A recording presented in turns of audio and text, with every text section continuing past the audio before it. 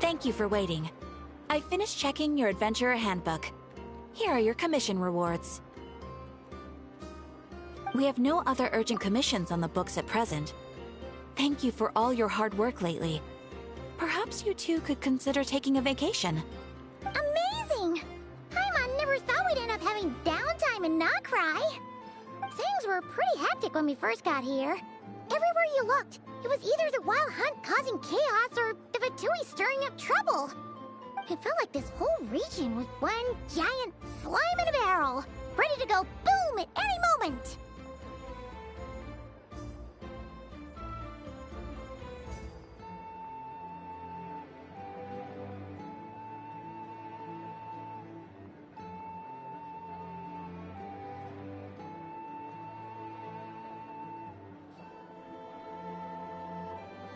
Sure have.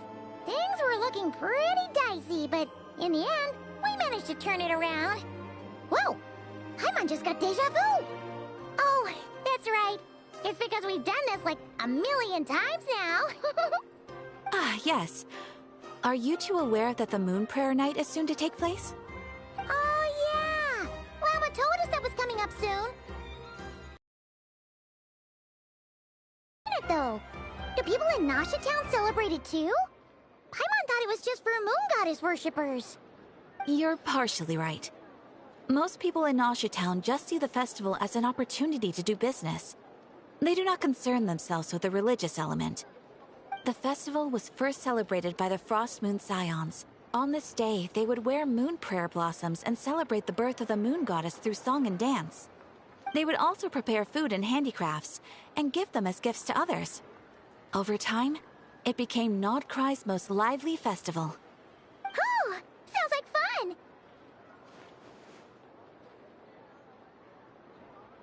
Great! Well, in the meantime, since Catherine doesn't have any commissions for us, let's focus on some personal business instead. When we first got here, you mentioned that this was where your spaceship landed? We didn't get to follow up on it at the time, because we got wrapped up in that whole rare air situation, but now we can finally start investigating it properly. Well, there's a saying Paimon's heard around these parts, which goes, if you lift up a rock, you'll find something you weren't looking for. By that logic, you'll never find what you're looking for while you're searching, but the moment you stop looking, it'll jump right out at you.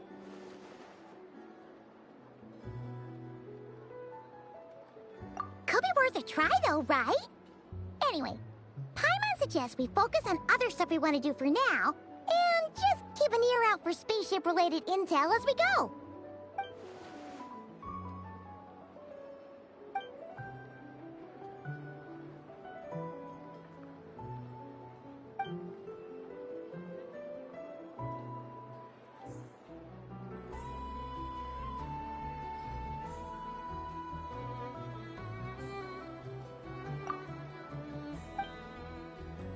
What's wrong? You look super super serious all of a sudden? Huh? Paimon gets why you'd be concerned about Columbina, but what does the doctor have to do with anything?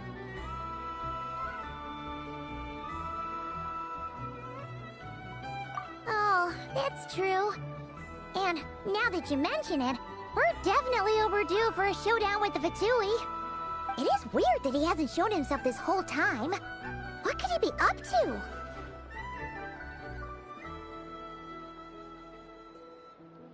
True. Paimon would much rather deal with Marionette anyway. She says the meanest things, but when it comes down to it, she doesn't seem like a bad person. Maybe it's the pressure of being a Fatuse? Especially as a Harbinger. Does she feel like she's gotta act tough to keep up appearances or something? But then, every time we headed out with Rarier, she always wound up having to repair Polonia and her other robots. That's gotta sting. Losing face always hurts more for people who care a lot about their image. She's probably still furious about it. What? Relax! She's not even here! Huh? What's the matter? Oh, nothing. Sorry, we'll be on our way now. Where are we again? Oh yeah, Columbina? Right, yeah, let's go see Columbina.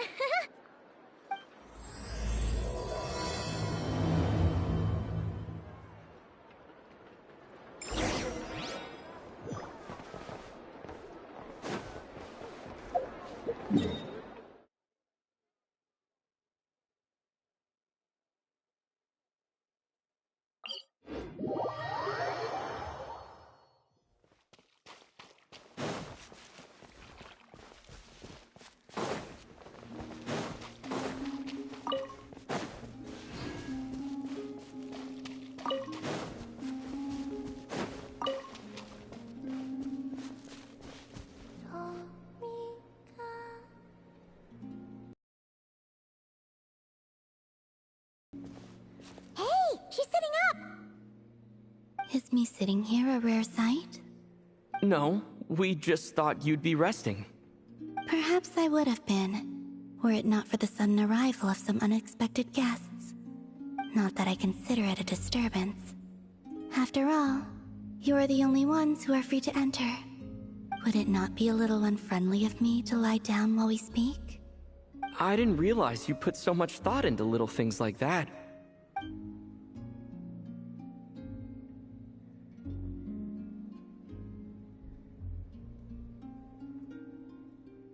Only sometimes. There have been moments lately where I think about you and your companions. They are warm, mysterious, and cozy memories. Very few of my past memories are anything like that. They say that travelers return home bearing bags full of souvenirs.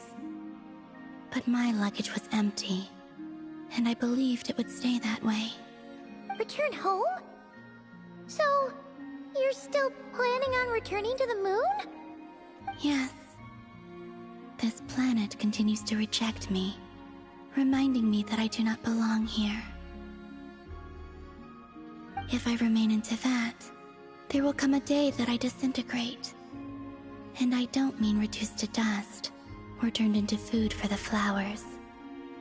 I mean, I will cease to exist entirely. Alright then. Well, we're sure gonna miss you. But it sounds like we'll have to say goodbye. How do you intend to return? The moon prayer night is soon to arrive. On that day, the moon will be closest to Teyvat. The Kuvaki in this land will reach its peak at that time. I merely need to grasp the tide, and with relatively little effort. Oh, Paimon gets it! It'll work like a slingshot! You make it sound like she's gonna get blasted up to the moon. If I did that, I suspect I would crash into the false sky. I will be using a much gentler approach. But I do like the analogy. It's fun. You see? She gets Paimon's sense of humor. In the blink of an eye, the time has come to part ways. It does feel that way, doesn't it? Time seems to fly fastest when you are enjoying it. I have always thought of myself as a wanderer on this earth, and it has never expressed any desire to keep me here. Yet, just as I plan to depart, it tugs at my arm. Is this a gesture of affection? Or is the world mocking me? Oh. Were you hoping I can answer that? Yes. You are a traveler, so you must have a lot of experience in this area. Then, what I would say is... enjoy the moment. That's right! Don't overthink it! Happiness is happiness and joy is joy! The point is to enjoy it, not analyze it! I see. Then what I would say is, even though I am very tired right now, I am still happy. I can't tell from the tone of your voice. Oh, really? You don't think I sound happy? I'm just kidding. I could tell you were in a good mood today from the moment we saw you. Ah, a joke. Albeit not a funny one. Anyway, I assume you're here about you-know-what. Give me your hand. Actually, it's not that. There's something else we wanted to discuss with you. Oh. Then, do you still want to give me your hand? Or not? Sure.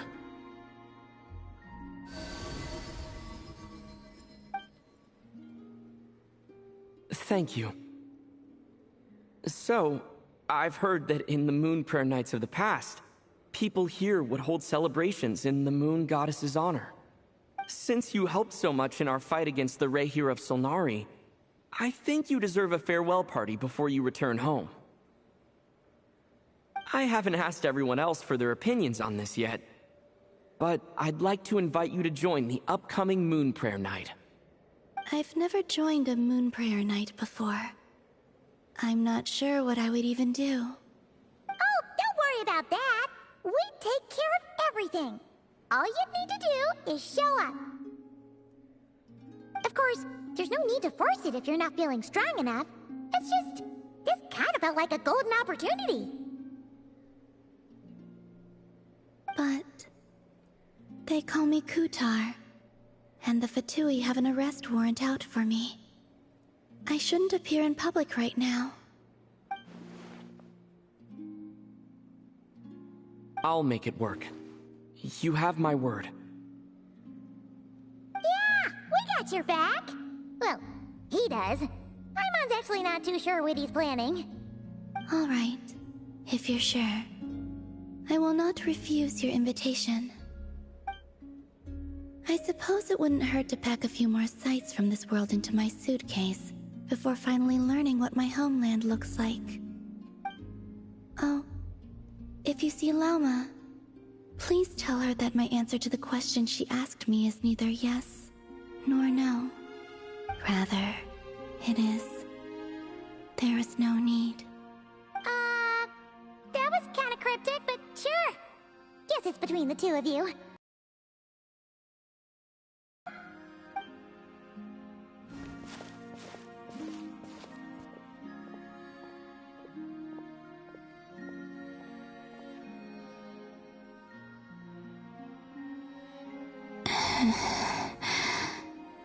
And also, I do not know.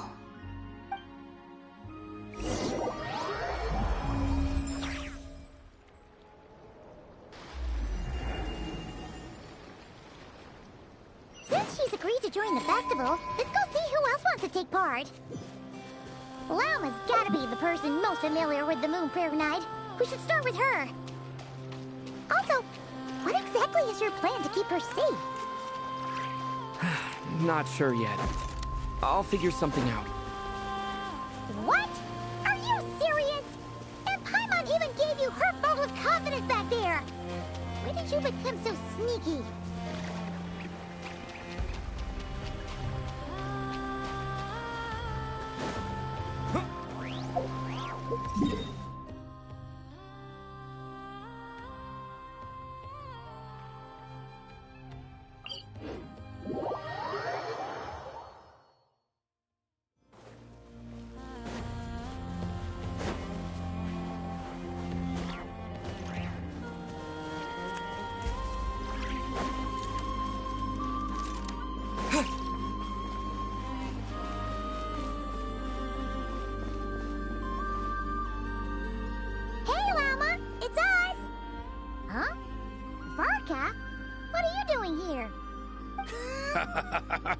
Beats me.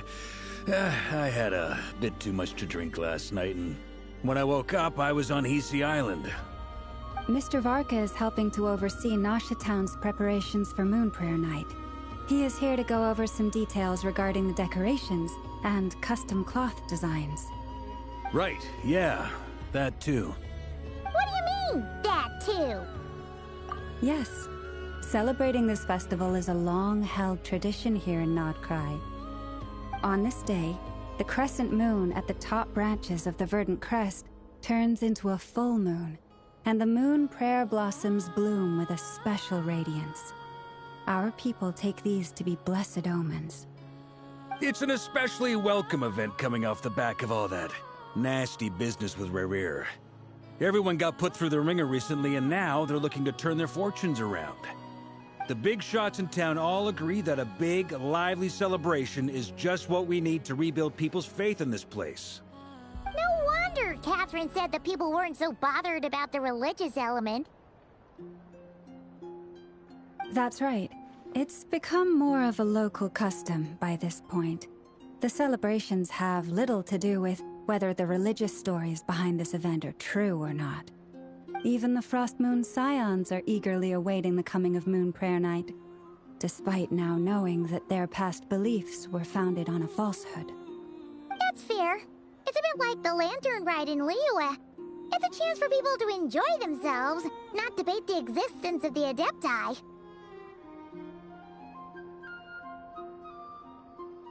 Oh, one other thing! We just went to see Columbina. We went ahead and invited her to take part in the festival this time. Hope it's okay. Wait, so... you mean she agreed to it? Huh. That's quite a surprise. Then, I suppose that she intends to return to the moon on that day. Oh, yeah! It's kind of a complicated process, but basically, it's like a slingshot. I understand. In truth, I had a feeling that she might make such a decision. Well, if Kuthar has decided to participate in the festival, we should prepare accordingly. Yeah, exactly. She was saying how it could be risky for her to show her face in public. We were wondering if there was any way we could hide her. Unfortunately, the people who carved the statues did an excellent job of capturing her likeness. It will be very challenging to hide a goddess whose face everyone is so familiar with. Darn! We may have bitten off more than we can chew here. Nah, don't sweat the small stuff. We can handle that. Huh? Are you saying you have a plan? Not as such, no, but the most important thing with a festival is to keep the mood light and your spirits up. You can't go preparing for a festival with those long faces. You'll never convince anyone to enjoy themselves. The Mondstatter spirit is strong with this one. As it happens, I agree with Mr. Varka. Let's start by making our appreciation for Kuthar the beating heart of the festive atmosphere. And who knows? Once we get the ball rolling, perhaps everything will just fall into place. Hey! Did you catch that? Lama said the thing! Or close enough, at least.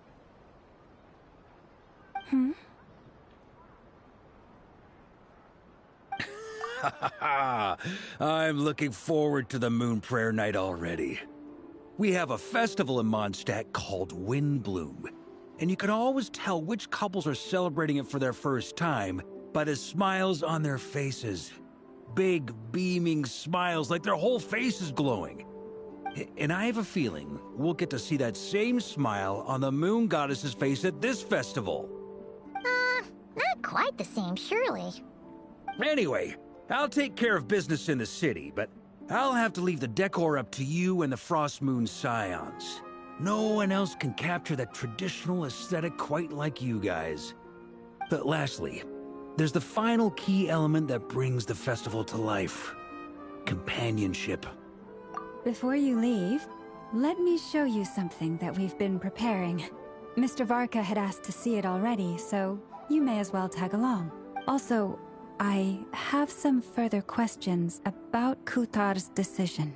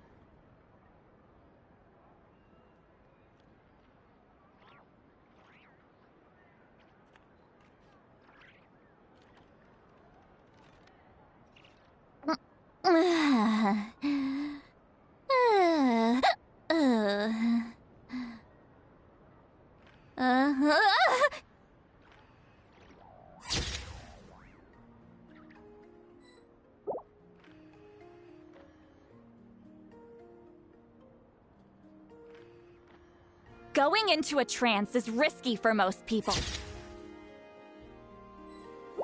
So don't get any ideas. Huh?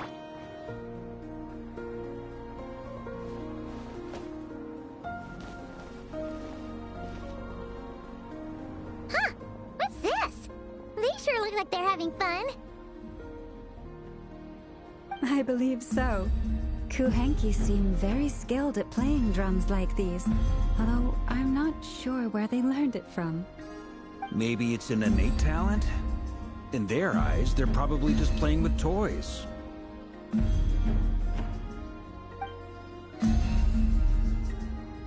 Wanatar! You wanna play too?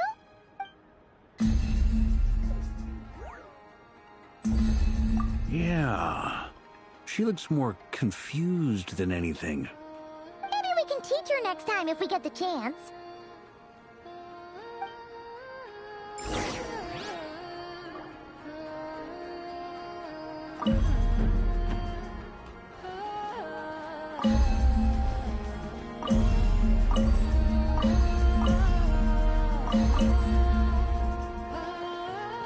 What are these floaty things? Moon veils. We hang them from buildings in the city during the festival. When you look at the sky through them, it creates a lovely misty effect.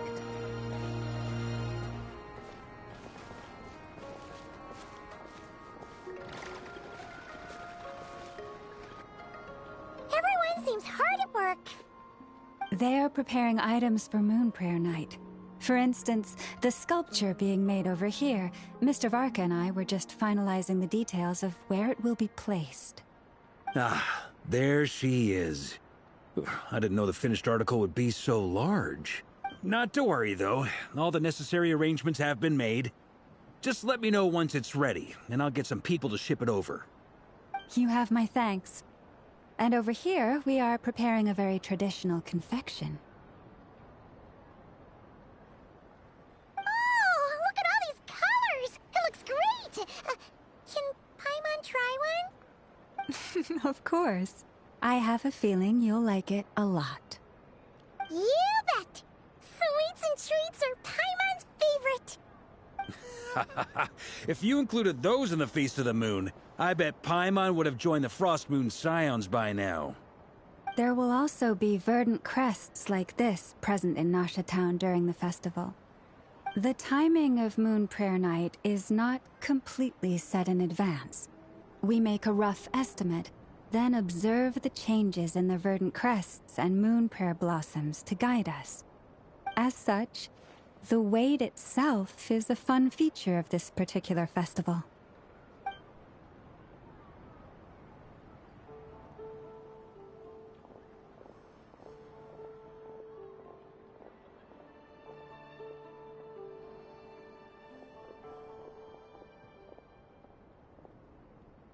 Let's talk here. To tell the truth, I am very surprised to hear that Kutar is willing to participate in the festival. I once asked her if she'd be willing to stay with the Frost Moon Scions.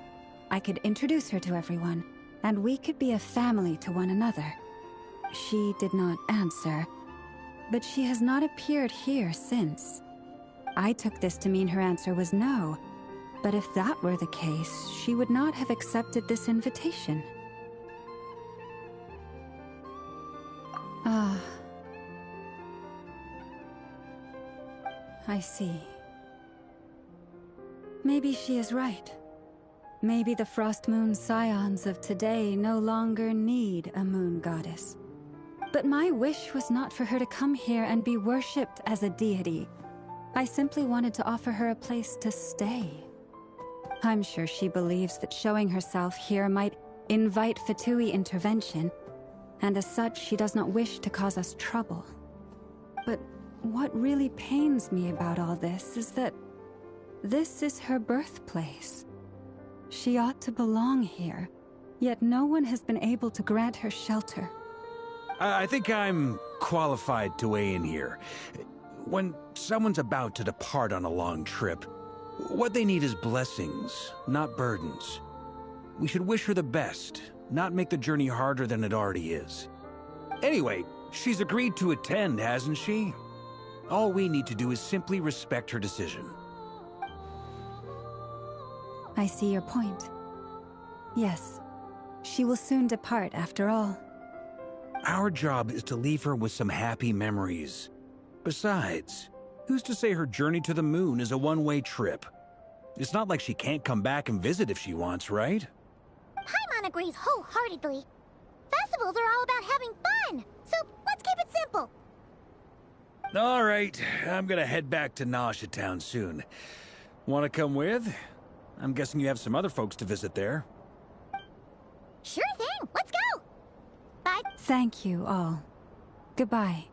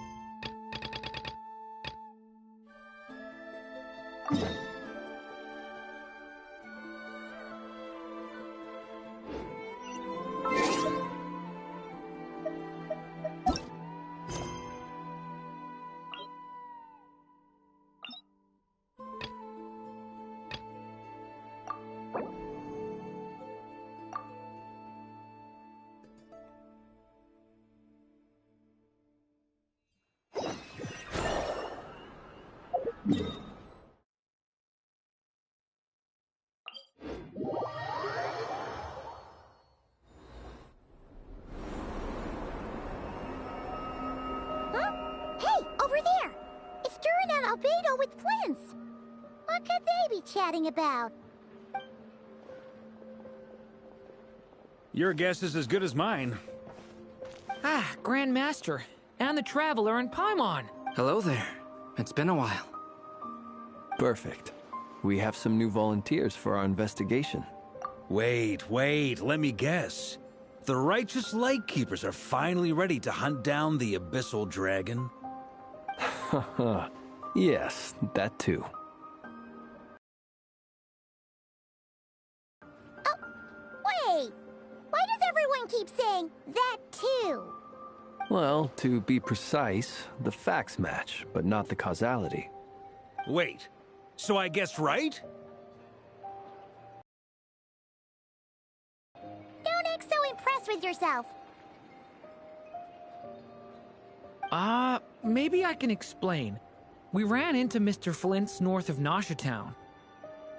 At that time, we just noticed a few abyssal creatures out in the wild, but the strange thing was, I didn't detect any traces of abyssal energy on them at all. On closer inspection, we realized that they were not real monsters, but something akin to reflections in the water, or perhaps a mirage. Huh? What do you mean? Like, you could see them but not touch them? Exactly. It was very peculiar. They roared and tried to attack us, but we could not make any physical contact with them. I think I've heard of things like that happening in Nocturne before, but I don't know much about it. Yes, it's a known phenomenon. Mirage-like illusions tend to appear in Nocturne in the run-up to Moonprayer Night. From a distance, they appear quite real. I myself thought that Misters Durin and Albedo were locked in battle with abyssal monsters when I first arrived. But after sharing intel and investigating a little further, we can confirm that these illusions are harmless. There is no great cause for concern. All the Mirage stories I've heard are either animals, rocks, or small houses. Abyssal monsters, though? That's a first. It's a first for me, too. So I'm planning to look into it further just to be on the safe side. I intend to inspect a few more locations. What about you two? Any plans? Alice contacted me a few days ago. She'd like me and Durin to assist her with an experiment. But we lost contact shortly after receiving the message. I'm sure that comes as no surprise to anyone familiar with her. We don't know when the wind will blow, yet when the wind blows, we will know. That, in a nutshell, describes how Alice operates. Yeah, that tracks. Okay. Well, I suggest we investigate this Mirage business in the meantime. It's piqued my curiosity, and I'm pretty sure I know someone who will already be 10 steps ahead of us. Well said. Right? Whatever's happening in Nocturne, she always seems to be the first one to know. Let's go see what she knows. We can invite her and her staff to the festival while we're at it.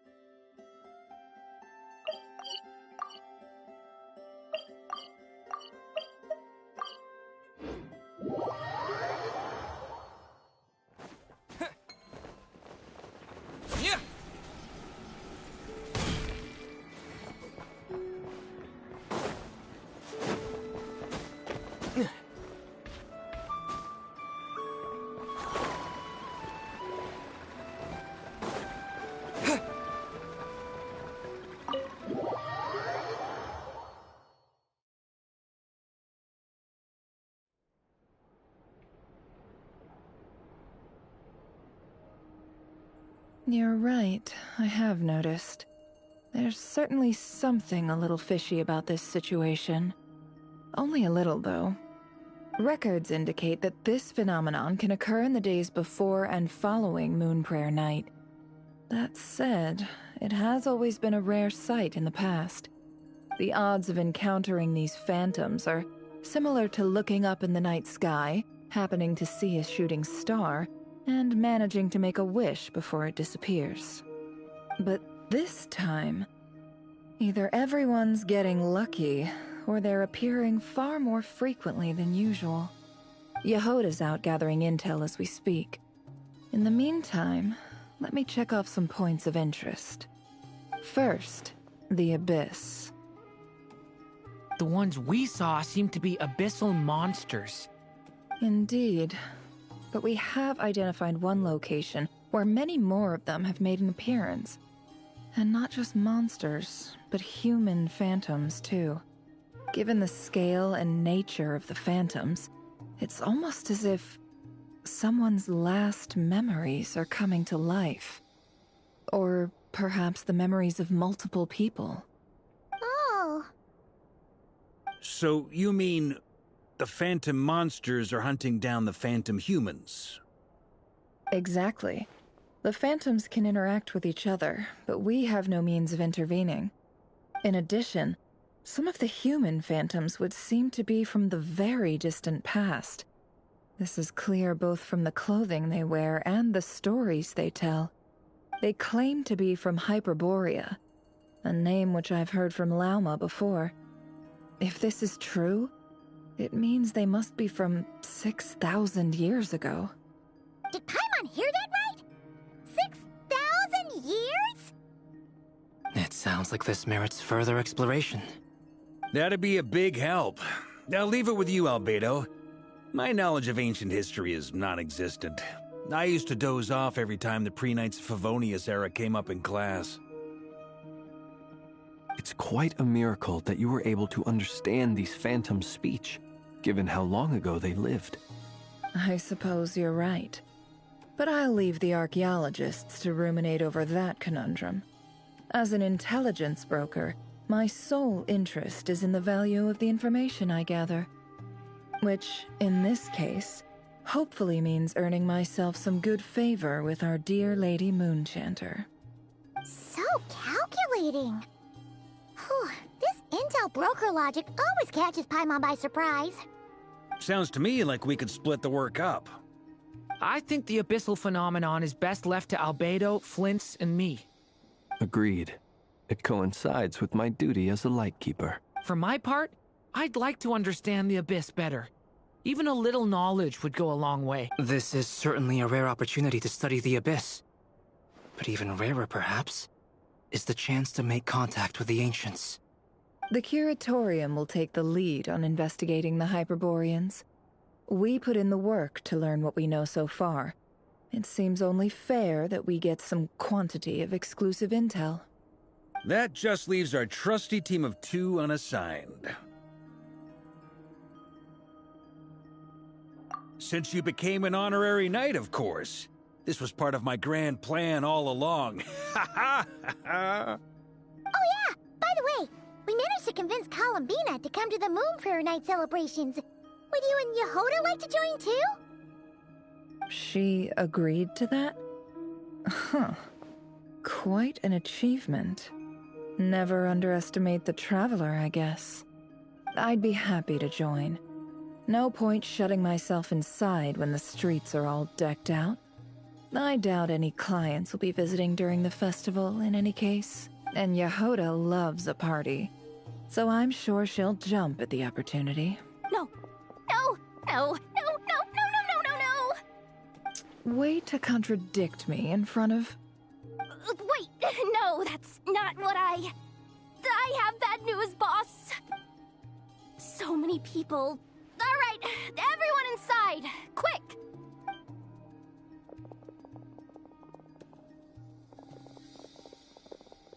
This is gonna sound crazy, but hear me out. I saw one of those phantoms at Star Sand Shoal, and it was some sort of flying ship.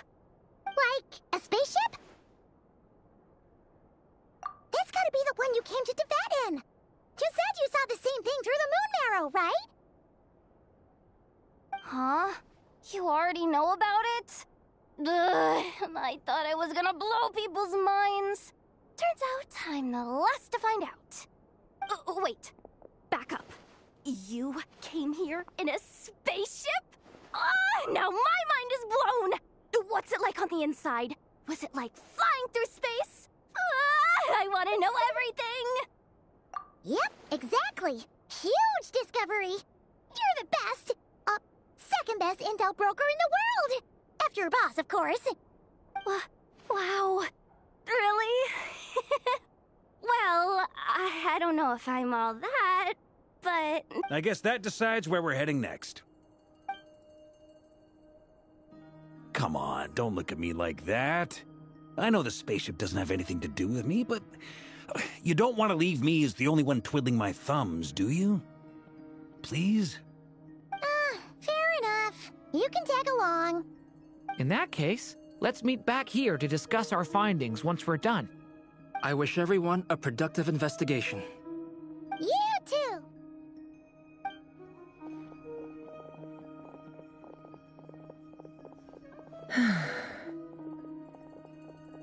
What's up, boss? Aren't we gonna head out? Tell me, Yehoda, when did the Curatorium start giving out intel for free?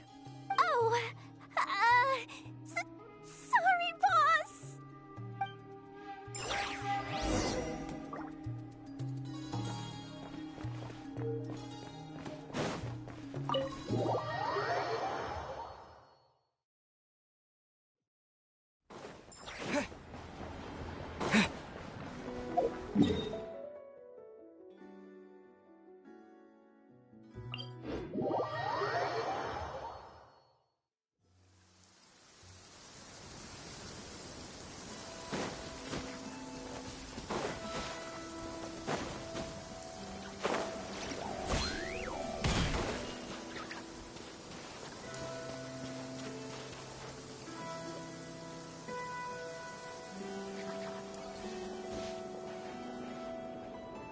What do you know? Yehoda was right on the money.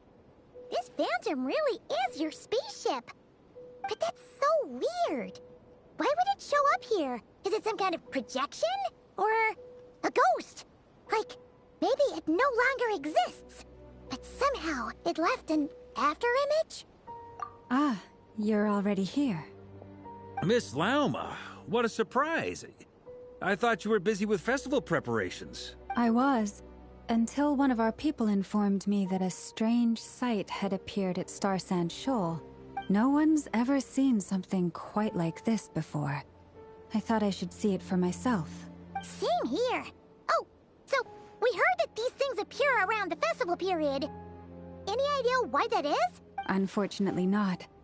We have very limited information about them, since they can't be interacted with.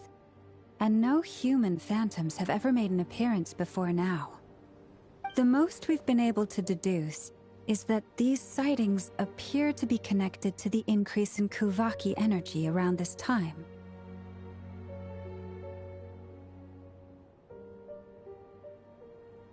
Yeah, seems like that's all we can do. This is all so confusing. Allow me to lend you a hand.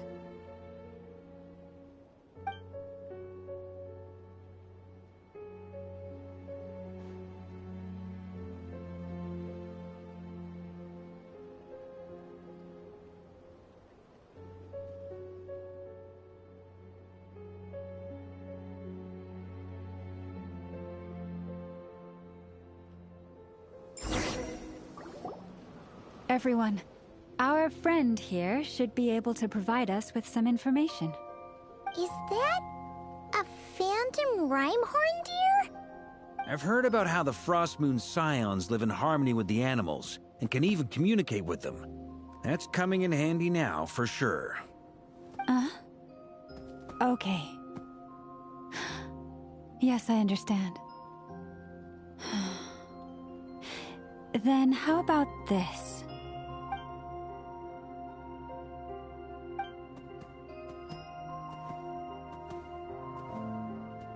Oh, it's leaving.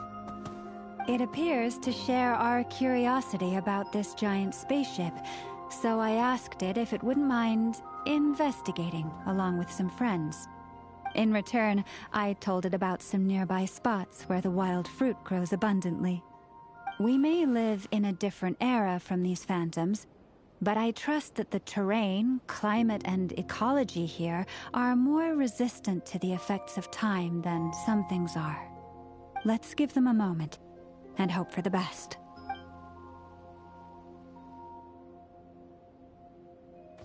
All back together? Must have been a lot of fruit. Indeed. Now let me ask them some questions.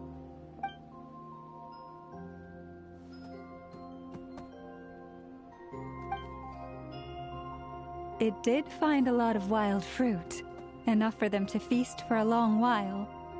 This puffin circled in the air several times, but didn't spot anything out of the ordinary. Certainly nothing to do with the spaceship. Huh. Well, it definitely makes sense to get a bird's eye view. Indeed. Other than that, I was also thinking that the world these phantoms see is also different from ours. Oh, I get what you mean. The wild fruit exist in both times and spaces, but there might also be things that only exist in that space-time, which we can't see. Good point. Great thinking, Llama. Lucky to shift great rocks, but this one says it couldn't get that ship to budge by even an inch. The sniffer mole tried too, but despite being a skilled digger, it could not get through. They say that the spaceship looks robust and undamaged. It seems completely impervious to any and all attacks. So, just like us humans, there was nothing they could do about this spaceship either. Yes. Still, they deserve our thanks. We are grateful for all your efforts, dear friends. Now go, and enjoy your feast. I've noticed some other human phantoms gathered nearby.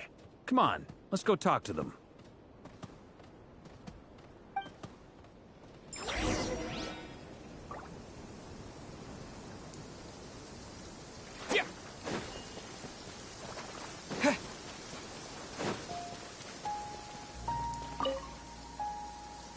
What is this thing?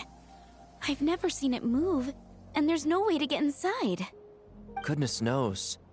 My grandpa says it's been sitting here at least since his grandpa was still alive. What about his grandpa? Did he say anything to your grandpa's grandpa about it? Huh? I don't know. In all likelihood, it was here back then too. Hard to imagine something this huge could move. Guess that means that as far as they're concerned, this ship's been around a long time.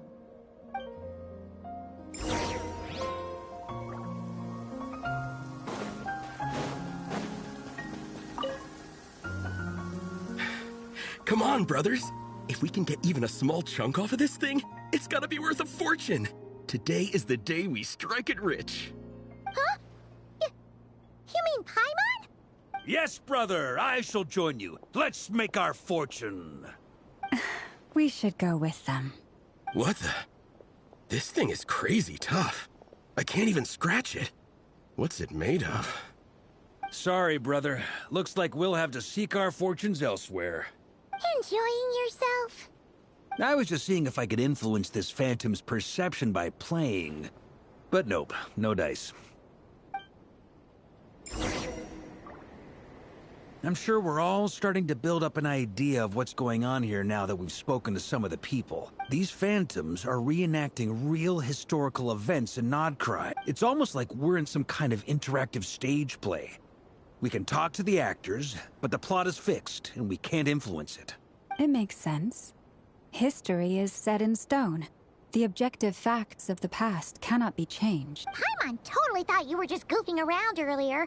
But actually, you were doing some serious investigating. Of course I was. Anyway, at this point, I think we're forced to conclude that although the Phantom spaceship is right there in front of us, we aren't going to learn much about it from these people.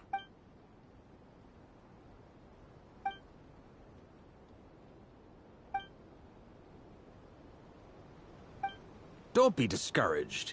If nothing else, this is proof of the ship's existence. And think about it. So many people tried to hack their way inside, but no one could get the door open. It's made of very tough material. To me, that says that we'll either find the ship itself or the story behind it. It's just a matter of time. Huh. Every now and then, when Varka gets serious, he actually does seem like Grandmaster material for once. I wonder how the others are doing. Let's head back for now. Sounds good. Also, drinks are on me if Team Knights of Favonius is the first to finish. Wait, we have a team name now? Am I in Team Knights of Favonius as well? You're very welcome to join. We've even got a cathedral ready for you. Isn't that technically blasphemy? You wouldn't dare make a joke like that if Barbados was in earshot. Nah, I'm sure Barbados doesn't mind a little harmless blasphemy once in a while.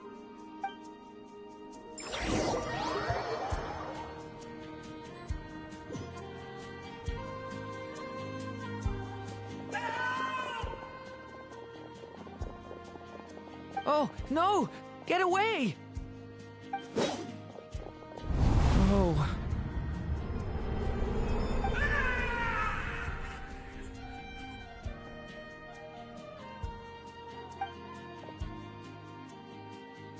I know it's hard to stomach, Mr. Duran. But as I'm sure you've noticed, there is nothing we can do to intervene in that which unfolds before us. But we have to at least try. And try you have. But are you aware of how many unsuccessful attempts you've made now? I wasn't keeping count. I'm afraid this is the 39th failure so far. Or the 5th if we're only counting this particular victim. There are no indications that these phantoms may be altered in any way. You seem to have calmed down a little. I'll make us a fire. You should rest and have some water. Feeling any better now, Mr. Duran? May I ask a few questions? Be my guest. What exactly are we witnessing here? What happened to those people? My guess would be that we are seeing Nodcry during the Conrian Cataclysm. Would that be accurate? Conria. That is correct. As you know, once the Abyss senses even the tiniest crack, it floods in and spreads like wildfire. There was a time in the distant past when it permeated all of Nodcry, causing immeasurable harm. The people paid a terrible price to heal this land. Then, 500 years ago, the whole of Teyvat suffered an abyssal disaster. Once more, Nodcry was dealt a devastating blow. I see. In the face of the abyssal onslaught, all were like grains of sand tossed around by a tidal wave. Be they human, fae, or god. The moment you witnessed is but one drop in a whole ocean of catastrophe. All right. I guess that answers my second question, too. I wanted to know why there's nothing I could do to help them, and that's because what we are seeing is history. That would be my guess as well. As I understand it, history and fate are not all that dissimilar. The latter may be unseen to us, but both are immutable. Yes. Fate was determined long, long ago. I still have a couple of other questions for you, Mr. Flint's. You mentioned more than one abyssal disaster that has struck this land in the past. How can you be sure that what we're seeing is from the Conrian incident? And also, how are you able to stay so calm when you're talking about these events? From everything I know about you, you're not cold or ruthless, and you're not indifferent to the suffering of others. Alas, I am forced to show my age. I must be 600 or 700 years old by human measure. Wait, so you... One is not easily moved by history when one has witnessed the truth firsthand. I'm sorry. You needn't apologize. Your passion is a good thing to have. Treasure it, because someday you may find it in terribly short supply. Now, at the risk of offending you, I have a question in return. Your curiosity toward the Abyss, is it born from hatred or because you sense its call? I only ask because I kept a fragment of Rerear's body in my lantern for a short time. Specifically, his heart. So I know what a burden it can be to carry the Abyss with you. And I hear its power growling from somewhere within you.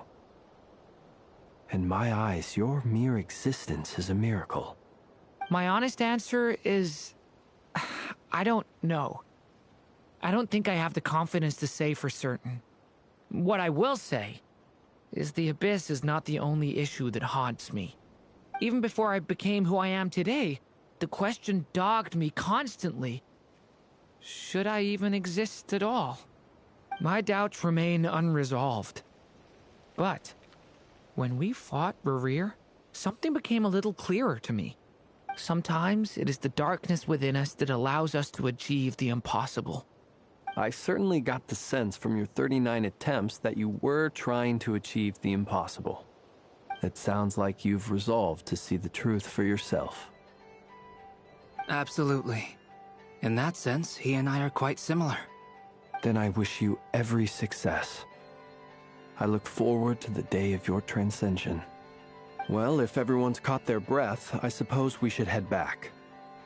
Oh, and one last thing. I'd appreciate if you kept our discussion about history a secret.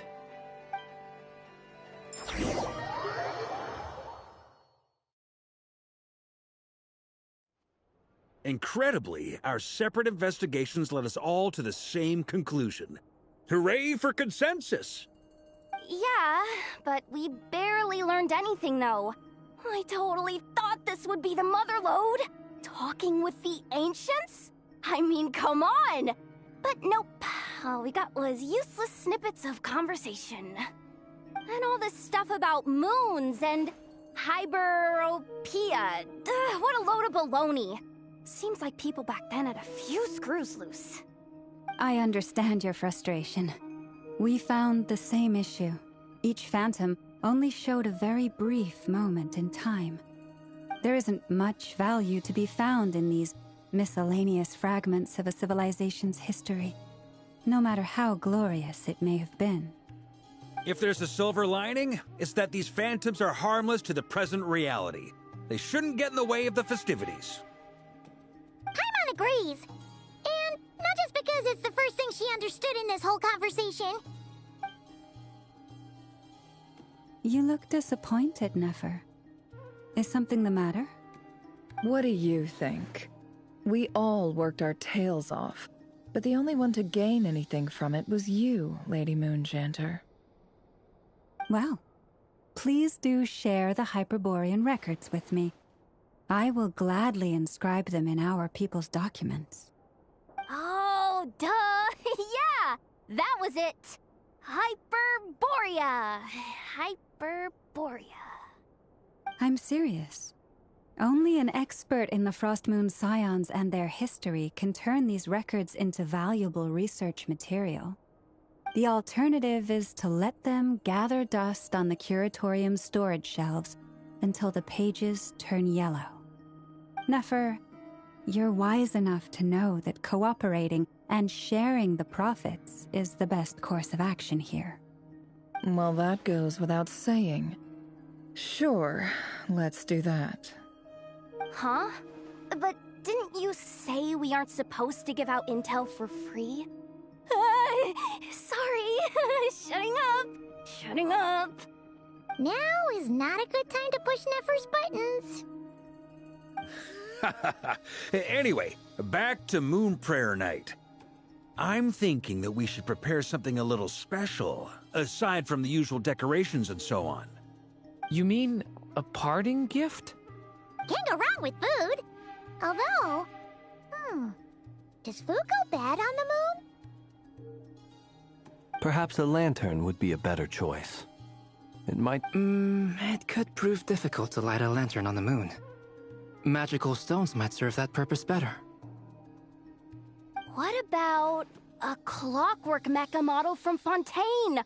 I've got a whole bunch at home. I use them for fighting practice in my free time. None of these sound like things she would be even remotely interested in. But we don't interact with her enough to know what she likes. Yeah. It would really save us the guesswork if someone could find out what she's into. Wait, what the? Traveler?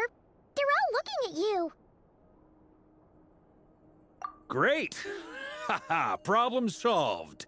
Now, I need to stop by Dory's. Gonna need her help sourcing a bunch of stuff for the festival. Then let's leave it there for now. We all have our own business to attend to. Traveler, if you find out what Kutar likes, let us know right away.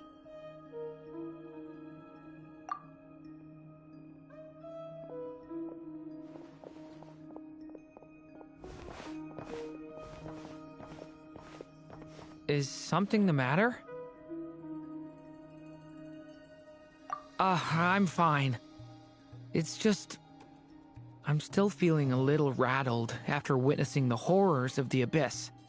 But it's okay. This is something I have to work through. I'll be all right. Thanks for your concern. Well, don't put too much pressure on yourself. If you ever feel like something's wrong, physically or mentally, we're here to talk.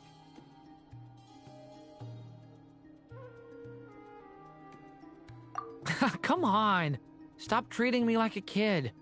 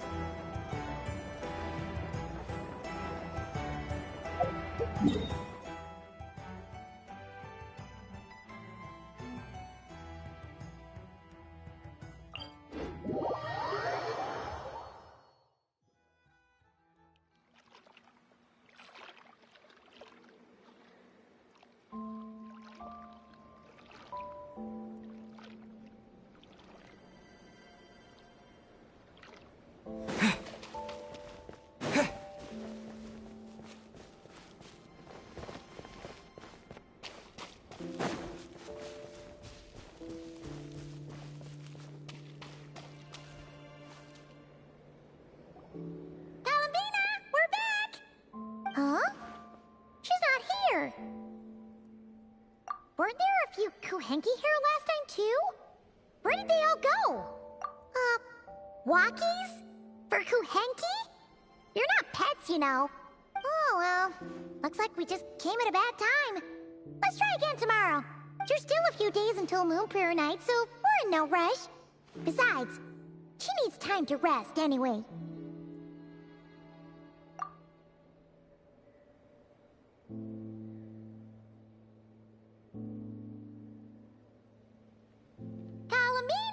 Are you back yet? Oh, how strange. Looks like she still isn't here. Right? It's not like her to spend so much time outside. Especially since she's worried about attracting unwanted attention. What about Luonatar? Luonatar, you there? Hey! Do you know where Kalambina went? Sorry. Didn't understand. But if you know where she is, could you take us to her? Yeah, that's even stranger. What about him? Oh, that's not good news. They change color when Kalambina gets weaker, right? Yeah, she might know what's happening.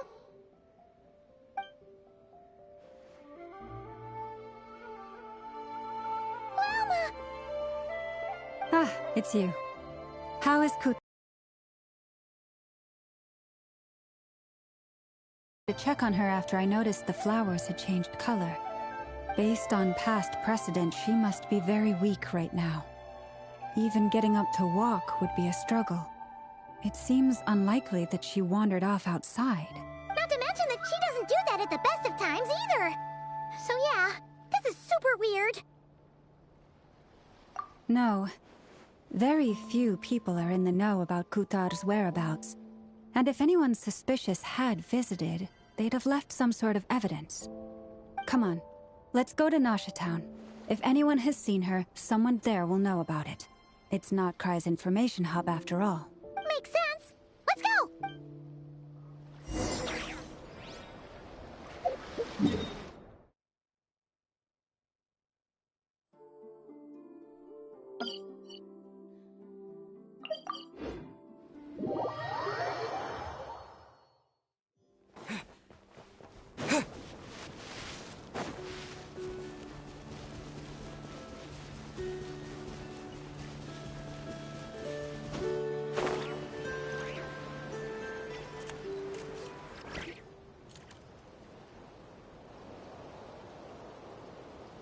Moment. Is it just Paimon, or is this stall kind of suspicious? It's never been here before, right? No, I don't recognize it. Alas, your free and easy adventure time is over. Now, prepare to face the final boss of Nocturne. Whoa! Where'd that voice come from? Not sure, but it's definitely hostile. No, no, no, not that way. The final boss is right here. The sniffer mole? That's the final boss? Surely not. Also... Okay, the jig is up. I'll stop teasing you. Turn around. I'm right behind you. It seems I've managed to leave quite an indelible impression, even though you've never seen my face. Oh, nothing could make a great mage more pleased with herself.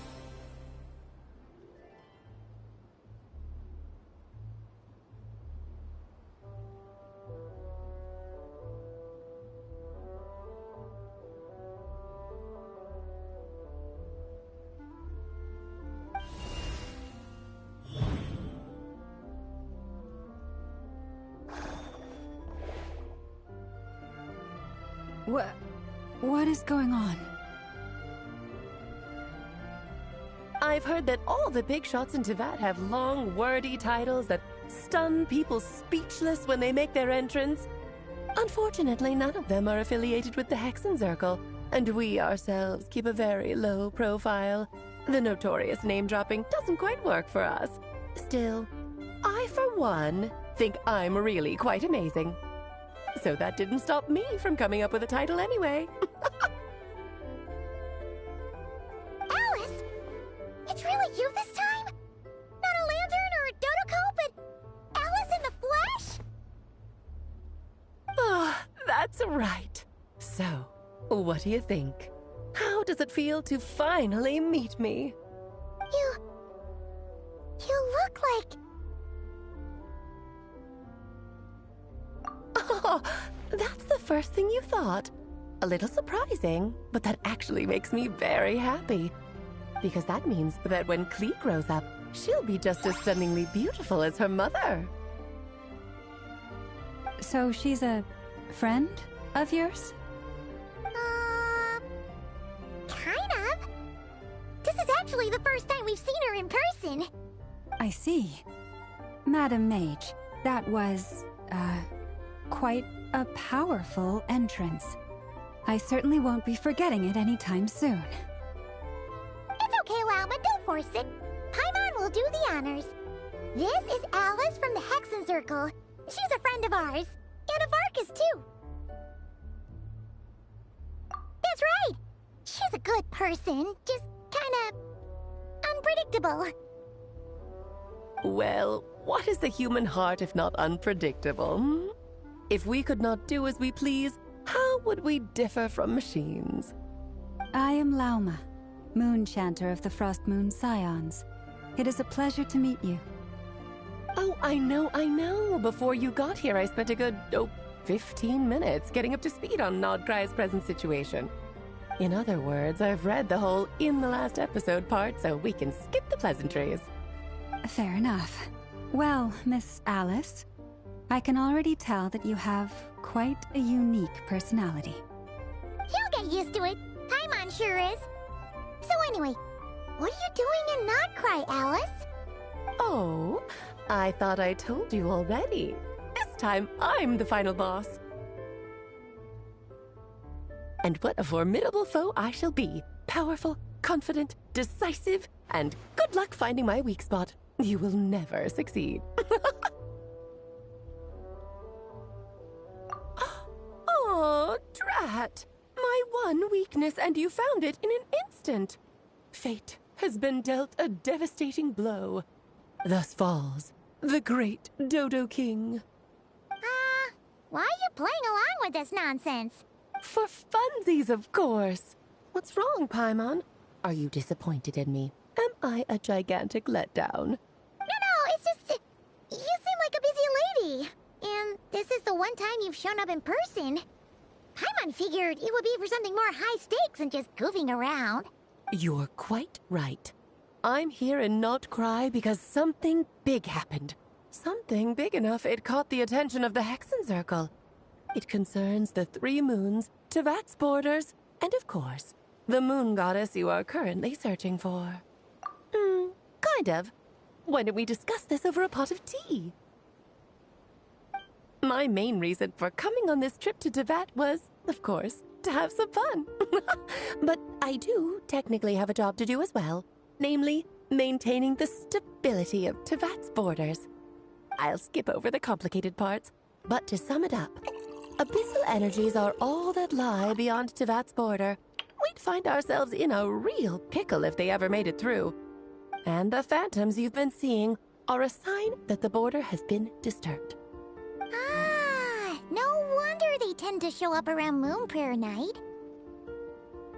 Is it because the real moon is now so close to us that its power can cross the border? In part, but only a negligible amount passes through. Just enough to influence the verdant crests and so on. And as you've noticed, there has been an unprecedented number of phantoms appearing this year. The influence of the moon beyond the border cannot explain this. No, there is another far greater factor at play. The trilunar syzygy. A trilunar syzygy? Eons ago, before the heavenly principles came to Tevat, it was the then 3 moon goddesses who controlled the laws of this world. Oh, that's exactly it! The 3 goddesses split these powers amongst themselves, promising never to consolidate them into one singular body. This was meant to keep the world stable. But, fast-forwarding to the present, the eternal moon's marrow is with you, while the iridescent moon's marrow, which should never have appeared in this world, has been retrieved. Add that to the presence of a moon goddess in the flesh and... the power of all 3 moons is gathered here in Nocturne. There hasn't been an event like this since the War of Funerary Flame. And it's having a noticeable effect on Tevat's borders.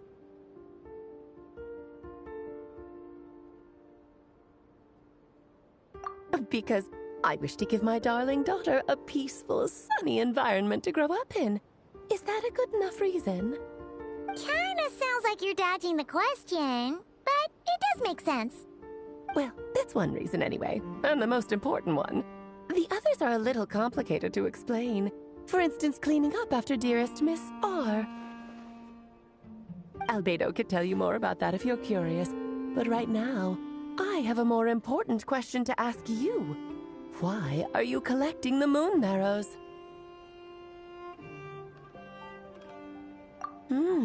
I see. Nicole told me about that legend once. Nicole? You mean Mage Anne? Oh, so you remember. Ah, yes, of course. That was a story about fate, her area of expertise. But back to the story of our dear moon goddess. I'm afraid her intended method of returning to the moon is unlikely to work anymore. What does that mean? She may be missing, but she hasn't gone anywhere. She has disappeared.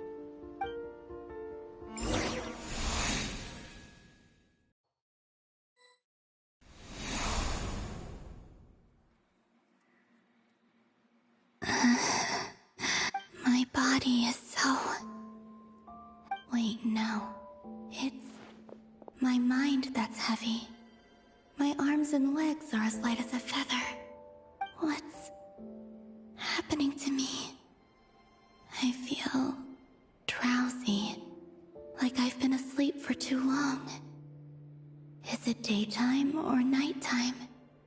Is the moon out?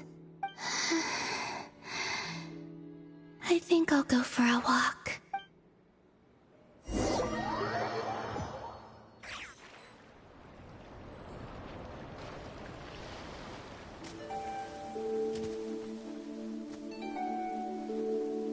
Are you out for a walk too? Huh?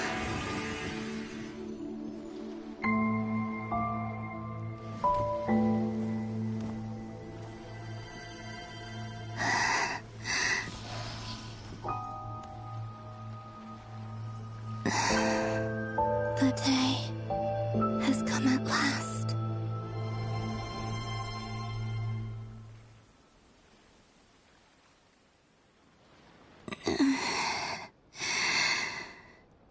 Have I grown so weak that I can't even sustain my physical form? But Moon Prayer Night is nearly here. I was so close to returning home. Death is near. Is this how it ends for me? Will I return to the moon after I disappear? Or... I don't want it to end like this. So far, at least, I still exist. Even if not physically, I can still feel, but as my power wanes, I'm sure that too will fade. I suppose I might take one final look at this world. The world where I was born.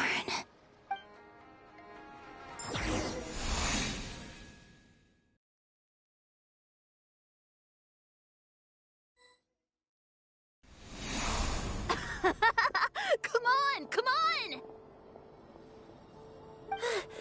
Wait for me! The Frost Moon Enclave. How much it has changed since I was born. These decorations, they're so heavy. It's times like this when you kind of wish men could be priestesses and acolytes. How fascinating. I've never had the chance to be privy to people's private lives in this way. In the past, people would get so solemn and serious the moment I showed my face.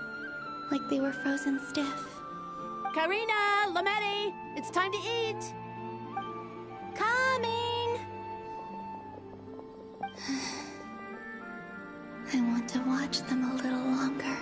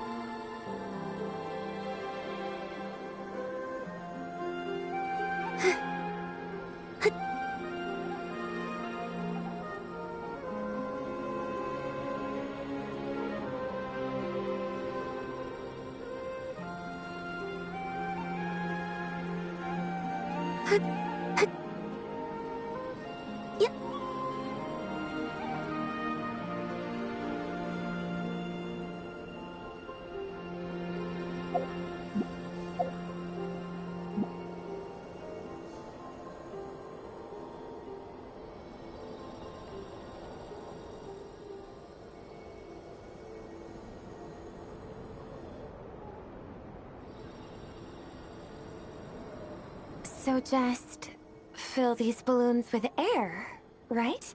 Yep. Try a couple now to test things out. The rest can wait till Moon Prayer Night. Think fast. Rita!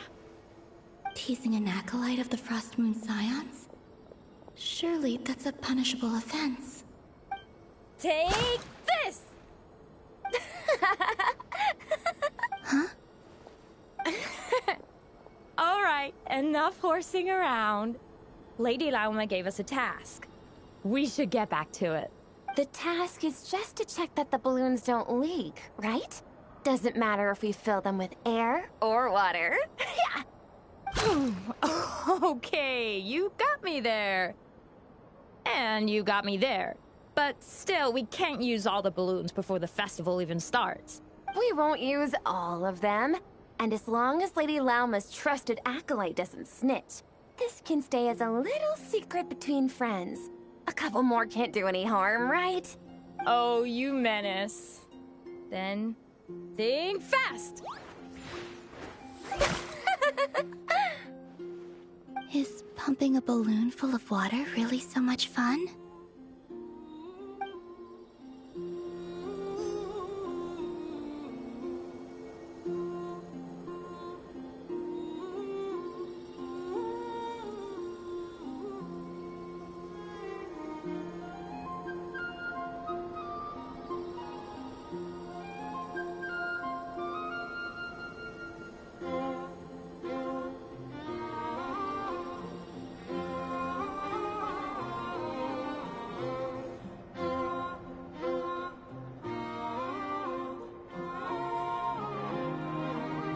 I'm sure you're both tired from playing all day. Come on, eat up. A plain, humble meal. Frost Moon Scions. Huh? How come Lamatti got a midsummer berry dessert? I always get Lagaberry. I don't mind sharing. You can have a bite of mine if I get to have a bite of yours. They're sharing food? I've never shared food with anyone before. Even at the Harbinger tea parties, everyone just ate off their own plate. And when I couldn't finish my food offerings from the Frost Moon Scions, they'd leave the leftovers out under the moonlight for the animals to claim. Hey! That was 2 bites! Oh, then you can have another bite of mine. Oh, you too. Oh, don't fret now. Here, have some of Granny's too. So this is what it means to be family.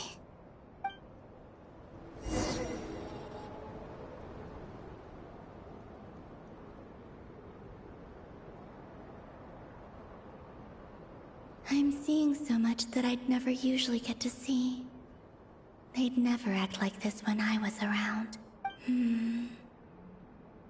It's nice, being able to just watch people in peace in these final moments.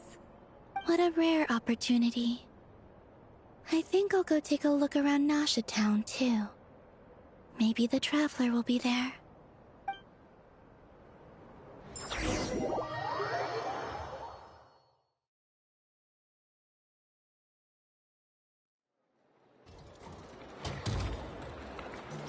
After the War of Funerary Flame, the Moon Goddesses were no longer recognized by Teyvat. They lost the whole foundation for their existence. That's why the Moon Goddess's strength is fading. She cannot withstand the world's rejection of her. To be more pedantic about it, the Moon Goddesses did something to offend the heavenly principles, and that's why they were ousted. Something of a recurring theme in Teyvat's history. Theoretically, speaking so candidly should put me in their crosshairs too, but they can't tell me what to do. I'll say whatever I want. Anywho, the Moon Marrow energies were but a drop in the bucket for her, and that battle against the Ray Hair of Solnari only weakened her further. Fortunately, it happened close enough to Moon Prayer Night, when the Kuvaki concentration here is high. That's the only reason she managed to survive this long. What do you mean, fortunately? You said she disappeared. We're too late. Oh, what a headache. I thought this was all common knowledge. I guess I have some more explaining to do. Okay, buckle up. It's time for another lecture.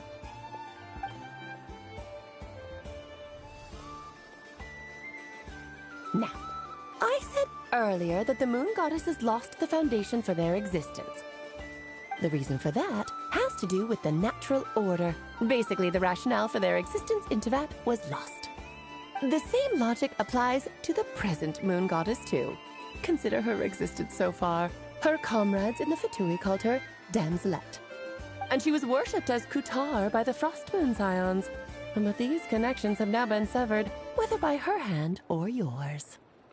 So, the rationale that once sustained her existence is now gone. Wait, we did that to her? Oh, well, strictly speaking, yes. But let's not start pointing fingers, shall we? I'll only end up as the big bad villain, and that's not the kind of final boss I want to be. Of course I do. I'm only the greatest mage in the whole entire world. Now, if you wish to find your moon goddess, there are two problems we need to solve. Firstly, we'll need to strengthen the connection between her and Teyvat, at least enough to sustain her until Moon Prayer Night. Strengthen her connection? But does that mean I'll have to rally all the Frost Moon faithful behind this? I'm afraid a bygone faith and a former home won't be of any help to her now. Do you know her name? Her name? Yes. Names are very important things. A name is a fundamental concept that anchors one's entire existence. Then your first job is to find it. As a moon goddess, I'm sure she must have a name she identifies with. Neither Columbina nor Kutar is her true name, and she's never really accepted either of them. So, finding out her real name is enough to sustain her existence? Yes, I know it sounds like a small step, but every journey begins that way. So for now, that's all we need to focus on. The second problem is with her plan to use the moon marrows to return to the moon. Unfortunately, piercing through the false sky will take an enormous amount of power. Given her current condition, she won't be able to provide anywhere near enough power, even if she recovers her physical form. But no need to fret. Nicole's the expert in this field, and I'm sure she'll figure something out. Wait, Mage N is going to help us out too? That means we've got 2 Hexacircle mages on the case. This is turning into a pretty big deal. Actually, this is more of a side quest for me. Like you said, I'm a busy lady, so I can't stay for too long. I'll have to return to Teyvat's border soon. That's the upside you get for looking out for my little Klee. Hopefully that will incentivize you to carry on keeping her company in the future.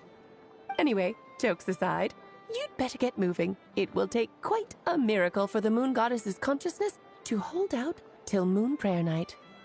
Oh, I suppose I might as well tell you where Nicole is before I leave. Off you go now. Time to meet your new friend. Oh, yes, and a little suggestion.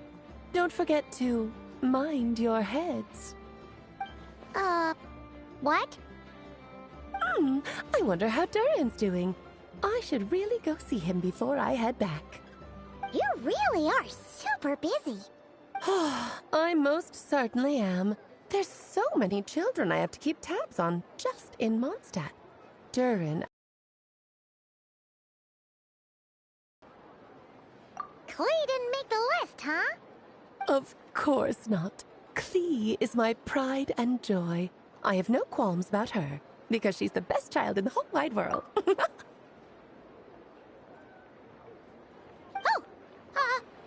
Yep.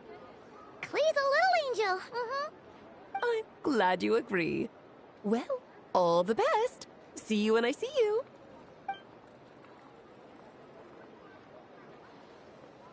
She left in a hurry. Yeah, she didn't pack up her stall.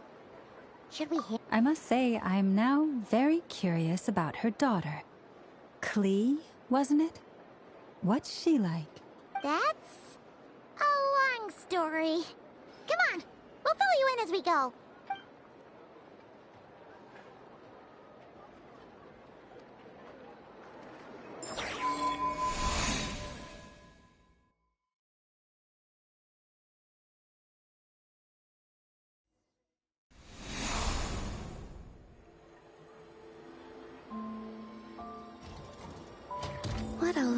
place. I've never experienced Nasha Town like this before. Hey, you old geezer! Your hammer's rusted through! Who are you calling old geezer? Are they... quarreling? I'm looking right at him! You've really gone downhill since giving your daughter free rein in the workshop. Can you even swing a hammer anymore? It shouldn't take you days just to fix a single chair! You might as well use that hammer to massage my back for all the good it's doing. Don't run your mouth, or you'll get a back massage that'll put you in bed for the rest of your life. Look, the materials haven't arrived yet, all right? You know how busy it gets in the days before Moon Prayer Night.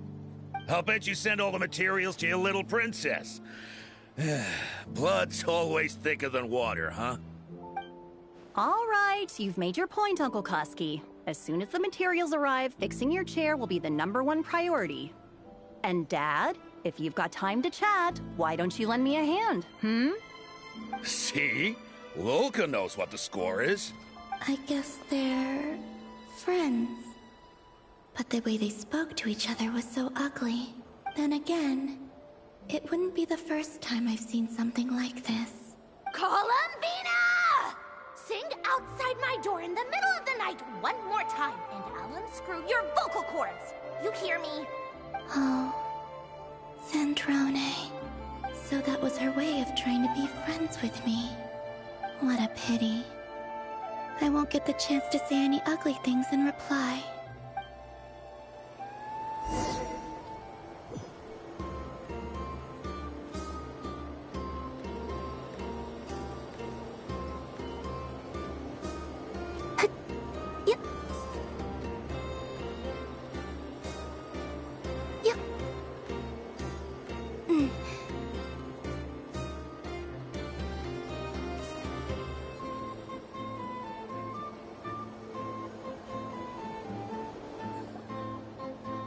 Hey, have you decided what to give her for Moon Prayer Night? I sure have. She's gonna get the surprise of her life when she's least expecting it. Then I'll whip out the ring and pop the question. The surprise of her life. What a fun turn of phrase. Cool, I get the picture. You can spare me the gushy details. Ooh, looks like we have a customer. Hello there, ma'am. Would you like some Moon Prayer Night candy? Huh? Is he talking to me? Can he see me? Here you go. Oh. Come back anytime. Right. Now, where were we? I don't know why, but I still held out hope.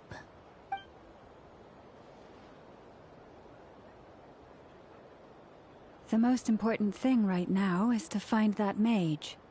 This name thing seems super important too, but where do we even start looking? I'd better go pay the Fatui a visit.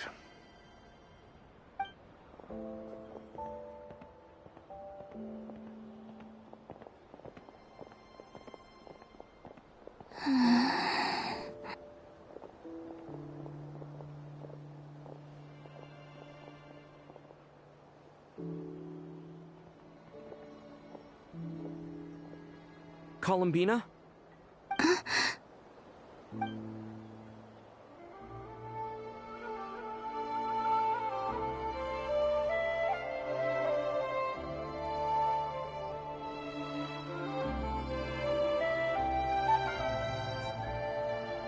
Traveler? Let's go! This is no time to be spacing out!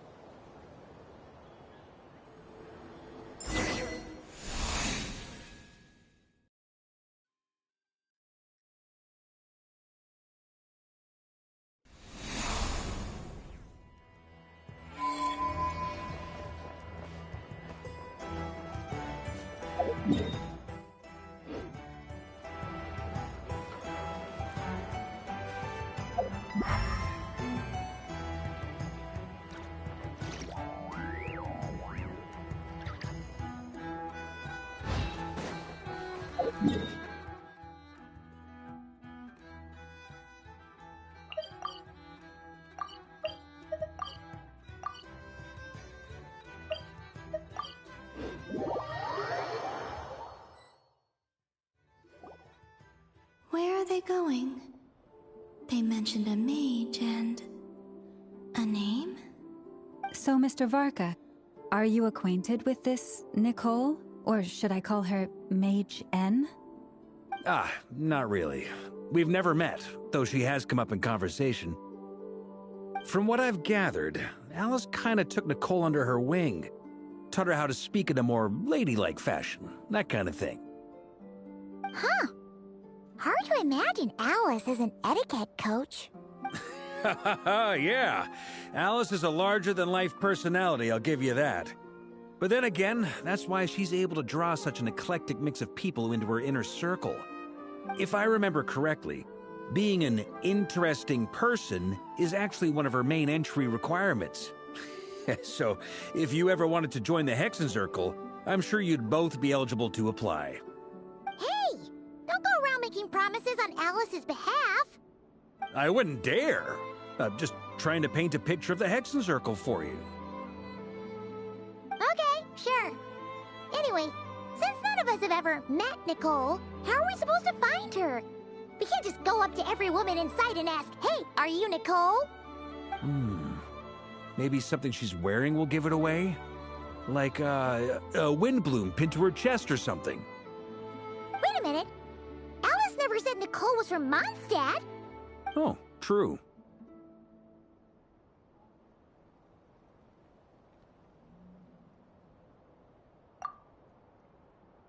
That would be... this young lady, then?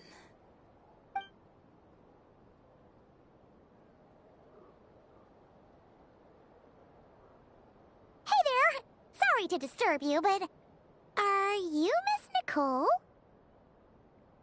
Varka, Knight of Boreas of the Knights of Favonius.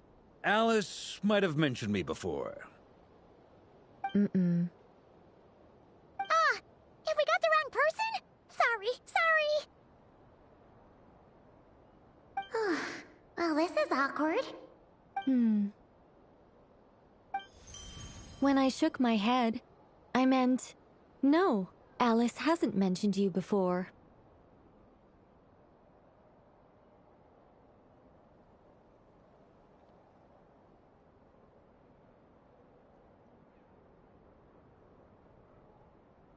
Huh? Where is this voice coming from?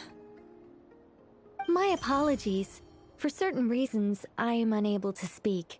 This is the only way I can communicate with you. It might take some getting used to, but I hope you can understand. Hey, it's fine. I'm more shocked by the fact that Alice never speaks about me. I mean, As for you two, we have crossed paths twice before, but it is nonetheless a pleasure to finally meet you. It's really you! Thanks for all your guidance in the past! You're quite welcome. This time, things are different. We have reached the unwritten pages of the story. You might say that we stand at the crossroads of fate.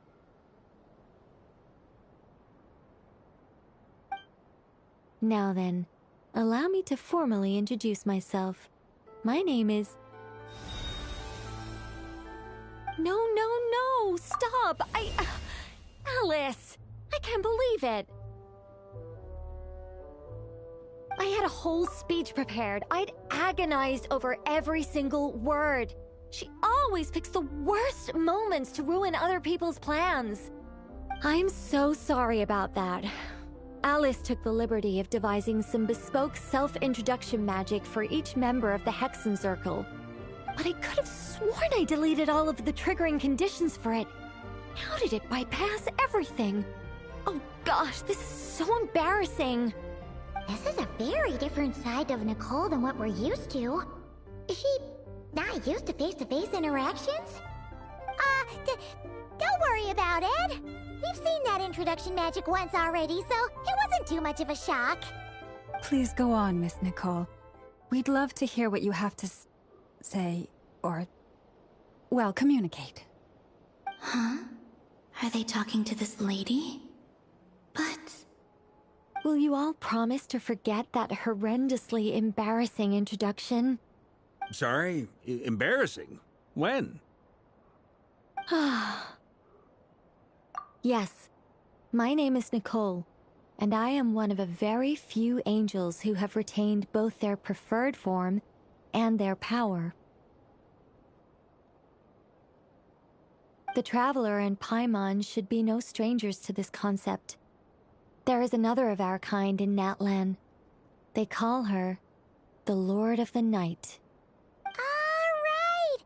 Paimon remembers her! Yes. Well, I have retained more of my power than she. It's because I don't have a long-term duty to fulfill. To be more specific... no. We'll be here all day if I get into the specifics. Moving on.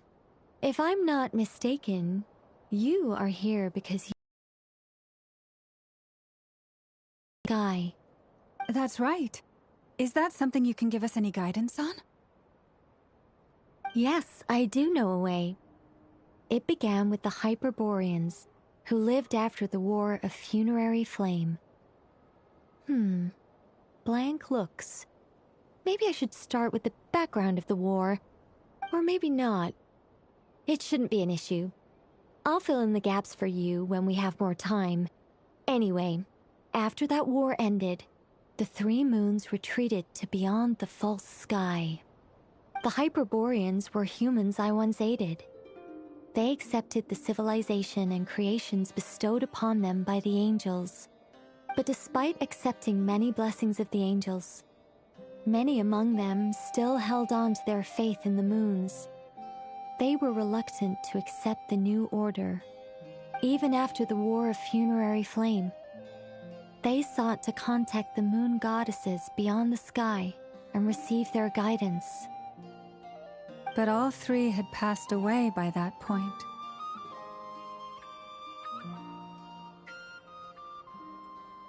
This mage has a unique method of communicating. Is she talking about the moons? Yes, but they did not know. And so, still they prayed for the moon goddess's mercy. After building titanic structures that consumed vast amounts of Kuvaki, at last they glimpsed the moons and heard their voices. But of course, they were gravely disappointed. For it was then that they realized the three moon goddesses were dead. Oh, that's such a sad story. It is. Humanity was in a very sorry state at that time. The angels who had once aided them were gone, and the War of Funerary Flames had left them homeless and destitute. Just a second, I gotta ask. How relevant is all this history to the task at hand? Well, I mean, it's... Okay, it seems we've drifted into irrelevant narrative waters. It's been a while since I've had the chance to speak inside someone's head. As soon as I got started, I lost control, and the words just flowed out like a waterfall. What I'm trying to say is... Right, yes, that's it.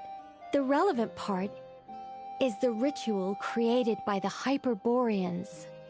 The fact that they bypassed the false sky and saw the true moons implies that they successfully built a connection between Teyvat and the outside world. Which means, with enough Kuvaki and a sufficiently stable connection, it should be feasible to send one person over the border. Okay, so they built some kind of portal? Oh, yes. A portal. Yes. Is something wrong? You sound disappointed. disappointed. I just didn't expect you to summarize it so well. It turns out I could have said all that in one word, if only I'd managed to think of it. No, please, it's fine. This is invaluable knowledge. I'll be sure to record and preserve everything in writing. Oh, really? Well, in that case, I suppose I could backtrack and add some more detail. I did gloss over a few things so far. Whoa, whoa, whoa, time out. Let's summarize what we've got first. The Hyperboreans were the last ones to use this method, right?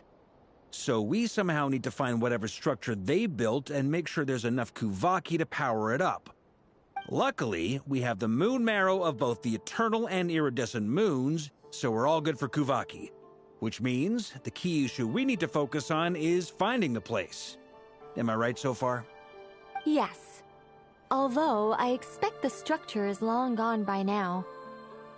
That said, what if we could take advantage of the phantoms to travel back to a time when it still existed? Well, travel back isn't quite accurate.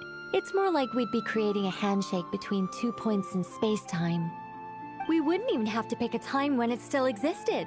It could just be a time when it still appeared in phantom form via projection, or we could project our own phantoms, fold them together at... You look lost. Was that too hard to follow? Yeah, things got a little, technical there. Paimon's brain is reaching capacity. All right. Let me think about how to put this more simply. Okay, got it. Over the next few days, I'll search for phantoms that we can use. Once I find one that meets the criteria, I'll let you know and we'll regroup. By completing certain rituals, specific individuals will be able to enter the phantom and make it to the Hyperborean structure. If everything checks out, and it looks feasible, we'll just need to wait for Moon Prayer Night, and we can send the Moon Goddess back home. I'm really skimping on the detail here. Is this making any sense at all? I think so. For now, we'll just wait to hear from you. Yes. Basically, yes. Great. Counting on you. In the meantime, we'll focus on finding the Moon Goddess's name. My name? Are they looking for a way to stop me from disappearing? Excuse me, Miss... Go on, Miss Nicole. This conversation was a little all over the place. I didn't catch your name. I am Lauma, of the Frost Moon Scions. Ah, I did wonder.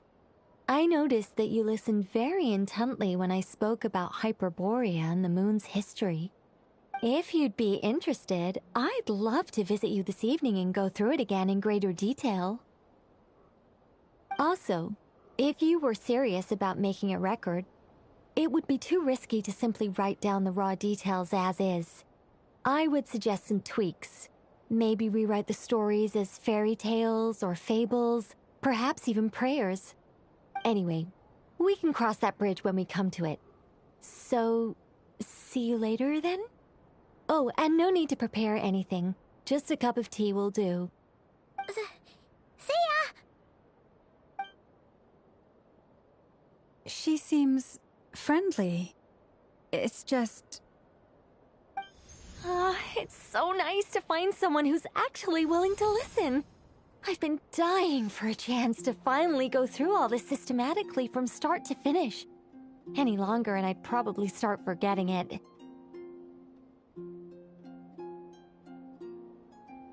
Now Paimon gets why Alice told us to mind our heads. Ha ha ha ha, what did I tell you? A lot of quirky people in Alice's orbit. Now then, the next order of business is, where do we start looking for the Moon Goddess's name? Maybe the rest of what Nicole has to say might give us some clues. Once I've heard her out, I'll summarize the salient points and share them with you all. I'm also inclined to review our other documents. Yes, our faith was first established by our Hyperborean ancestors, but many of the more factually accurate records are from after Kutar's birth. Sounds like we're gonna follow Columbina's journey through Teyvat, huh? In that case, we'll start by heading to the Frost Moon Enclave. Sounds like a plan. Take this with you. I'll see about getting in touch with the Fatui. It'll probably just be Arlecchino and Sandroni again. They're the only ones who would want to help. Thank you, Mr. Varka. Don't mention it. Honestly, I'm more comfortable dealing with the Fatui than prying into the details of a young lady's childhood. Catch you later. I should follow them, just in case there's some way that I can help.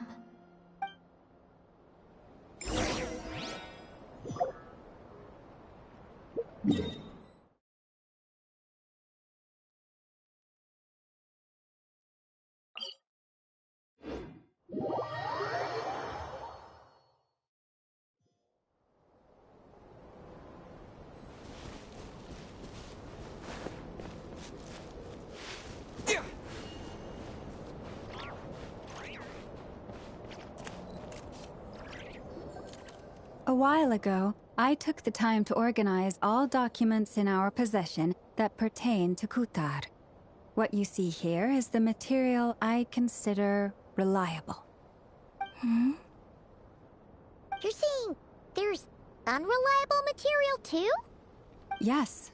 Most of the information we have was transmitted through an oral tradition. Inevitably, some of her stories were mythologized and deified over the years through countless retellings. That's why I organized them into reliable and unreliable. There's no sense seeking answers in history unless we can ensure the veracity of the historical record. Makes sense. All right, let's take a look through.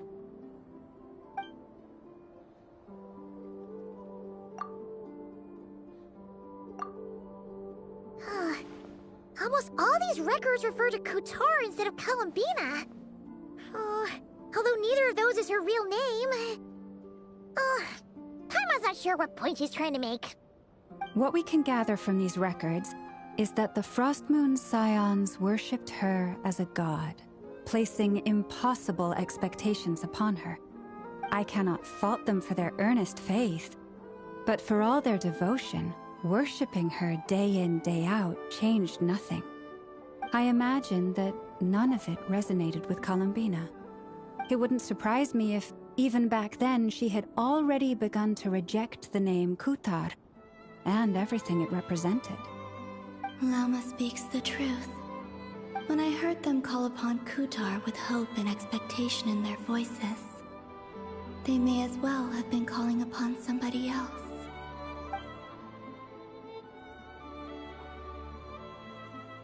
Well, that's a bit complicated.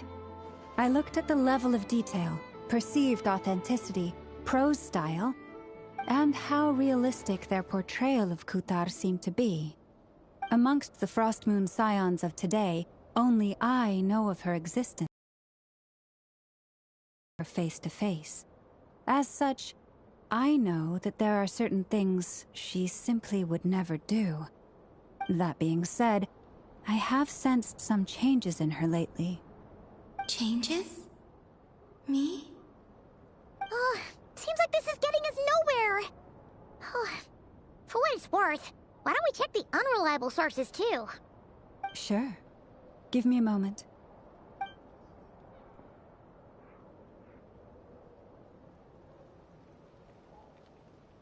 Exerting but a fraction of her divine might, Kutar sheared a great mass from the snow-capped mountain and cast it into the sea, upon whose surface shone the mirror image of the moon. Thus was formed the island of Hisi. Yeah, right. That doesn't even begin to pass the sniff test. The 3 moons are naught but lies through and through. Only one moon has ever shone for us, and Kutar is her name. The vast majority of ancient texts are filled with fanciful tales like these. I trust you understand my criteria a little better now. Kutar did not speak, merely gazing into the distance in silence. and where her gaze landed, this was her prophecy. Clearly, whoever wrote this text never even met Kutar. Otherwise, they'd know that her eyes are always closed. What about you, Traveler? What are you reading?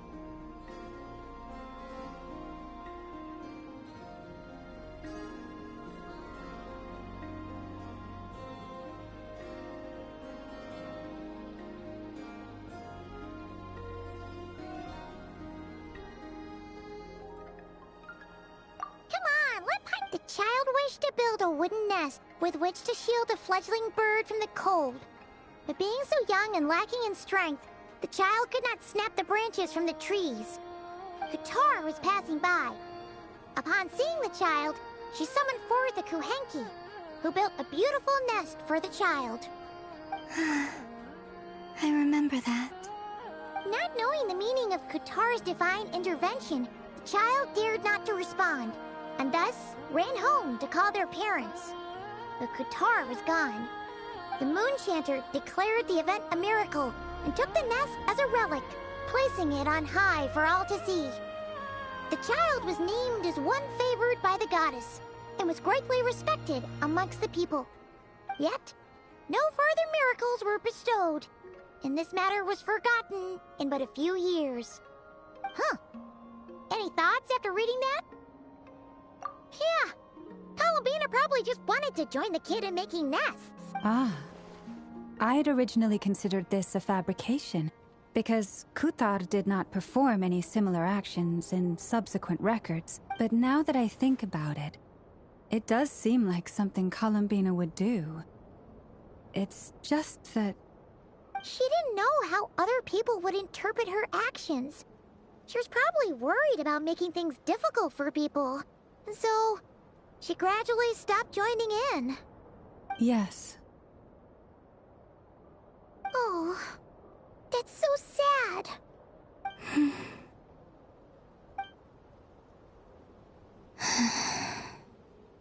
And now, I can make no such gestures of warmth, even if I want to.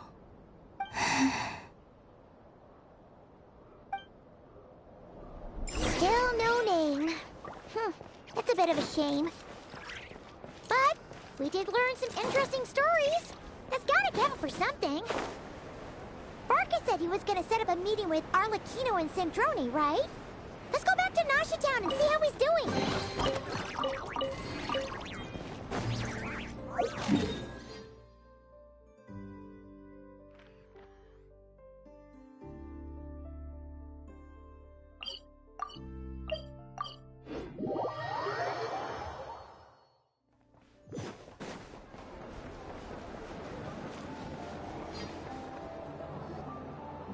Let's see. There's Varka. Oh, and it's Durin and Albedo too.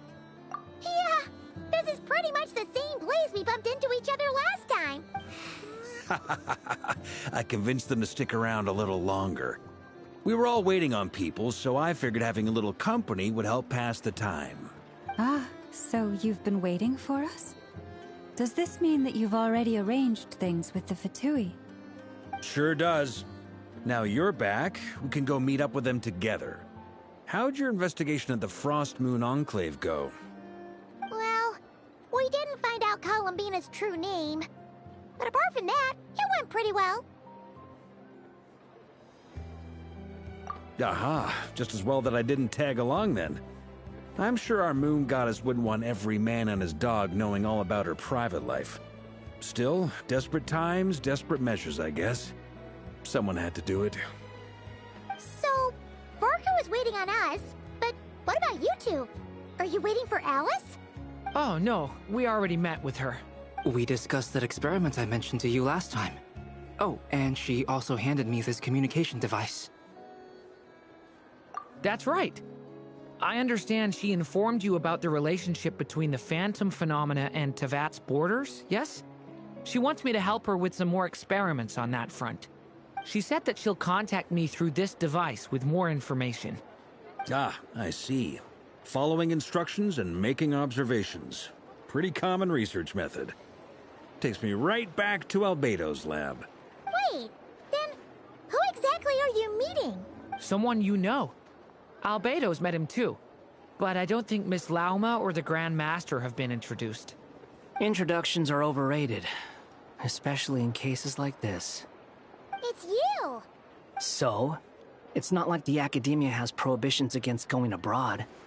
Also, I applied for leave. I've been writing to Hat Guy since obtaining a human form. I've already brought him up to speed on everything that's been going on in Nocturne. Hat Guy? Turns out, I actually have heard that name before. Oh? Then why did you react the same way I did? I only knew the name, not the fella. But since we're all here, let's do some introductions for what it's worth. I'm Varka, Grand Master of the Knights of Favonius. Lauma, Moon Chanter of the Frost Moon Scions. And I'm a Drioche from the Vahumana Darshan of the Sumero Academia. Hat Guy. Good to see you again, Mr. Guy. I believe we last saw each other on the boat ride here. Mind you, the only reason I came here is because there's someone I want to look into. Who's that? The Doctor, also known as Dottore, second of the Fatui Harbingers. From the tone of your voice, it sounds like there's bad blood between you. I was reviewing our archives and noticed that a lot of information about him was missing. Left a bad taste in my mouth. That's all there is to it. Dottore, or Zondique, as he was then known, once studied at the Academia, but he got kicked out before he could graduate. So the Harbinger's #2 man is a college dropout? How embarrassing for them. Last we heard, he was planning something. We actually heard that a few times before, even coming to Nocturne, but we haven't seen a trace of him since we got here. He only appears when something interests him. For all we know, he might have left already. But the fact he did something here at all is worth noting. It'll fill a couple extra lines in his file. Why does it sound less like a file you're writing and more like a criminal record? Anyway, we were just about to meet 2 of the other Harbingers. Want to come along? You might learn a thing or two about him there. Sure. Even though they're Harbingers, well, they're old acquaintances of ours, so, you know, when you talk to them, try to be... I got it. The Frost Moon Scions' relations with the Fatui remain tense. Forgive me if I do not attend. In that case, we'll continue assisting Miss Alice with her experiments. Good stuff. Everyone's having a fruitful time. All right, we better get going. I'll lead the way.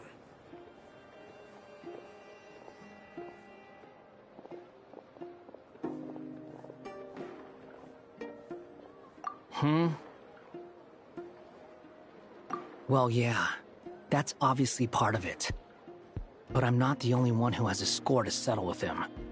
Neither you, nor Lesser Lord Kusanali, nor I want to see him meddling with things again. What's the hurry? Don't worry. Pigeons always know which way home is.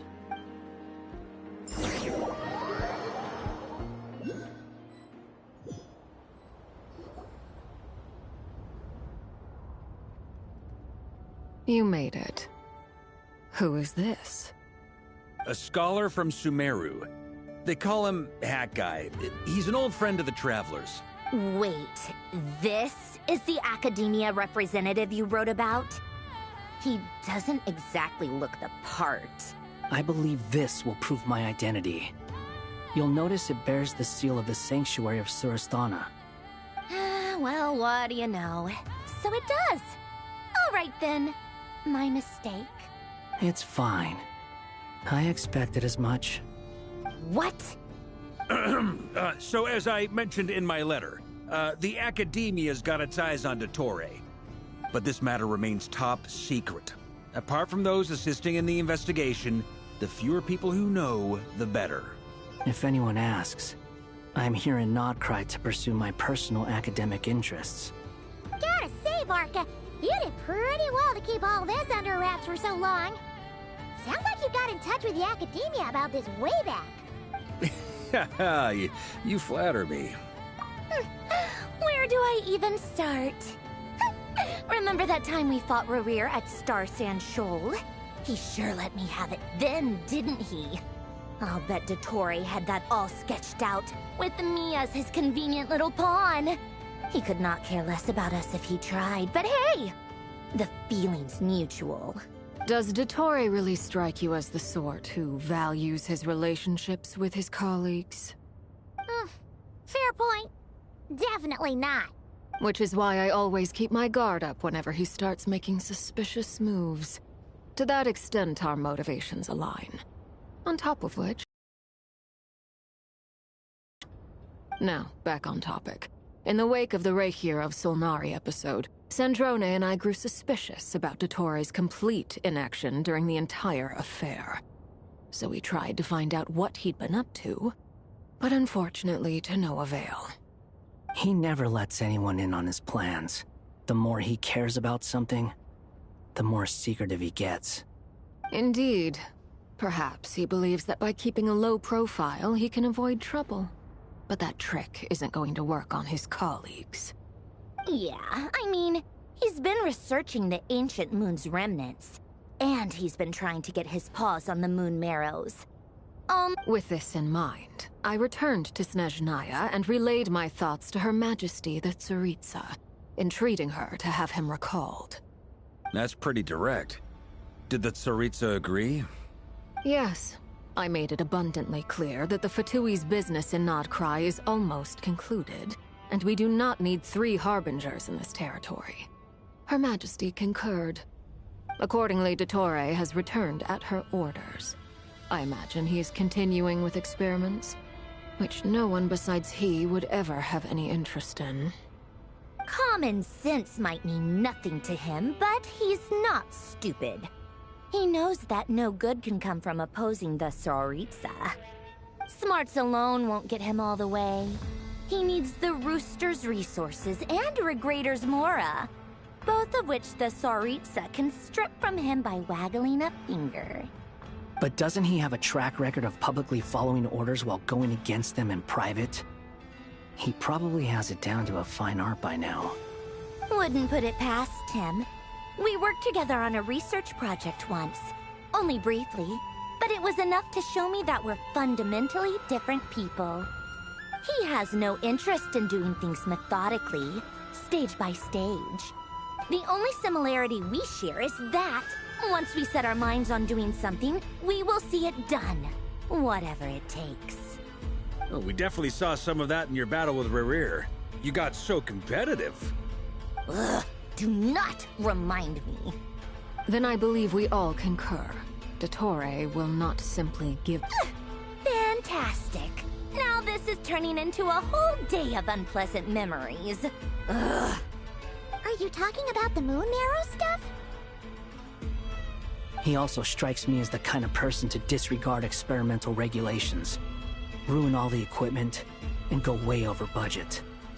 Then leave the first person he can find to deal with the fallout. Exactly!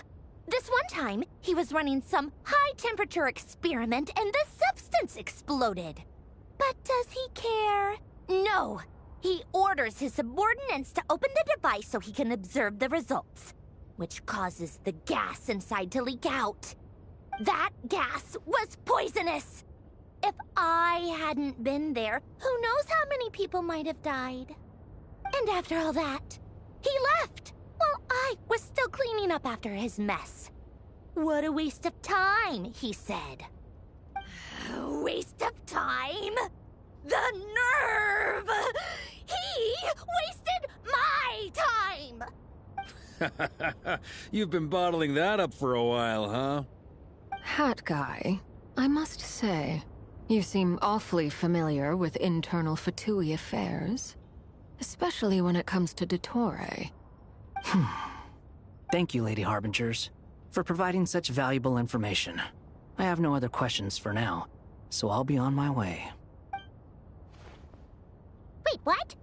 You're just gonna leave? You're welcome to join if you want. thought he'd finally mellowed out. He makes quite the impression. I'll say. I've met tons of headstrong people, but not many of them would join me in bad-mouthing Dottore. Anyway, back to the main agenda. Barca, you said that Columbina has gone missing? Or rather, disappeared. Yeah. We're working on building a connection between her and this world. The simplest method is to find out her real name.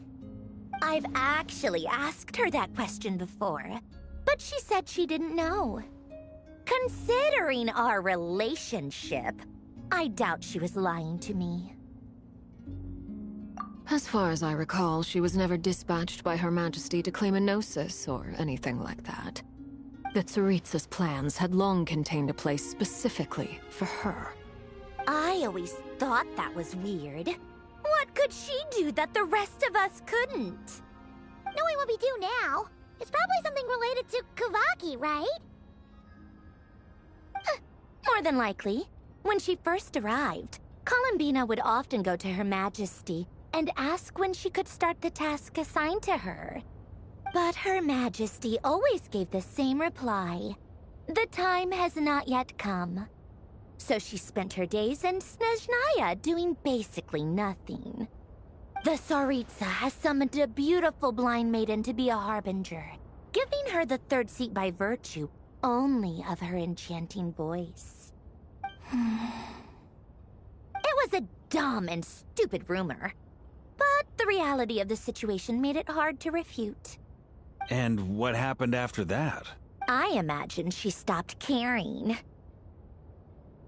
She no longer seemed to care why she had been recruited, and Her Majesty never gave her any missions, so she just continued to sing in the flower garden.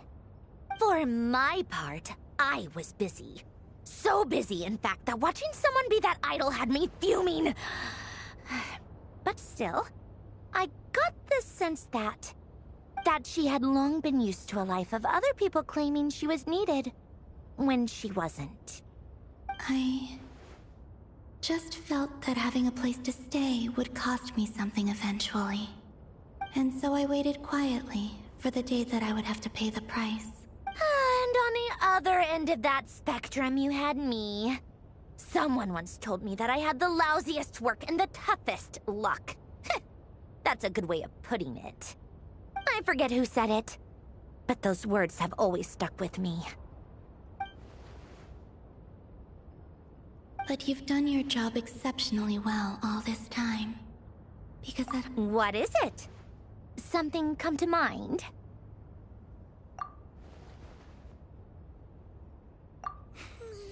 That makes sense. Nothing screams you are needed like your name shouted from across the town. Well, good luck with it. But if you ask me, Columbina is still the most shoutable name. I'm just so used to it now, after all the arguments we've had. I can't be bothered trying to remember another name for her. Nor I. Sandrone. Harlequino.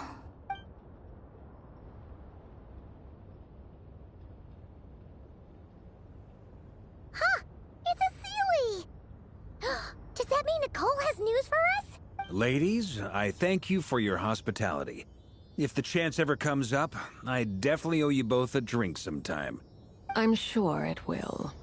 You can make your own way out. Heck, you've been here enough times, you probably know your way around better than I do. Okay! Time to do what adventurers do best. Follow that Sealy!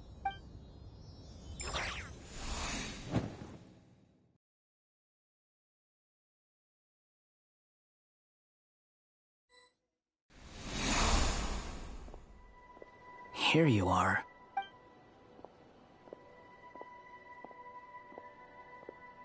Oh, that guy. How come you're back so soon? Did things go all right with the Fatui? Fine.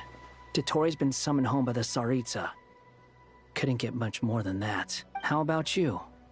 Any progress with the investigation? Unfortunately not. We've tried everything. Different phantoms, different locations, different points in history.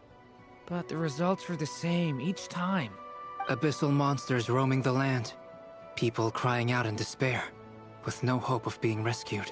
Every time I see it, I can't help but think, is this what it was like in Mondstadt when Dragonspine Durin attacked? And if I fail in the task I've been given, will I create yet another tragedy? That's just meaningless speculation. When we encountered similar phenomena previously, I tried to interfere with those illusions, using sounds and lights to guide them. However, we could not change their fates. At most, we were able to extend their existences. The events of the past are like fate that has been written into Irminsul. There isn't a living thing in Teyvat that can escape its past. But Miss Alice instructed us to try to find ways to change the outcome that these phantoms face. It's an impossible task. Can't you just refuse? Since she asked us to do this, I feel like it can't truly be impossible. Or if it is, well, mages can make the impossible possible. I could not have been born as Durin otherwise. But you also said that your past 39 attempts were fruitless. That's true. But you're still going. Yes. After this many futile attempts, surely you realize that you're not doing this because you still believe what some mage told you. It's because you want her hypothesis to come true. So, think for yourself about what you want to do. As long as you don't believe it's futile, it isn't. Yeah. Previous experience indicates that we cannot touch the phantoms, which limits the effectiveness of our interventions. If we want to clear this hurdle, we need to break this rule somehow. Same thought here. Following the same rules means repeating the same failures. So you mean we need to figure out a way to make contact with them despite knowing that we can't? Yes, and I suspect that's something only you are capable of. Everything in Teyvat is logged in Irminsul, but the withering that once occurred in Sumeru was a sign that the Great World Tree was being corrupted. This corruption allowed things that should not have existed in Teyvat to appear. This is tantamount to rewriting reality to an extent. You're saying abyssal power might be able to affect those phantoms? No one's ever tried it before. If you're gonna try it, it'll take courage. And you have to be confident that you can control it. Is anyone there? Has anyone seen my daughter? She's missing. I have to find her. I hear someone inside. Spargana? Are you in there? Ah! If I can use my abyssal powers to warn him that there is danger here, maybe it'll change his decision. Maybe he'll stay away. Yes. The important thing is not the nature of the power, but rather how you use it. To intimidate and obstruct. Sounds about right for the Abyss. Let me try. I should be able to influence that thing. Have you seen a little girl? What? This isn't the time for that! Just run!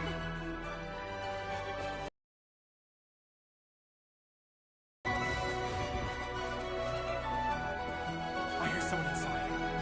Spargana? Are you in there?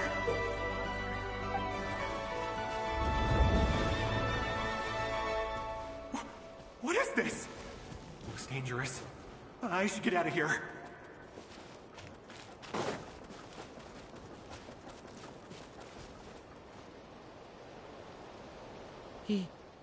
He really left.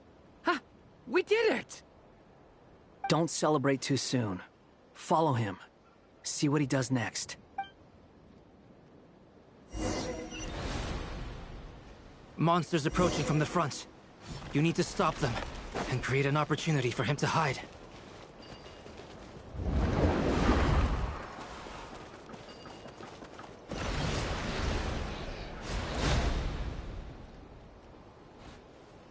Help me!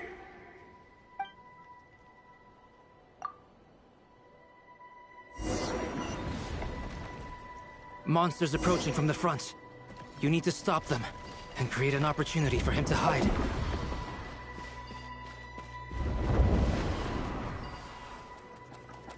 No! There's monsters ahead!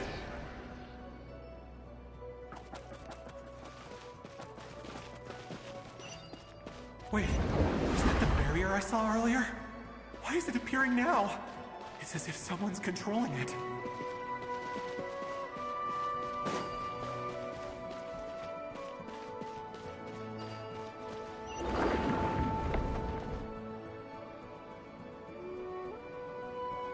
The monsters are gone. Is it safe now?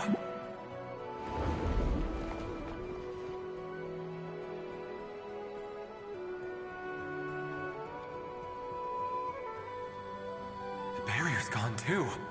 How odd. Anyway, I guess I'll keep going. Quickly, let's keep up.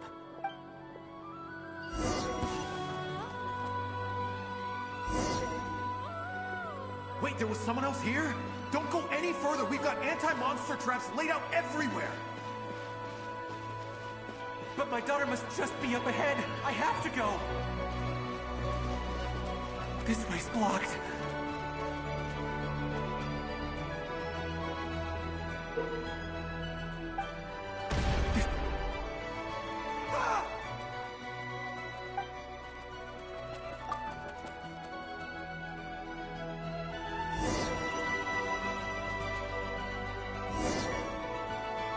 Wait, there was someone else here? Don't go any further. We've got anti-monster traps laid out everywhere. But my daughter must just be up ahead. I have to go. This way's blocked.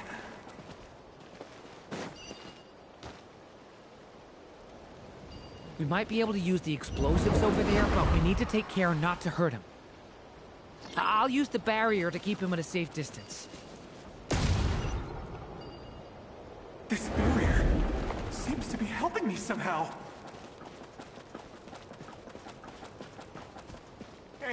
Hey, wake up! Oh, no good. Gotta keep moving ahead.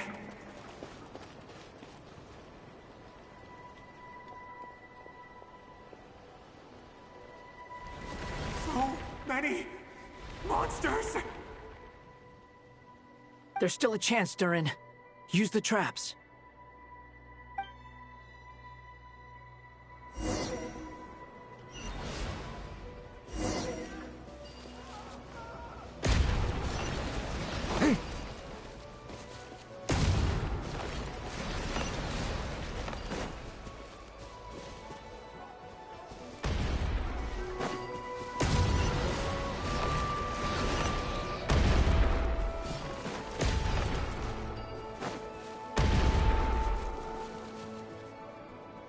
This is a new development. I've never seen this happen before. We might just be able to save this person.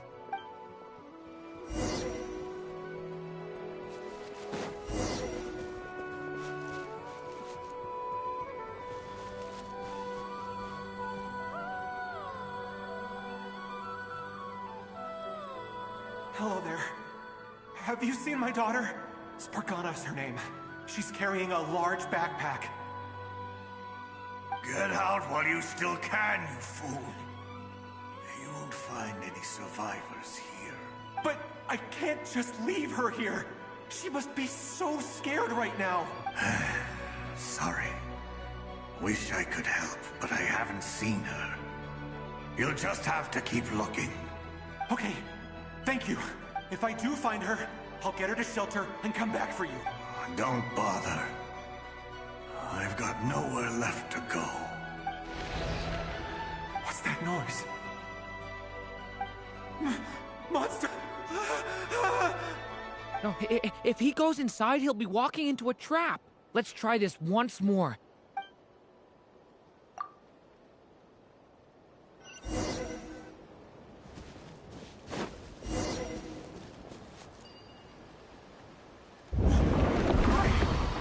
How will I know where Spargana's gone like this? You know what? I'll trust this strange barrier. It's gotten me this far after all.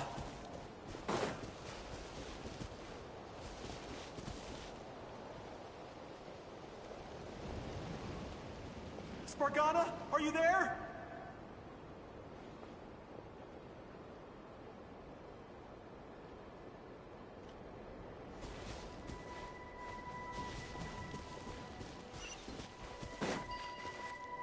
What? Hey! Let us out!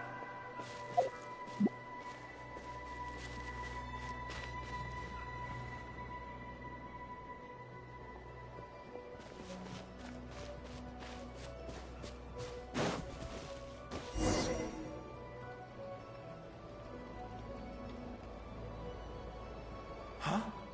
That looks like one of my daughter's books! Thank you. Thank you! Yes, it's one of hers for sure. That's her name on it right there. She left her backpack here. Durin, just like last time. Use the explosives.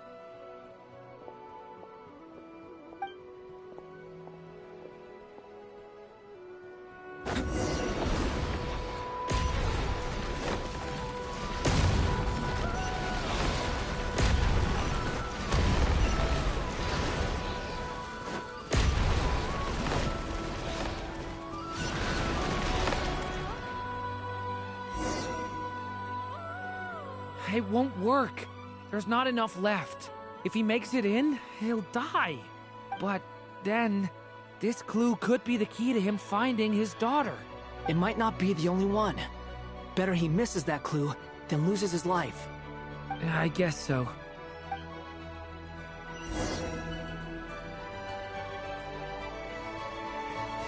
Stop him, Durin. We can't let him get any further in. That's my daughter's book! She's passed this way! Why? Why won't you let me go in? I've searched and searched and searched just for this! But how will I find her without any clues? I no longer have anywhere else to go.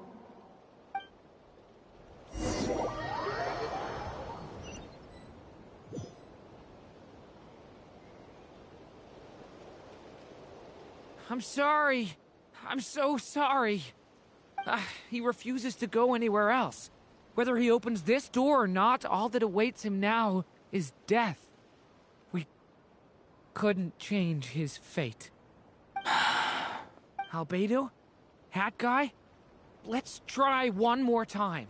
I don't know how we're gonna do this, but I don't want to give up either.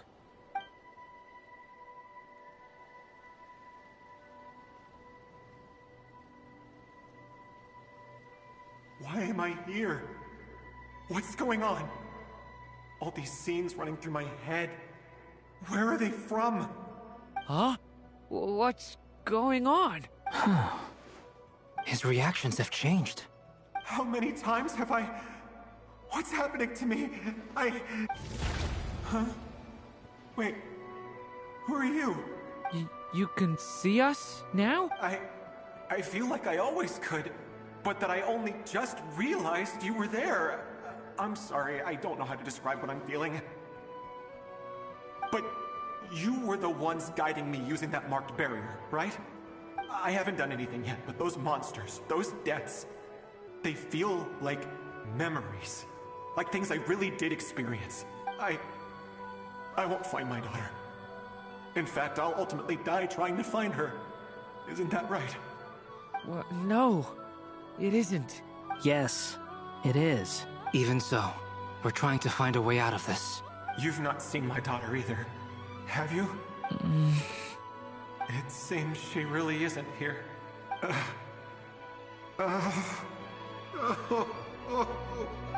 I'm sorry we couldn't help you. I'm just... tired. Maybe this is destiny.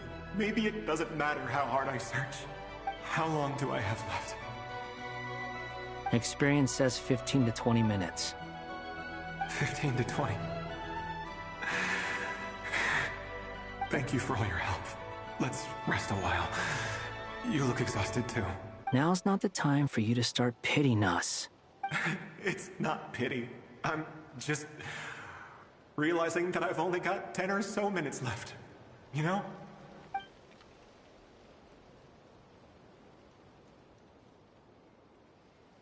You say you're from Mondstadt, yes? A place with windmills, where people enjoy limitless freedom? And you're from Sumeru, where they've built an academy into a giant tree? Yes. It seems you've never heard of either place. Those names are unknown to me, I'm afraid, yes. Have you heard of Hyperborea? I have, but I heard that it was destroyed in the distant past. I see. That was where my ancestors once lived. What about Delphi Pytho? Was it later rebuilt? I've never heard that name. Then what about Sal Vindagnir? I have seen that name on stone tablets on Dragonspine. But I'm afraid the only things left of that place are its ruins. I see. Sure enough, there was no way to turn this around, huh? I'm sorry. I was the one who asked to chat, but it seems like we're too many ages apart. There's barely any common ground to start from. It's all right. We did hear something new, at least. From how you speak of your lives, things must be going all right for you, I guess. They are. Mondstadt is a place of freedom and happiness. There's a lot of good people in the church and the Knights of Favonius, and even outsiders find that it's an easy place to feel at home. We have festivals a few times a year. Everyone gets together to drink, sing, and be merry. Sumeru's a lot more uptight. Not really the kind of place where you can relax. It's a nation fraught with problems wherever you look. But if all you want in life is to seek knowledge, I guess it's pretty much paradise. That's wonderful. In other words, after this all-devouring black tide passed, humanity did not merely avoid extinction, but rose to build prosperous civilizations anew. I mean, I can see you all right now. That must mean the That's true. Well, time's almost up. Let's part ways, I think. Might be best if you don't waste too much time on me. The chances are slim, I know, but I'd like to spend... If things work out, I'd love to tell her about what I've heard. May we meet again. Well, or not, most probably.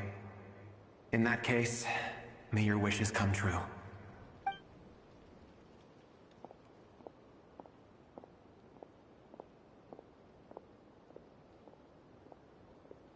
He's gone.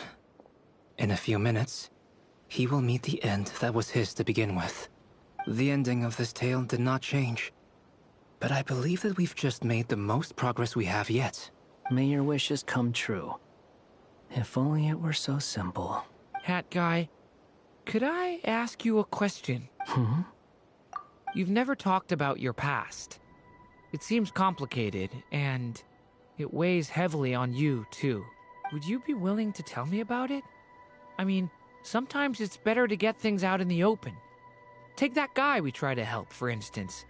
At least he said goodbye with a smile, right? I know about Albedo's past.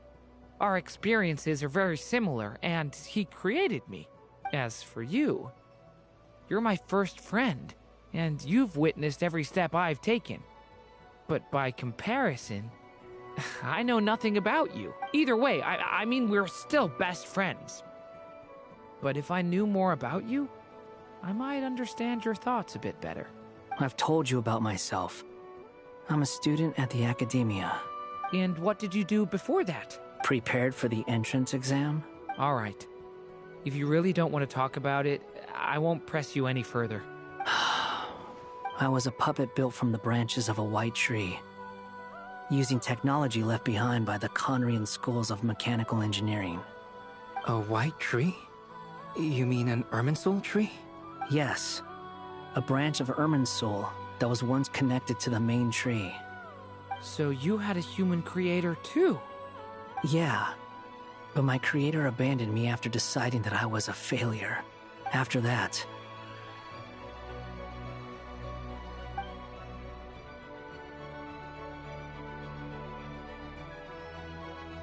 Durin. Resisting the influence of the Abyss, suppressing the urge to destroy, trying to do the right thing. None of these things are easy. But no matter how hard they are, trying to rewrite past wrongs is far harder. You asked me if you would create a new tragedy if you failed. I told you there was no point speculating about that, but the real answer is, yes, you absolutely will. That guy. But at least you've got people here to help steer you away from the wrong path. So, just keep aiming towards the light. I will. I promise. All right, break time's over. Hello? Durin speaking. Hello, friends, it's me. What have you been up to, I'm detecting some unmistakable fluctuations here at the border.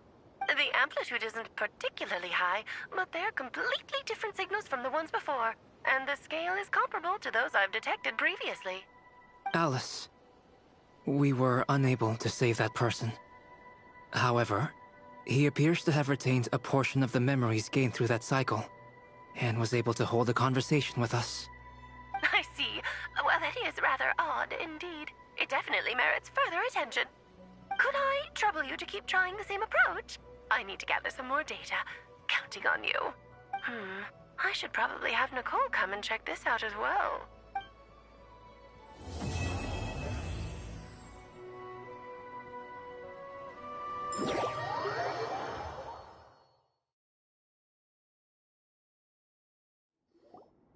There you are.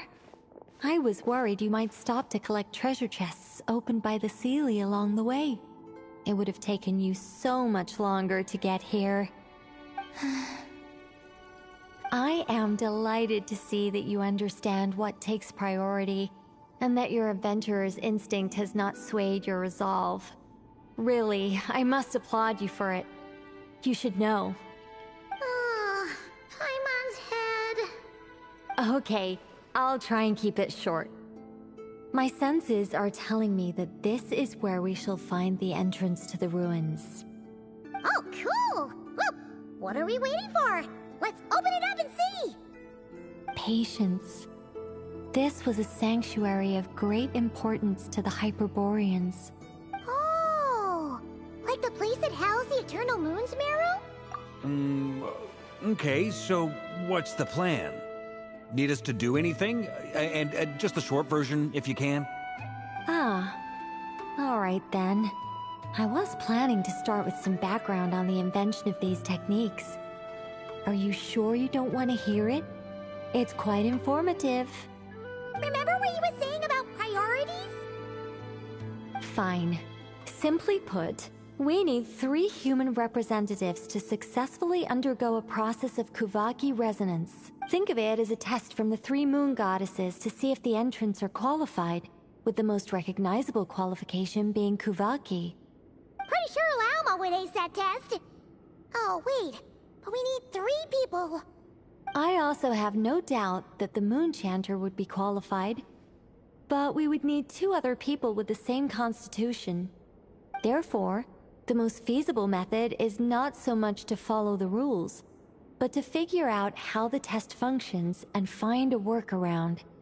I've done some research, and it turns out the mechanism is rather crude.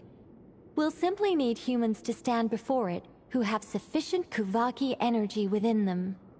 I'm with you so far. How do we get the Kuvaki in them? The easiest way would be transfusion. Take some Kuvaki from Nocturne's soil, put it into the bloodstream, and get it circulating in the body. So we're going to cheat on the test? Precisely. There are other methods, but this is the simplest one. Cheating the system is much easier than trying to hide from it. Sorry? Does the idea of cheating upset you, Miss Lauma? No, that's not it. I suddenly had an idea. Oh, what is it? It's about Moon Prayer Night. I figured out a way for Kuthar to join in the festivities. But as Paimon said, we need to have our priorities straight. Let's get back to the test. I'll follow up with Nefer on the festival arrangements. Oh, okay. Anyway, is this really the best method we have? A Kuvaki transfusion sounds dangerous. no matter how you slice it. If you think that's dangerous, wait till you hear the other methods. I'd be more than happy to go through them if you'd like. There are several. No need, we're good. Let's go with this one. Very well. Kuvaki transfusion it is. Now, I should mention that the risks can be greater or lower depending on individual compatibility.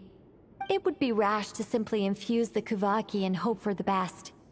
If the body rejects it, the reaction can be quite severe. The symptoms are similar to another condition that some people living here suffer from, known as congenital Kuvaki sensitivity. So, before we execute our plan, I will perform a simple test of my own to see who is compatible and who is not. Once that is done, we will have to complete the resonance process as rapidly as possible. The participants must remain stationary while the Kuvaki circulates and bonds with them, and they mustn't eat or drink anything. What? No eating or drinking? That's some hardcore fasting. They'll all be monks by the time they're through. 3 days. Oh, that's so long! And we still need to find 2 more people who are not just compatible, but also willing to volunteer. Fasting? What are they talking about? Really? Don't you want to think this through? Haha, count me in too. 3 days without food? I can handle that. Miss Nicole has made it clear that this is the easiest way. The way I see it, there's nothing else to discuss. It's time to step up. Yeah, you're right. In that case, Paimon volunteers to be captain of logistics. She'll keep the fires lit and grab some spare clothes to keep you comfortable. Then we'll start with you first, Traveler. Please step forward.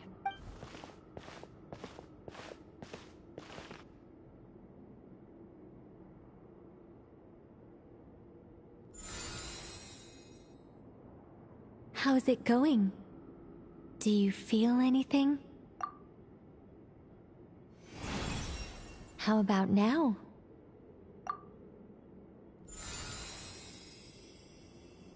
And now?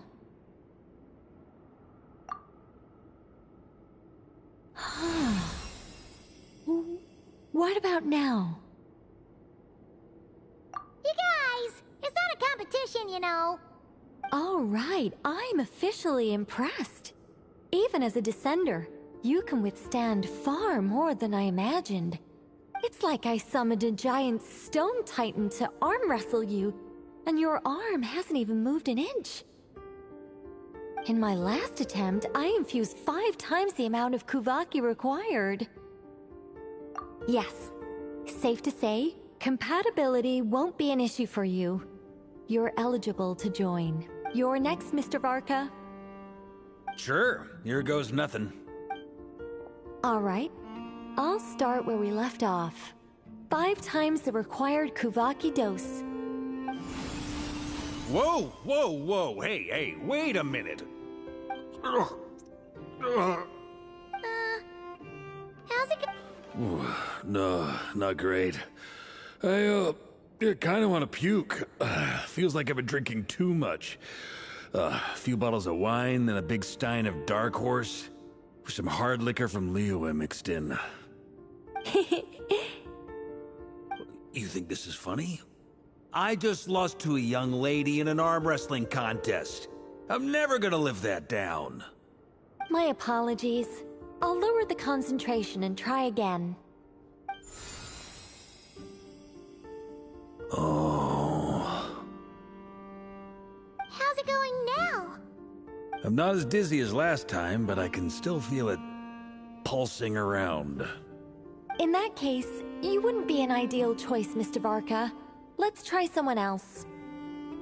Okay, let's go ask some of our other friends then.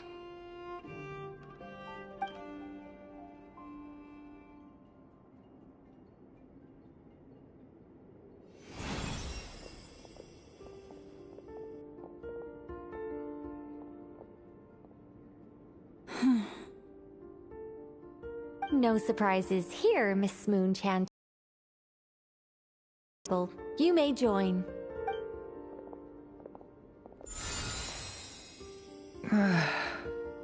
I'm getting a slight headache.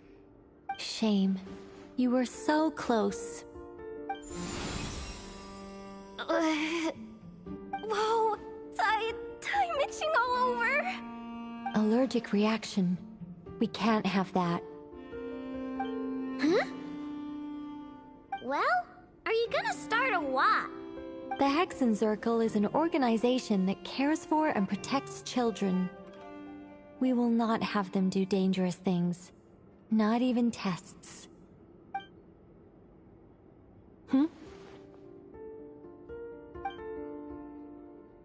Is something the matter? The candidates have to be human. I guess that rules me out too. Huh. Everyone except the Moonchanter got beaten. Guess I don't need to feel so bad after all. I mean, looks like this isn't gonna be as easy as we thought. Perhaps I could ask for volunteers among the Frost Moon Scions. I'll see about talking to some trusted Lightkeeper colleagues. Itlua springs to mind. In fact, I think we had some former Frost Moon Scions join our ranks recently. Can you give me the scientific explanation for how the test works? I can probably make some kind of test bot. Then, we can just zip through Nasha Town, going up to people and pressing a button to check their status. Wouldn't that be way easier? No. Wow! No elaboration for once. How about I contact the Knights of Favonia's garrison in the Wave Chaser plane? Shame that Lohan's already left. And that guy's even tougher than I am. Strange.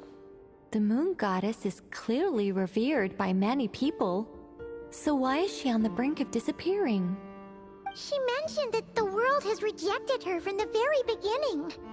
And when we fought the Rahier of Solnari, it seemed like she exhausted her power for our sake. Also, Paimon's not sure revered is the right word for how people feel about her. Gratitude, certainly. For my part, anyway. It's basic reciprocity. She helped us, so she deserves our help in return. Yeah. Even though she looked like she didn't care, she still saved a ton of people, including me. A review of the relevant data leads me to conclude that Miss Columbina is a good person. Yep, you bet! They really think so? I'm super surprised that Columbina isn't her actual name, though. I think it really suits her. It's light and graceful and... yeah, just a really pretty name. I know, right? Unfortunately, that's not our decision to make. Columbina. That was the code name the Fatui gave me. But it also came up in the song I heard when I was born. But... is that really all there is to it? What do I truly think of my own name? Is there anyone left who will still call me by that name?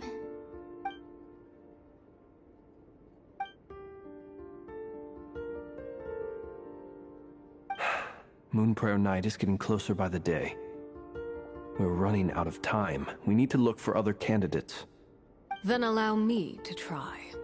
Huh? What are you doing here? You contacted your friends via the Adventurers Guild. Sandrone has been keeping an eye out for something like that, so she informed me. Since I have the ability to accommodate a moon marrow, I should prove to be a suitable candidate. Arlecchino. When can we begin? I see. We can begin right away.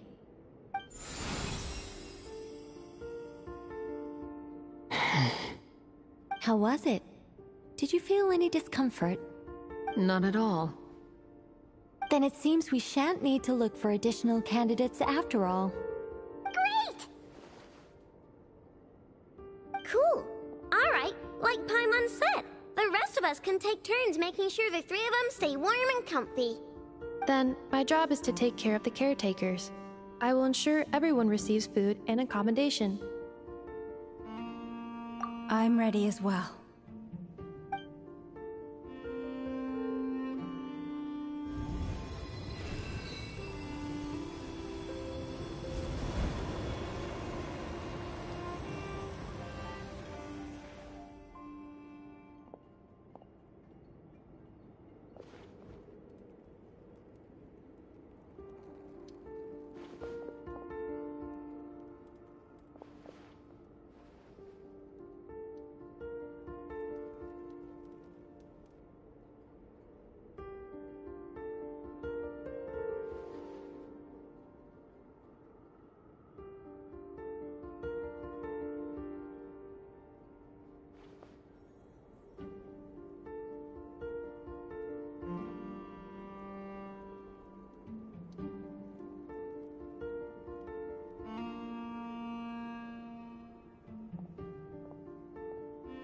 The work is done. The sacred scroll shut. The stars grow dim, the people silent. The white sun sets, the silver moon rises. O path to the temple, appear now before us.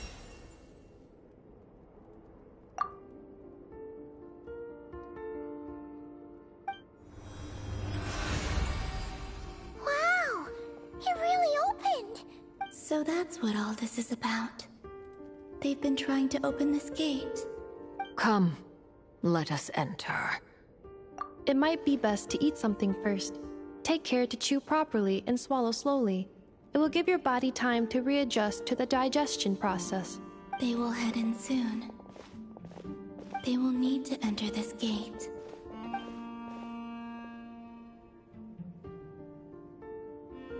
Huh? I cannot pass through. Is it because I have no physical body? It has been 3 days. My strength has all but completely faded. Can I really hold on until Moon Prayer Night?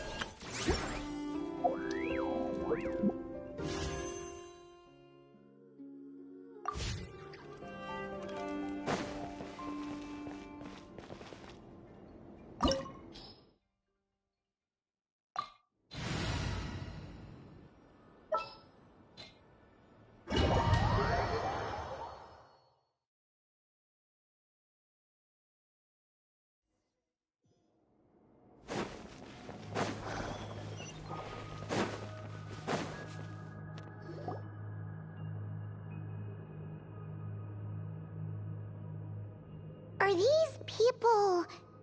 Judging by their clothes, they appear to be phantom Hyperboreans from the distant past. That could mean they have some clues about the moon goddess's name, right?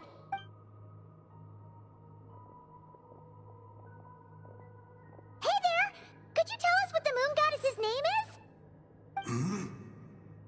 Sorry. That's probably a weird question, huh? How do we explain this? The moons are long gone, and their goddesses are dead. Their names no longer mean anything. When a new moon goddess is born, we will surely know her name. We have used every last resource at our disposal.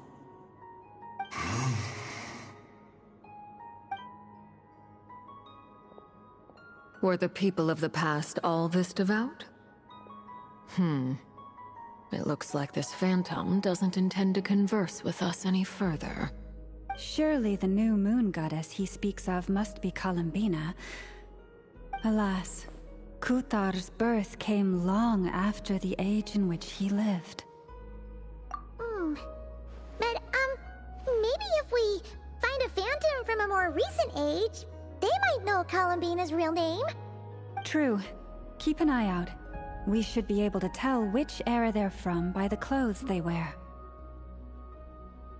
Yeah, you've been pretty talkative this whole time. What changed? Oh, nothing. I'm fine. You all make good points. When the Hyperboreans speak of moon goddesses, they mean the three from truly ancient times. I can't imagine they would know anything about our current moon goddess. There once was a time when the moon goddesses blessed them greatly and protected them from harm.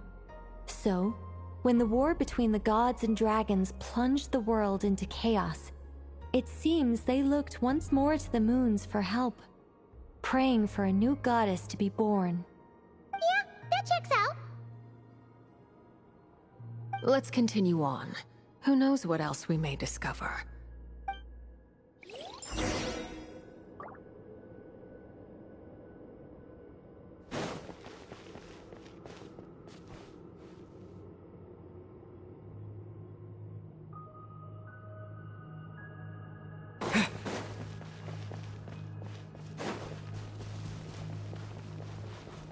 There's a door blocking this path. Not a problem. Try this.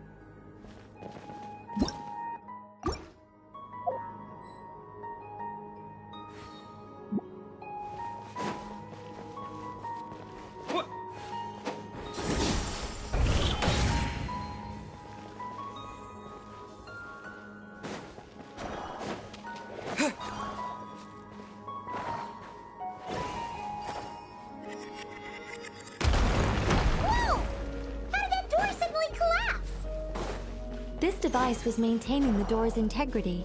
Remove the core, and the device... Is this our destination? Impressive. More precisely, this is a device that will help us reach our destination. Let's go. We still have a long distance to cover.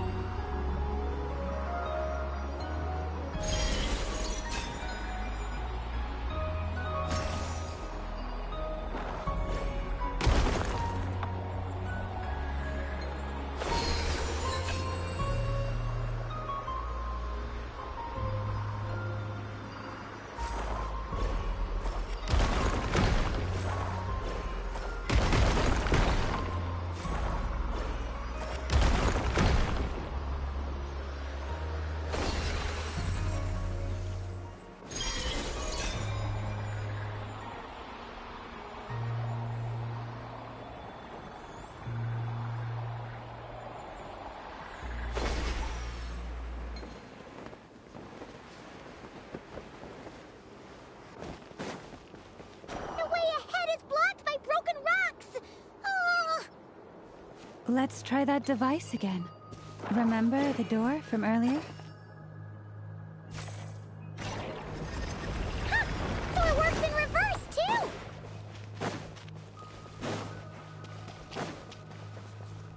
The humans we see are all phantoms, but the monsters are real. What a fascinating place. There'll be plenty of time to admire it later.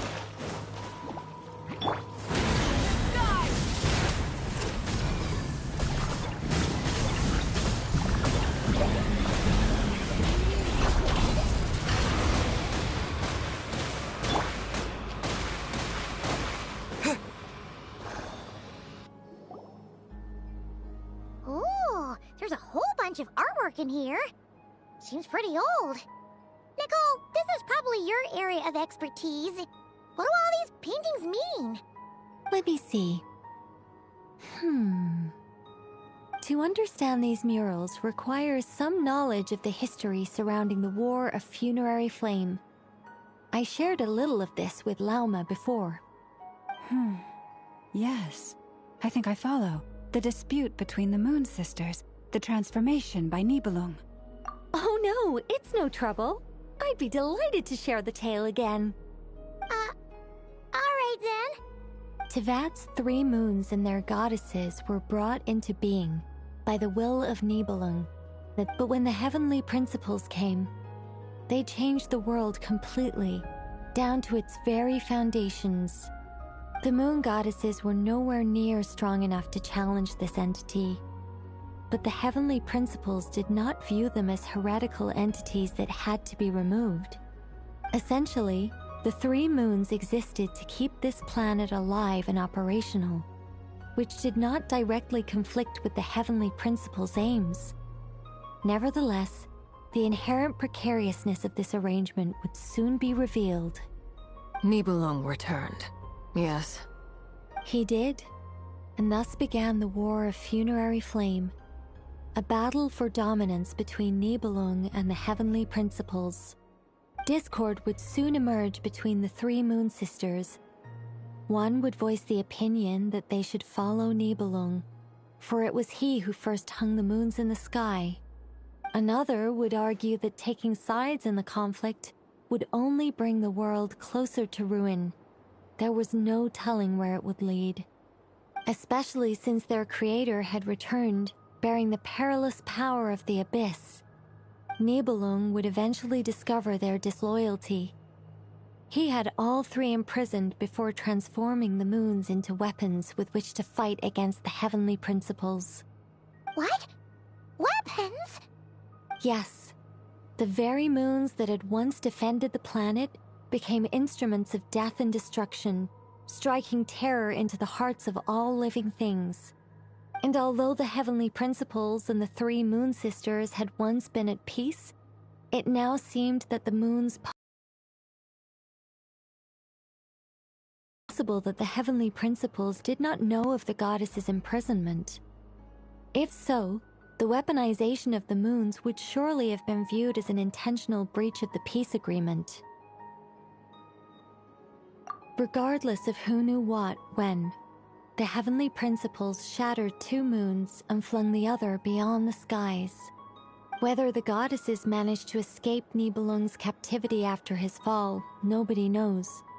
But this much is certain. From that day on, the moons no longer belonged to Tevat. The rejection slowly drained their power until eventually they passed away. So that's the full story. You say the moons ceased belonging to Tevat from then on. Why then would Columbina be born here? That is perhaps due to the lingering connection between the Frost Moon, which was not shattered, and this world.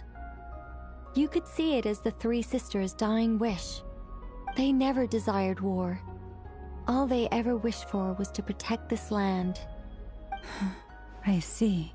If the final fate of the 3 goddesses is as you say, then Columbina faces the same grave danger. Our investigation has yet to bear fruit. We must hurry. Yeah, you're right! Let's keep going!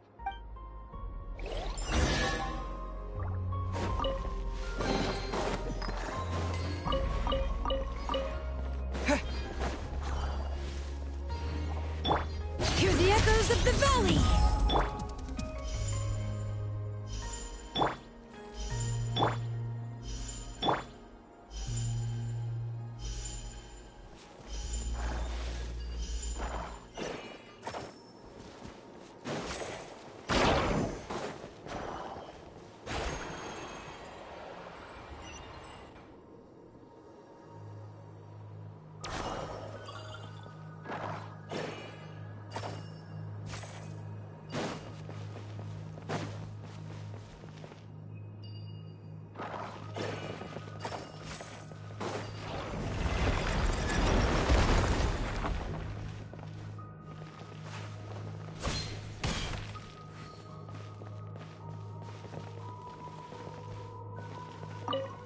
Should we trust him to keep his promise? We have to. There's nothing else we can do. Why? Why do the creators of this world no longer show mercy upon their people? Remember his words. We must change our fate with our own hands. Wait, that's odd. Who is he? Is something wrong? No, not really. It's just that over 30 possibilities emerged in my head, so I can't be sure who he is. It's been too long. My memory isn't as sharp as it once was. Okay. 30. Wow. Impressive.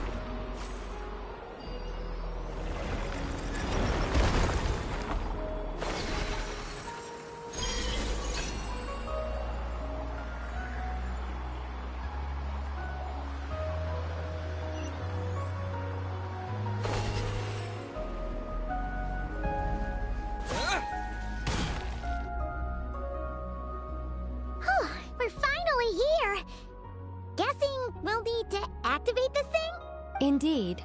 I was a little worried about that at first, but as we got closer, I sensed that the Kuvaki within it flows unimpeded.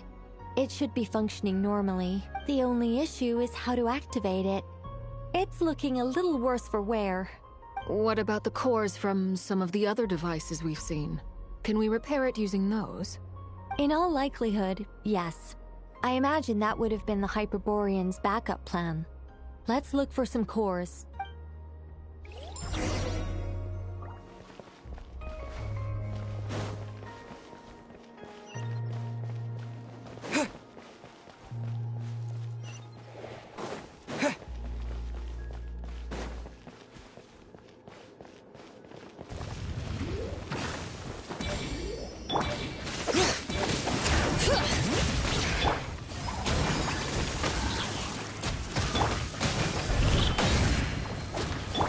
Light up the blazing sun!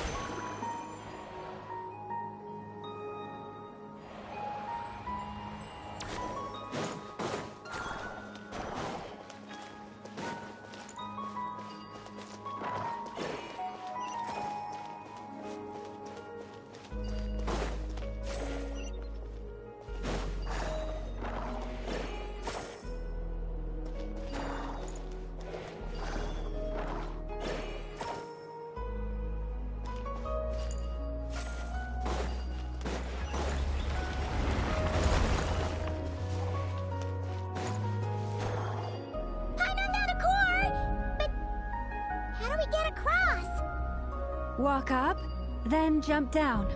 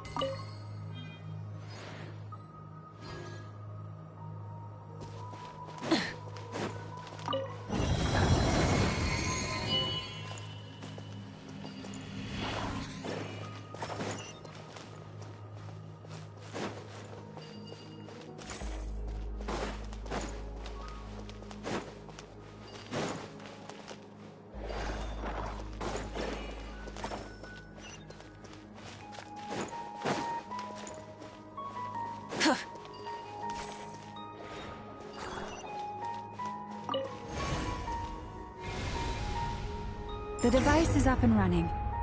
It's hard to believe that the ancients were capable of constructing such things.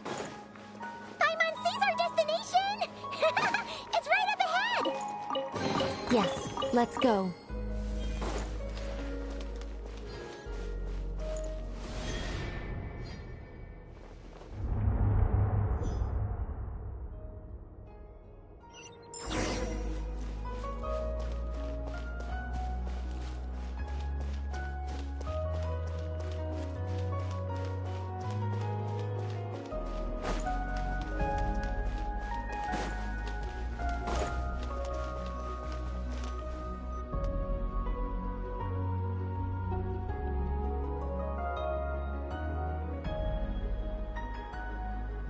This is where the people of Hyperborea communicated with the moons. We need only place the moon marrow upon this platform on Moon Prayer Night, and we shall be able to open a portal to the moon and send our moon goddess back home. The assumption being, of course, that we can find her first. That's right. You want to know if it's safe there, don't you? And yet, she has no choice but to return. You know this. Oh, that's not the only issue here. This is the end of the line, right? We've explored everything we can. And despite looking at historical artwork and talking to people from Hyperborean times, we're still no closer to learning Columbina's name. If it's not too much trouble, could you tell me exactly what Alice said to you about finding her name? Oh, sure. What she said was... Then your first job is to find it. As a moon goddess, I'm sure she must have a name she identifies with.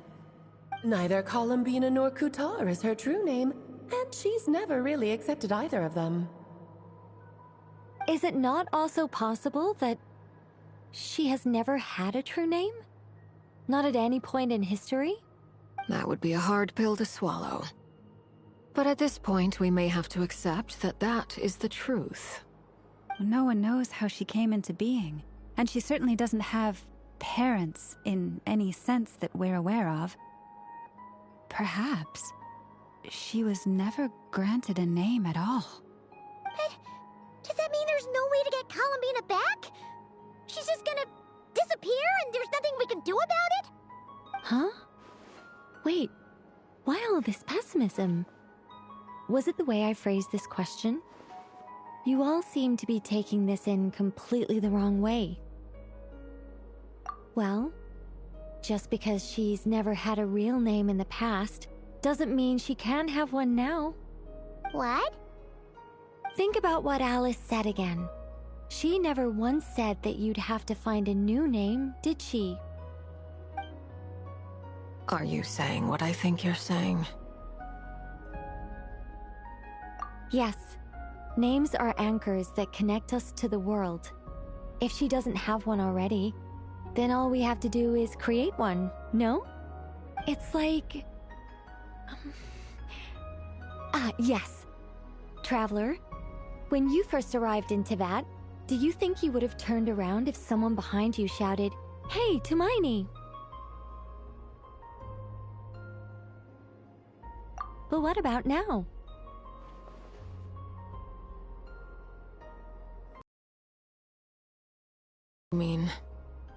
Life is a long journey. Even the friends and family by our side can change over time. When people call you by different names, what matters isn't so much the words themselves, but what they symbolize. And of course, whether that resonates with you. Lumine. So, close your eyes and picture the moon goddess in your mind. If you were to call out to her in this moment, what would you say?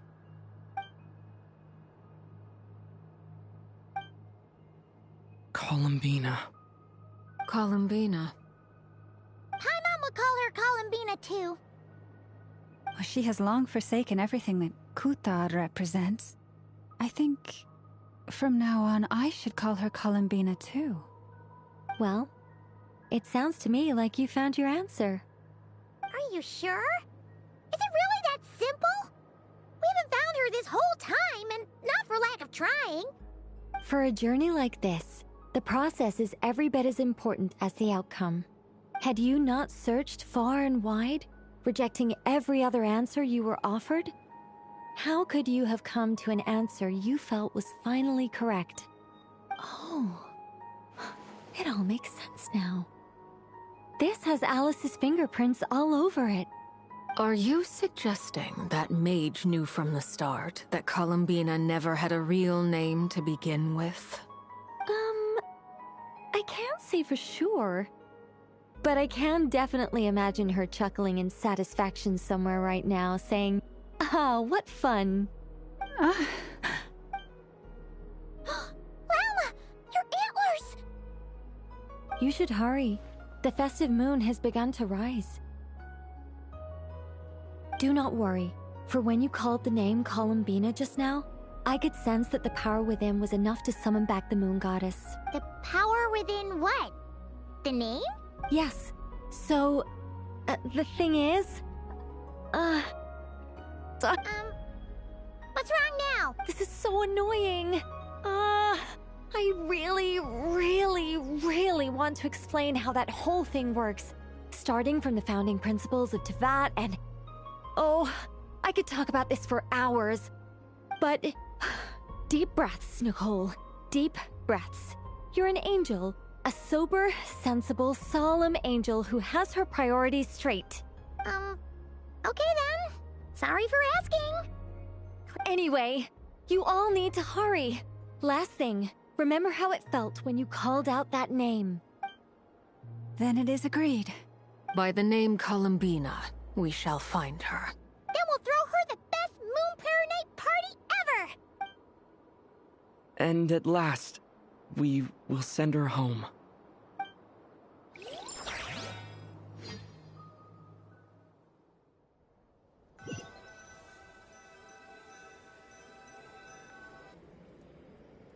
I can barely move anymore. My consciousness is fading away. Have they come back out? I'd love to see them one more time.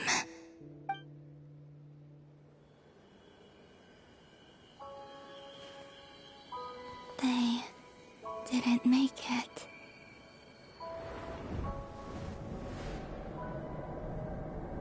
Could you tell me your name? My name is... Columbina!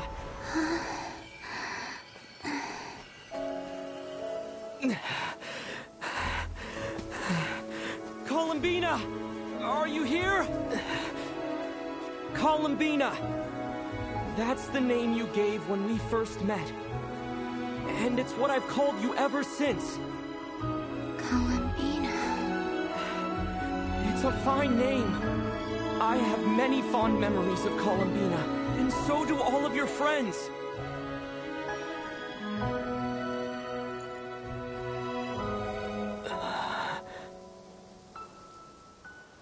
If you like this name...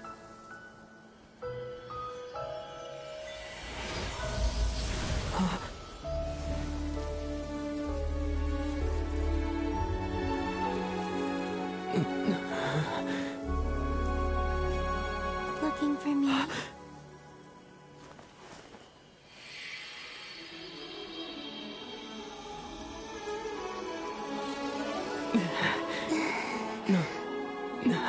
I like it. You can carry on using it. My name is Columbina Hyposelenia.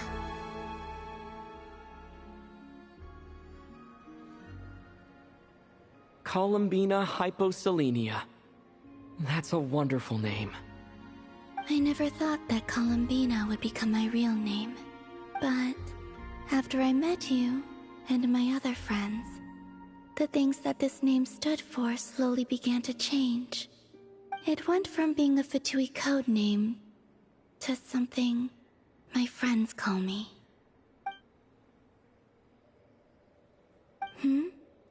What is it? Why aren't you saying anything? I'm just so happy for you. Thank you. So, where's everyone else? We can go and meet them very soon. Everyone went to different places to try calling your name. Great. I'd like to thank them as well. Everyone's done so much for me. Searching for my name, entering those ancient ruins. Huh?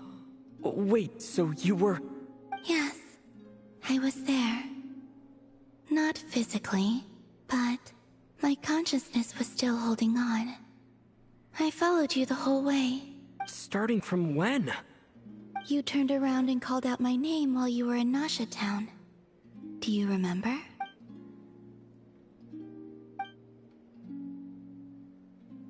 Let's go. We don't want to keep them waiting. Sure. In that case, come with me. But... Before that... Could you call my name one more time? Sure.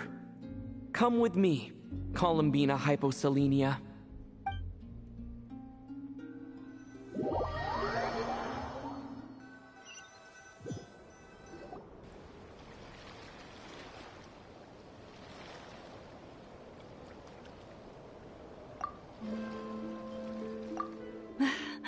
Columbina. Oh, this truly is wonderful. Llama, I can't breathe. Ha ha! Just in time for Moon Prayer Night. It's good to have you back, Miss Columbina. Yeah, we were worried sick. Thank you, my friends. With your help, I now have a name that belongs to me. Columbina Hyposelenia. Where's the second half from? You added it yourself? That's right. It means... Born beneath the moon. Yes. And by extension, it can also mean born beneath this world. A fine name. Now, as much as it pains me to interrupt this beautiful reunion, I feel obliged to remind you that the Moon Prayer Night celebrations in Nasha Town have already begun. Don't you want to enjoy the festivities? There's so much to see and do. And some of the ambient lighting and entertainments were sponsored by the kind souls in the Hexen Circle. Nicole? Why have you turned into Dodoko? So you're Miss Nicole. Thank you for helping us, and for helping me find my name. It's nice to finally hear your voice. You're quite welcome. Guiding lost people to hidden treasure is what we Seelie do. And if you ask me, spiritual treasures are far more precious than material ones.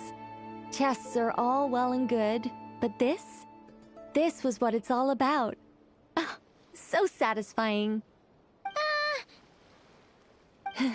Anyway, I had to go help Alice. It seems like she ran into some trouble. That's why I couldn't be here in person. But don't worry, we're with you in spirit. We'll be celebrating right along with you. Keep an eye out for the Hexen Circle's festive stalls in Nasha Town. I think you'll like what we came up with. Alice said she even managed to rope B in this time. The Frost Moon Scions have also prepared various attractions. I believe Aino and Effa and their crew are setting things up as we speak. On that note, Nefer, about that request I made. It's all in hand. Yehoda is on site to ensure that everything goes off without a hitch. Wonderful. In that case, Traveler? Huh? Come on, Columbina. It's time to celebrate the best Moon Prayer Night ever.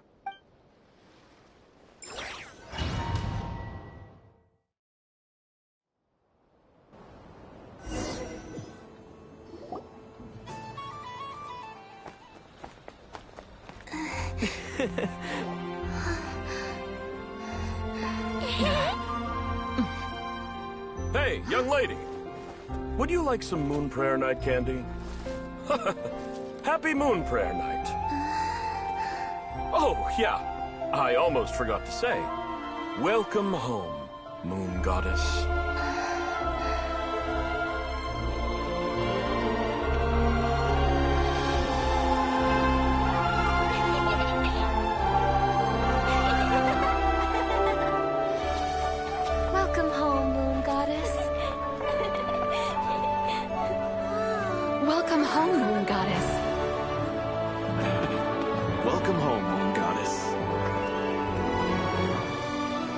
Turning Nashitown into her home is a festive gift.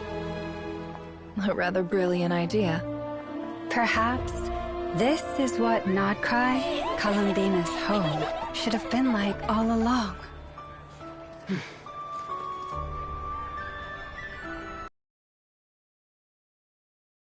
I like it a lot.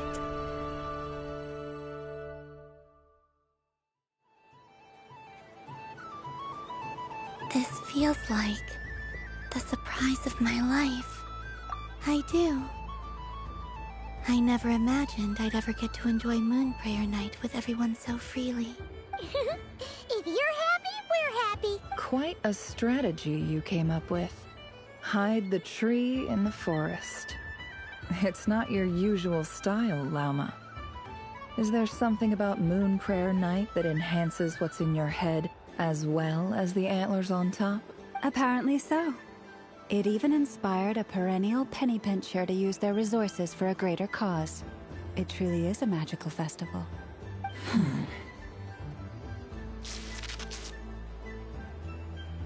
I see it now. This bickering is actually a sign of a strong relationship. Huh? What's everyone doing here? Oh, Miss Columbina, you're back. Yes, I'm fine now. Thanks for your concern. How's your progress with Alice's assignment? Very well indeed. I've never heard her sound so excited. Not like this. This time her excitement seems more serious. Seems like she's had a major breakthrough. She said she'll contact us once she knows more. In the meantime, we're free to relax and enjoy the time off while it lasts. I have a feeling that our next task won't be so simple.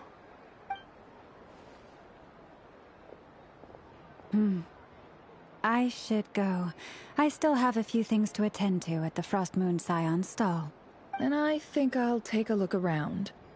With any luck, this once-in-a-year festival will come with once-in-a-year opportunities. Hold up a second.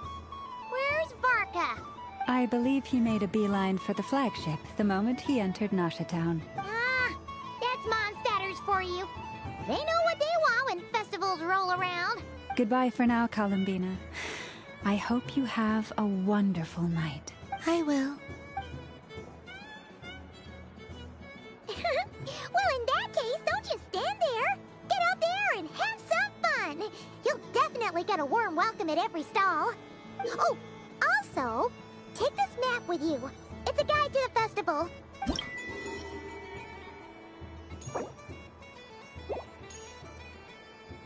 The Frost Moon Scion stall is over here. Lauma's invited a whole bunch of cute animals to celebrate too. Over there is the Hexen Circle section. Alice seemed more excited than anyone about this festival, so she insisted on making it a grand affair. Oh, and then there's the Nashitown local specialties, including... Actually, forget that. Better if you go check them out for yourself. Thank you. It looks like a lot of fun. You're not coming with me? We'll be around. But don't you want to browse by yourself for a bit first? Yep. If you find something you like and want to try it out together, just give us a shout. We'll be right with you. Otherwise, just relax and enjoy yourself. There's so much on offer, so try to experience as much as you can. And don't forget to stuff yourself with all the delicious festival food. All right then. Off I go. Where should I go first? This must be the mage's stall. It feels like I've entered a fairy tale. Ah, how lovely.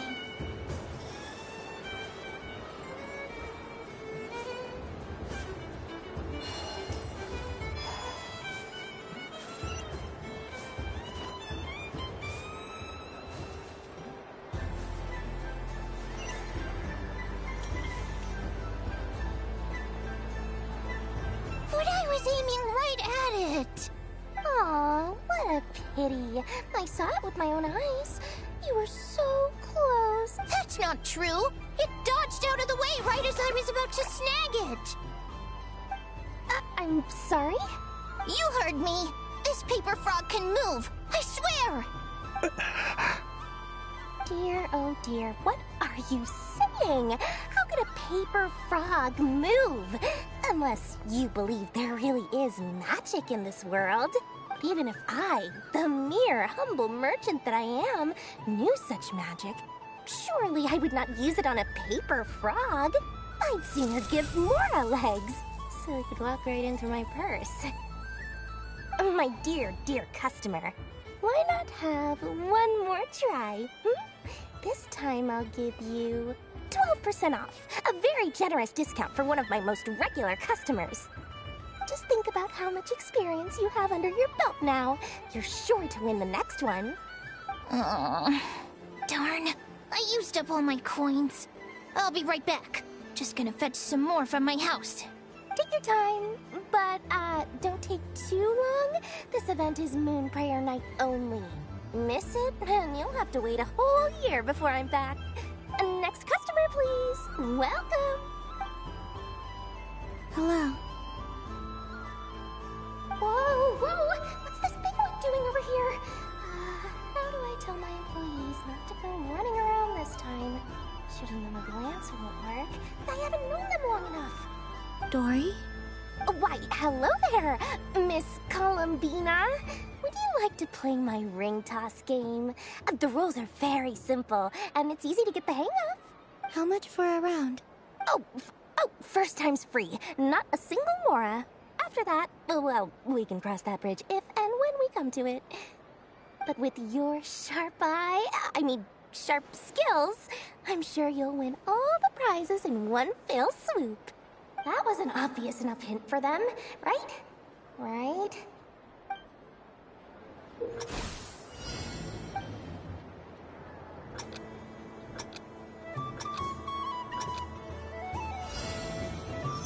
Here comes the ring! Oh, peanuts.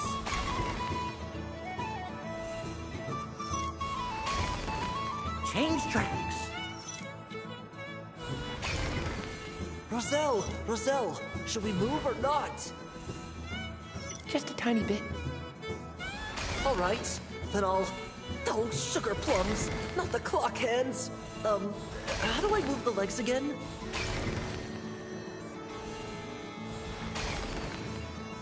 Stop it! Stop it! Stop dodging! Oh.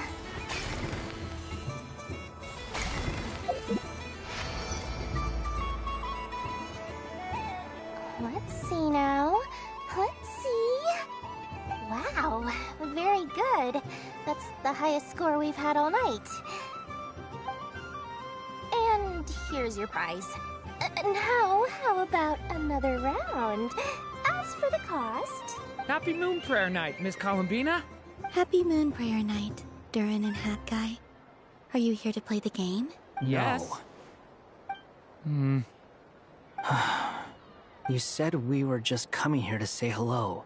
I did, but then I recognized a few more people as I got closer. Do my eyes deceive me? Is that... It's our little dragon! He's all grown up! Someone's popular. Well now, since you came all this way, why don't you try out this lovely game we have going? First try is free! He'll have a go. I'll pass. It's only one free try per customer. You can't give your try to him. I'm aware. How has Elder Almond been lately? He's in great shape. He goes for a run in the forest every morning to stay fit and healthy. He tried to go boat racing with Firecracker a while back, but he couldn't even make it onto the Lotus Leaf.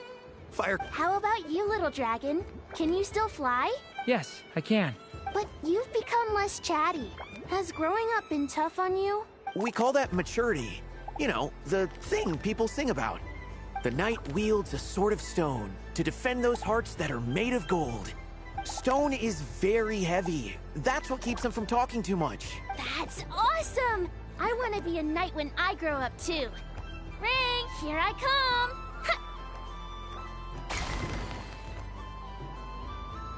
Oh, the hat-wearing man. I never thought I'd see you again. If you say so. Oh, I do say so. The people you once helped see it clearly.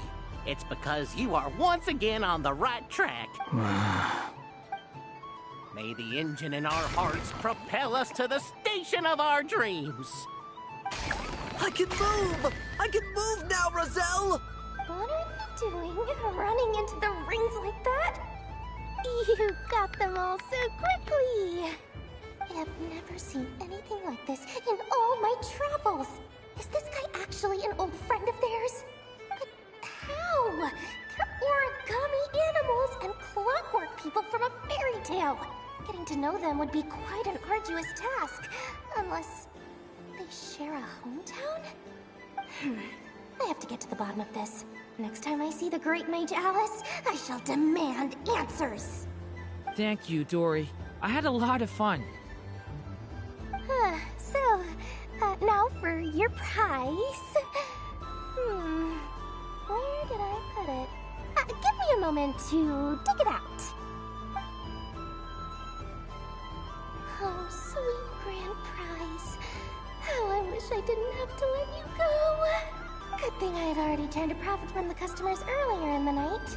Otherwise, I'd have wasted all my hard work. Okay, I'm back. What? I leave for 2 seconds and someone's already claimed the grand prize? Oh, well, these things happen, you know? Perhaps you'd be interested in one of the other prizes instead. We've got all kinds of wonderful goodies here. Is this the thing you wanted? Here, you can have it. Huh? But... Don't worry about it. It will be happier with you. Oh, thanks so much, miss. Moon Goddess. Oh, goodness gracious, Columbina. Give me strength. How am I supposed to make any more money from this child at this rate? Daddy, look! That's the game I was telling you about! Forget it. She is the Moon Goddess after all. I'll think of some other way to swing this. Maybe I can try to hook this new kid. Huh? Oh, someone already won the grand prize. You can take mine if you want. What? Why? Why are all these bleeding hearts coming here to ruin my business? Happy Moon Prayer Night, everyone. Happy Moon Prayer Night.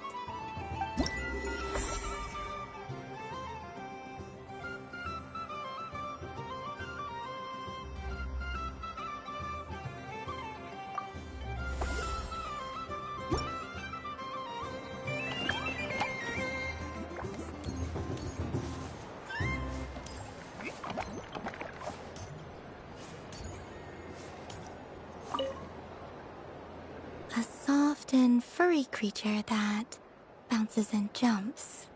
Welcome home, Moon Goddess. This one talks, too. Allow me to introduce myself. I am a Dodico from a distant archipelago, the most mischievous of all my Dodo brothers. I powered through, and when I met obstacles, I boomed them away. That sounds like a lot of fun. Doesn't it just? Oh, but then the trouble started. Recently, I found a lovely beach, the same beautiful jelly color as my hometown, and so I dove in to have a look. Only to find it overgrown with seagrass and nasty little spiky fish everywhere, looking to turn me into a Dodico kebab. I made it back to shore by the skin of my teeth, but my tail was sorely hurt. Couldn't you just boom them away? Oh, I wanted to, believe me. But I've heard that you, Moon Goddess, can understand animal speech. The last thing I wanted was to cause a gigantic fuss and get taken to court by a school of spiky fish. I'd be driven out of these waters for good, and my winter holiday would be ruined. And so, dear Moon Goddess, I was wondering if you might lend me your allegiance. Are you roping me into a crime? Oh, let's call it a once-in-a-lifetime carefree adventure. the festival goers tonight are dressed up as the moon goddess. But there's nothing to say that the moon goddess can't disguise herself as a Dodoko, is there?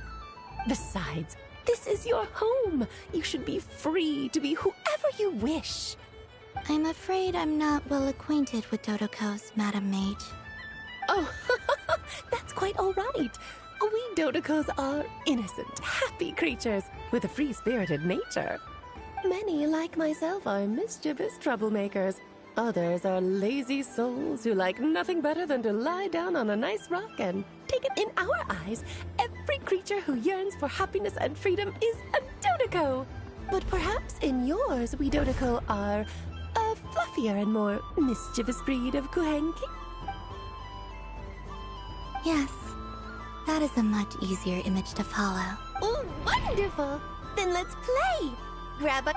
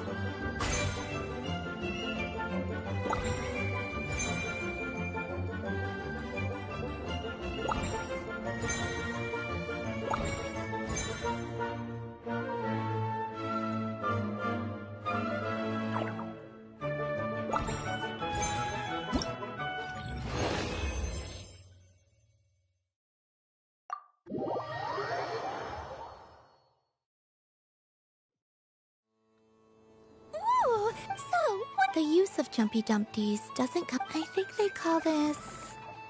novelty? Indeed!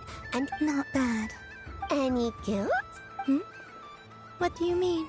Oh, wonderful! Lovely answers to all 3 questions. You've passed the safety test. Now remember, if you find any meanies living on the moon, you can use this to boom them into oblivion. I will.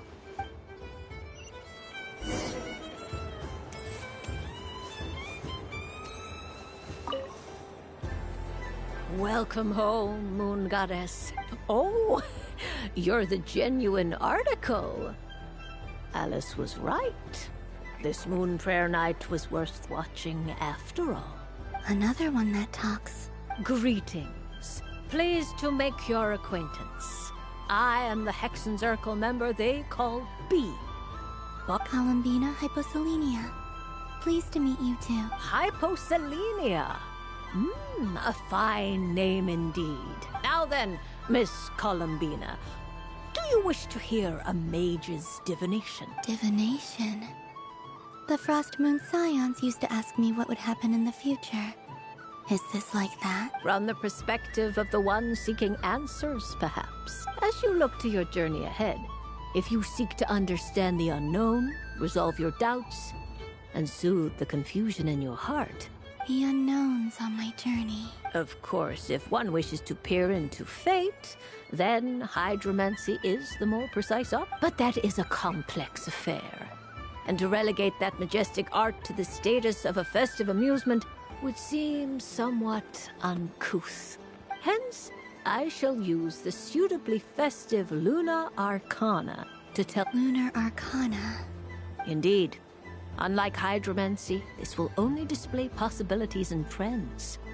People like to think of themselves as creatures of agency and free will. Peering too far and too clearly into the future is detrimental to both body and... I'd like to give it a try. Of course you may.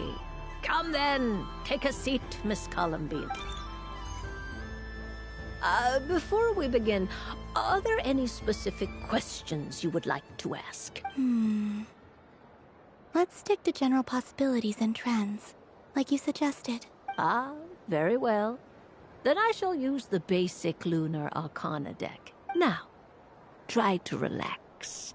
Cast your mind upon the things you have experienced and the things you are soon to.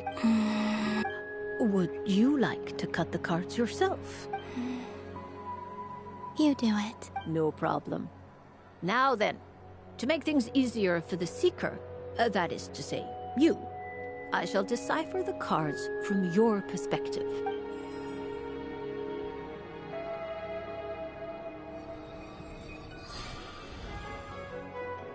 Please, draw the first Lunar Arcana. Now, draw your second card. This. And now the third Arcana. This is the present, your interpretation of the current moment. Finally, the last card.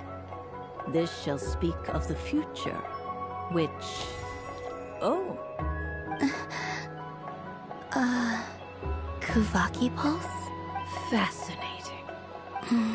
What do you make of this, Miss... Of course, if you wish, you can choose to deny the validity of this card and draw the future for yourself. No, it's fine. Let's go with this one. A bold decision. I must say I'm looking forward to the results. Well then, let us flip the Lunar Arcana in sequence and see what emerges. Sure. First, Destiny. No surprises here. The card that represents yours is the moon. The moon. Indeed. The moon can represent the truth at some times, but deception at others. False peace, destructive calamity, and the world-changing power that lies within. When the moon is placed on the destiny tile, it indicates that your destiny is not what it may appear on the surface. Instead, it may yet have a hidden side. It symbolizes a journey through the fog, fraught with uncertainty. I don't understand. Patience, my dear. This is but the first card, which serves... Now then, flip the second card.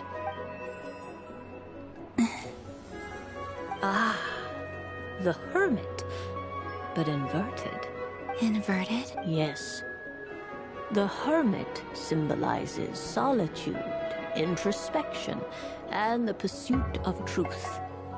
When inverted, it represents isolation, truth out of reach, and a path that leads one astray. Combined with the moon as one's destiny, the Hermit inverted represents a choice you made to stand alone in the past. It was a choice made not out of fear or arrogance, but for reasons that you fumbled through the darkness without a guide, but you did not find your way. Rather, you went astray. More than once, it would seem. Is this about how I became Kutar despite not wishing to become a god? And how I joined the Fatui because I yearned for a place to belong?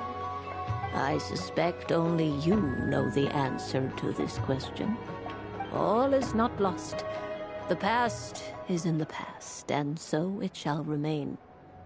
Shall we look into the present now?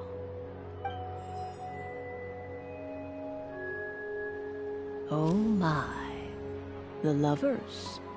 One of the most interesting Lunar Arcana. What does this one mean? This means that you have had an unprecedented emotional experience. The joy of finding your soul becoming intertwined with that of another. It's true. I've made a lot of friends recently, and they are very good to me. I like them a lot. That sounds lovely. I am most delighted for you. The Lovers can also represent important decisions, perhaps related to a parting of ways. Now, if I were to guess... Yes. I returned to the moon, I understand. Parting with friends is never easy, Columbina. But rest assured, this is not the end of your journey. There is always another story waiting to be told. The future always lies ahead. The future. Well now, it's finally time to flip this most mysterious of cards. I'm ready. Very well. Flip this card and see what lies on... Oh. Miss Barbeloth? This card is death. That doesn't sound very good. It depends on how... It is true that it can represent an agonizing death, a complete and utter end, but at the same time, it can also represent rebirth. Do not forget that your destiny card is the moon. That lends your future many different potential meanings. If death spells the end, is it unavoidable? As I have said, divination can only display general trends. It is a rough guide, but it does not show predetermined outcomes. Allow me to summarize it for you. In the past, you may have lost your way, but now you have gained new connections and new strength. You now face an important decision, one that may bring about this change might, in turn, be the end of all things. But remember, everything is subject to change because of the moon present in your death. The truth. Thank you, Miss Barbeloth. Don't mention it.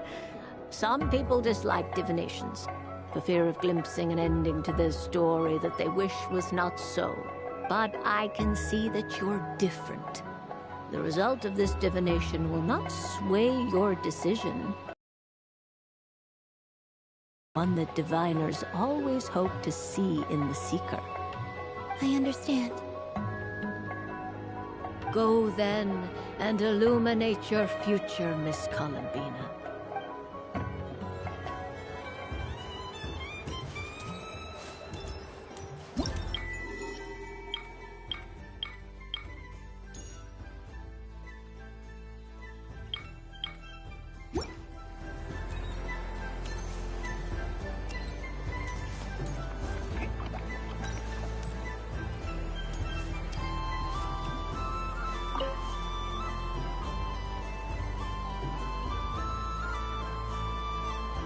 I wouldn't say it's unfair, exactly. I mean, your voice goes right into people's heads. How would you explain that to the kids? You can't just explain it away as magic. Is something the matter? Ah, Miss Columbina! No, nothing you need to worry yourself about. Ah, impeccable timing. Stick around for a second, Miss Columbina. I need your input on something. This self-proclaimed Knight of Justice has yet to give me a satisfactory answer. I, for one, would like to hear your verdict on the matter. Hey, now, I left the flagship just to help you out, Miss Nicole. What's going on? So Alice and I are both using long-range remote control spells that work on similar principles, allowing us to attend this festive fair in Dodeco form. Sorry, let me backtrack a little. Alice, being a great mage, wanted her Dodeco to reflect something of her own charm and mystique.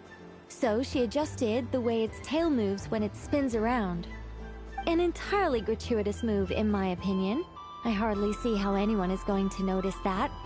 If anything, I'd say that anyone who stares intently enough at a Dodeco's tail to notice such a small detail is someone we ought to be highly concerned about. I only say this to emphasize that my question has nothing to do with tails. Now that we're clear on that, why is Alice's Dodeco permitted to interact directly with the children celebrating Moon Prayer Night, while mine is not? Your voice speaks directly into people's minds. See? Exactly what I said.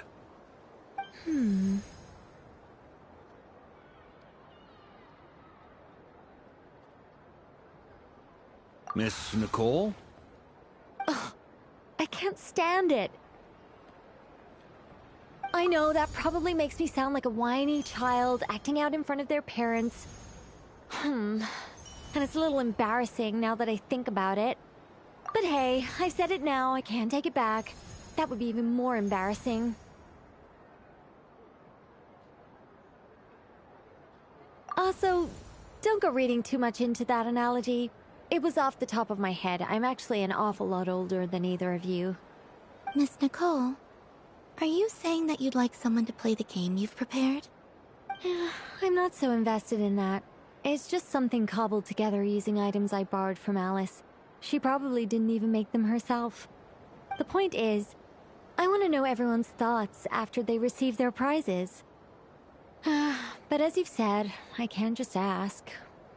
I've been biting my lip for so long, and I've had no one to vent my frustrations on. I thought this was going to be a nice, straightforward festival where I'd get the chance to guide people to treasure. Well, can I play? I can't guarantee that I'll win a prize, but... You will? I'd like to try. Then what are we waiting for? Let the game begin! It's like they forgot I was ever here. Ha ha ha ha.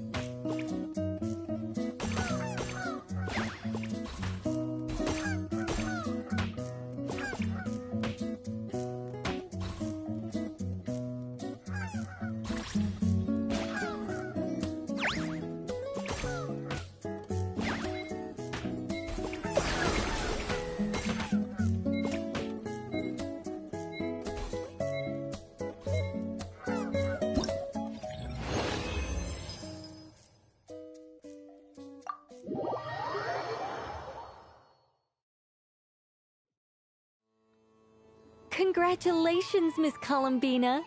With your great wisdom, you have overcome every obstacle in your path. Fate? Well, something to that effect. If you'd prefer something more poetic, you could even go with the challenge posed to you by Dodeko. All my hopes are now resting on this. Can I open it now? Stop teasing me! Please, I'm begging you. No more talk. Just open it. Wow. What a lovely sculpture. classic and cute at the same time. Thank you, Miss Nicole. I'll always treasure it. Ah, there we go. Music to my ears. You have my sincerest gratitude, Miss Columbine. Thank you for sharing your precious time with me. Don't mention it. You've all done much to help me. And still, I'm the one receiving all these gifts.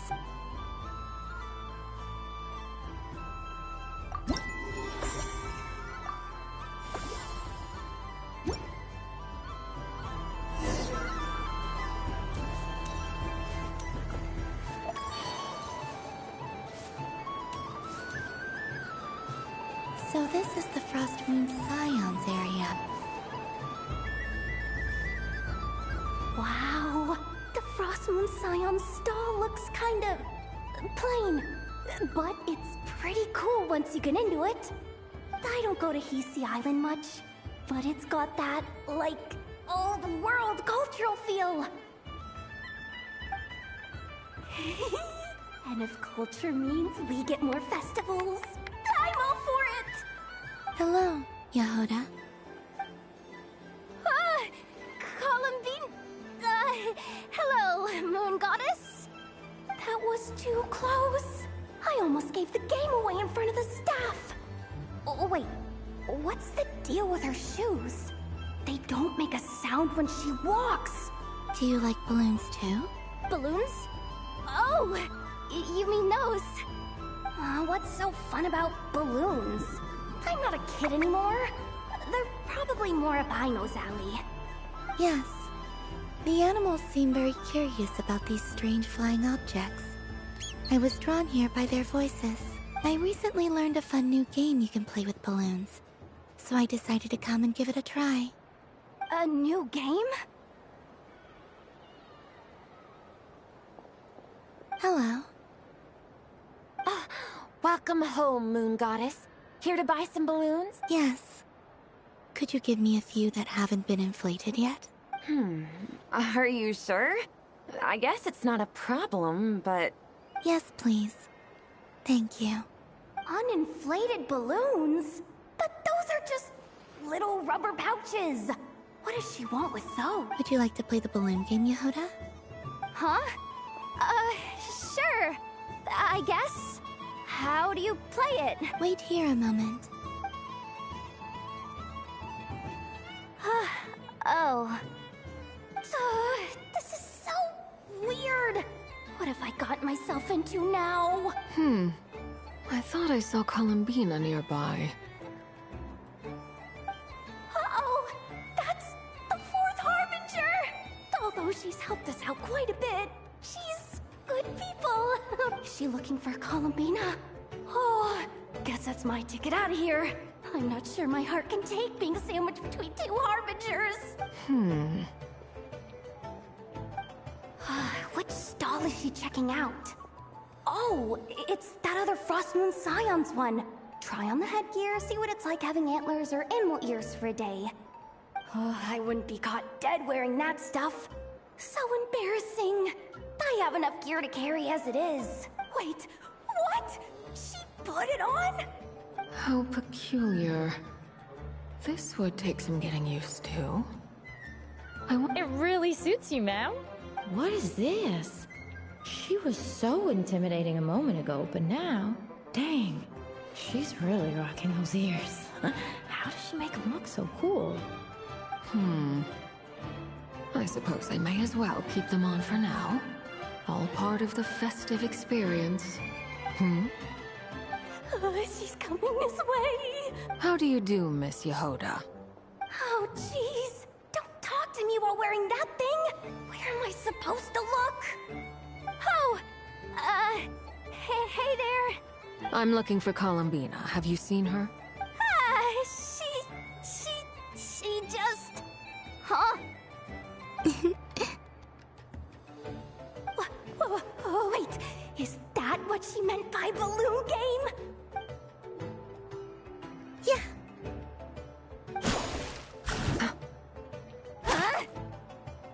No fair! How come I get caught in the crossfire? An ambush from the rear? Is this a declaration of war, Columbina? Would you like to play too, Arlecchino? Seriously? Are they gonna start some beef right here, right now? I believe there is another who would like to join. Boss Nev! Thank goodness! You've gotta get me out of here! Things are kicking off big time! Hello there. I'd like 10... no, make that 20 balloons, please. Uninflated. What? Miss Moon Goddess, I hope you're prepared to pay the price for assaulting my employee. Welcome to the game, Nefer. Just to be clear, let's keep this a fair fight, okay? No strange powers, please and thank you. Naturally. Don't just stand there, Yehoda. Aren't you going to team up with me? Huh? Do I have to? Of course. Don't forget, the Curatorium has a reputation to uphold. I knew something like this was gonna happen.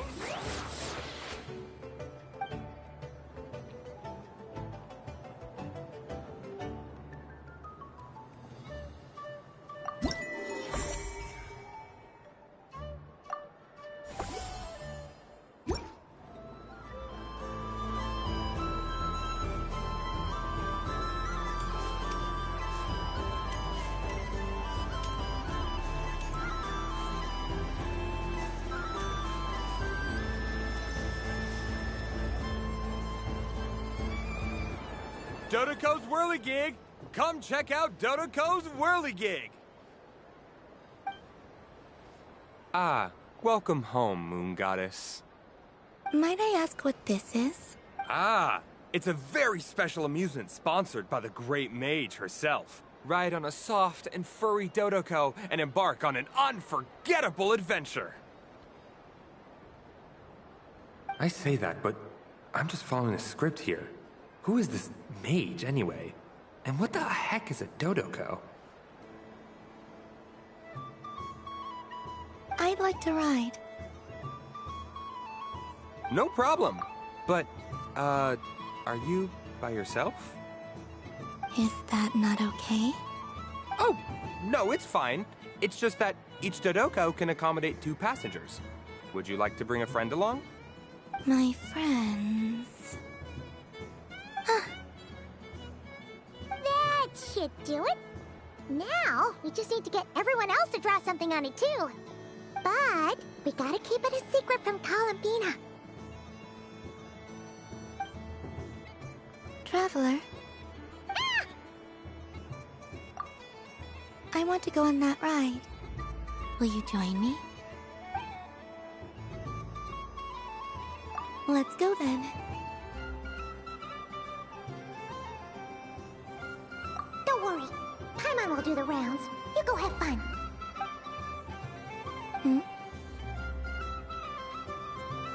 All right. I think we have to wait in line over there. Please take your seats. For safety reasons, you mustn't try to leave the ride before it comes to a complete stop. All right, you're all set. I wish you both a wonderful journey.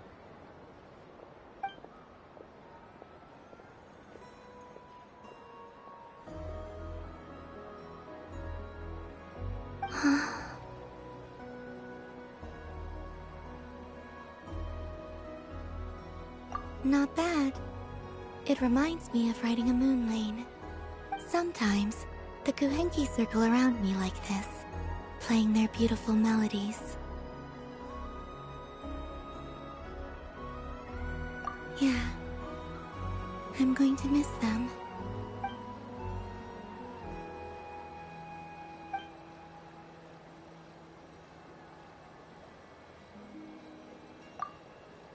It does. I've felt scared in the past, too. But this is a little different. You know something? I got to see a lot of fascinating things during my disappearance. I saw how the Frost Moon Scions act around their families. It made me curious at first. Why do people act so sincere when they're worshipping gods? Slowly. I know. I knew it the moment you started calling out my name. What I fear now is the end. I fear losing all this the very night I have gained it.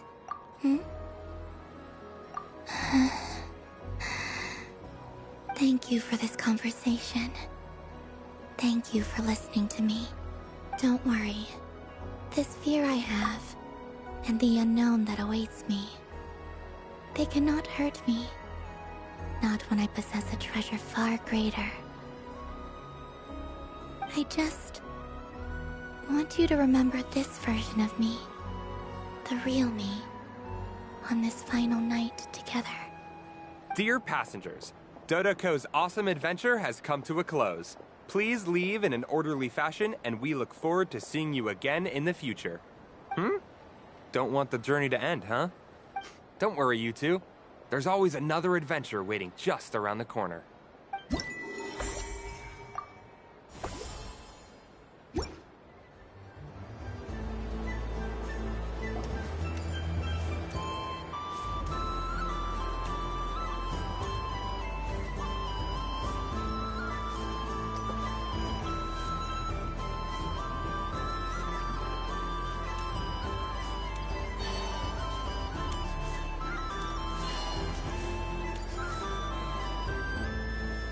Days. I prefer sunny days. Ah, well, you are as warm as the sun itself, Moon Goddess. Very well. I believe your spirit animal has to be this most adorable chic badger. Wow! Thank you, Mr. Talking Magic Lamp. Have a very happy festival, Moon Goddess. Lens? That's you, isn't it? Shh. It's our little secret, my dear traveler in Paimon. Okay, sure, but why are you here selling sugar sculptures? Everyone celebrates in their own way. After gazing into the abyss and spending time around gravestones all year, what better way to relax than to see sunny smiles on the faces of the living? Besides that, I like to think of myself as a fair judge of character. I dare say matching personalities to confection suits me rather well. That's not what Paimon was talking about. Aren't you afraid that your true identity might be exposed? Should I be? There is all manner of magic in the air this moon prayer night, thanks to the work of the great mages. I see Miss Columbina is hiding in plain sight. Why should I not do the same? Fair enough. You got a point there. People who don't know you will probably think you're just a talking lantern. Well, now that we see eye to eye, what brings you here? Not a search for your spirit animal, I presume? Well, actually... Here, see for yourself. Oh, this is... How one... Yeah! We just met Varka, and he said that having everyone draw their own section was kind of boring. Varka. Ever the maverick. In that case, I shall paint something on Mr. Albedo's behalf in a short while. What? Why not now? Ahem. Welcome home, Moon Goddess. Phew, that was close. Hello, Flins. She recognized you right away! What keen eyes you have, Miss Columbina. Especially considering they are shut. I did not see you. Rather, I sensed you. I can sense the fluctuations in Kuvaki all around me. One would expect no less of the Moon Goddess. Might I interest you in some candy? Yes, please. Excellent. I shall make some for you right away. Something the matter, Miss Columbina? What about my spirit animal? All the other children carrying sugar sculptures are talking about it. Wait, is she taking the test seriously? My apologies. How could I neglect that? You are quite right, Miss Columbina. Every one of us has a magical creature living in their heart. Would you permit me to help you find yours? Yes, please. Do you prefer the day or the night? Night. Which of the 4 seasons is your favorite? Winter. Think of a perfect day. What is the weather like? Sunny, rainy, or perhaps cloudy? Rainy in the morning, sunny at night. What kind of answer is that? Forests, lakes, and open seas. Which do you prefer of these? I like them all. Imagine you opened your very own shop. What would you sell there? Moonlight, I think. Wow! Paimon would totally shop there. It wouldn't cost anything. You'd just need to visit. Aha! I believe I know what your spirit is. Here. For you. Oh, it's a Kohenki! Indeed. A free-spirited being with a deep love for all things here in Nocturne, who selflessly lends her aid to as many people as she can reach. It is the perfect fit for you, Miss Columbina. Thank you. It would be my honor. But you shall have to forgive me. We have known each other for quite some time. I doubt there is any answer I could give that would come as a surprise to you.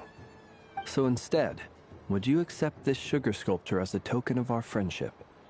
It's a lantern. Hey, why don't you two go enjoy your candy over there? Paimon wants to try out this spirit animal thing too. Right, Flint's? Come on, play ball. I got this drawing done. But I want to hear Paimon's answers. But it'll probably take ages. Paimon's a complex soul. And we don't want your candy to melt while you wait, huh? Oh. Okay then.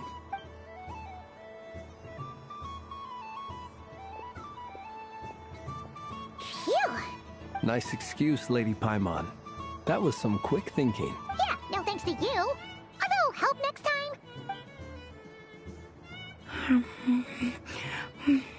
It's sweet. Is that Lockaberry? I wonder what flavor the Traveler got. This way, this way!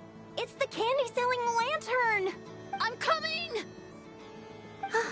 Of course. Traveler, maybe we can share? Yes.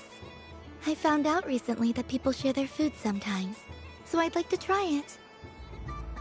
Or... is that a no? Thank you.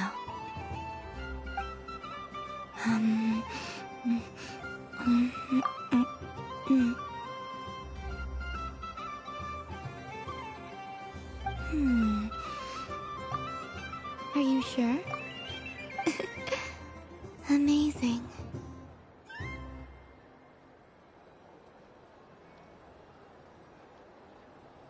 My sugar sculpture has shrunk, yet my heart is filled. I will remember this feeling.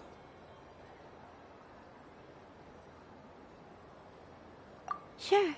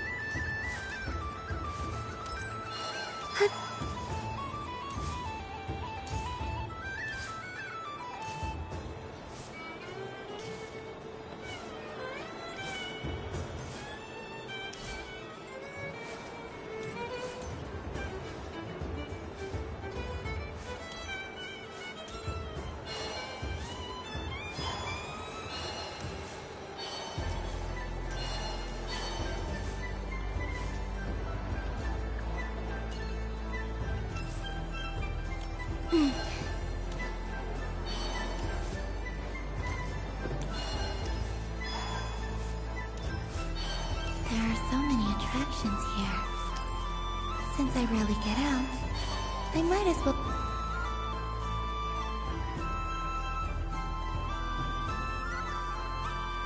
This doesn't make any sense! How am I magical time! Wait, Ineffa, you're cheating, aren't you? I am not cheating, I know. Uh-oh, sounds like Ineffa's turning into a big baloney bot. I think it's time for some serious... Moon Goddess, help me. Miss Columbina, I know, is attempting... What the... I'm not the cheater! You're the cheater!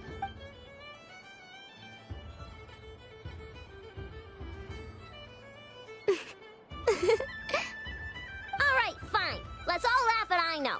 Just you wait till I get home, because I'm gonna make a game bot that can win 100% of the time. Let's see you laugh when I come back and beat your butts. You'll all have your heads covered in stickers when... We came to check everything was okay after all that yelling, but,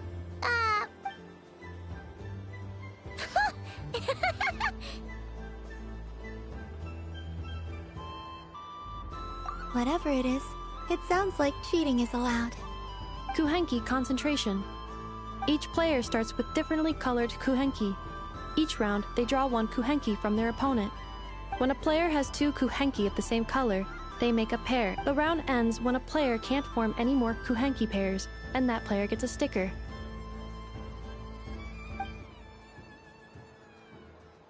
Ooh! That is fine, so long as the turn order is fixed beforehand. Alrighty then. In that case, the two of us will join as one team. Okay, but if you lose, you're both getting stickered. I don't want to hear any excuses. Sure. And if we win? If you win, only one of you gets to sticker someone else. I have taken to calling this. I know logic. Hey, lay off me, alright? Okay, so we're starting the game from scratch again, which means all my stickers so far don't count. Looks like Luonatar is the Kuhenki of honor for this game.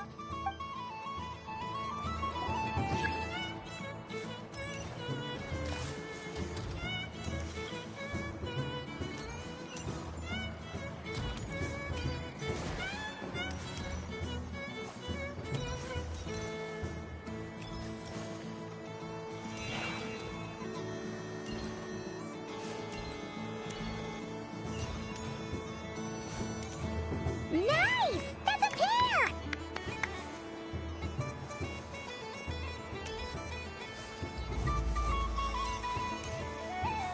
Go, go, fly!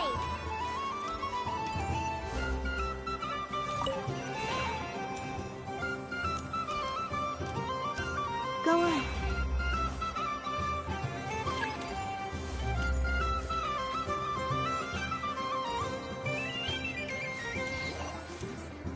I have a pair.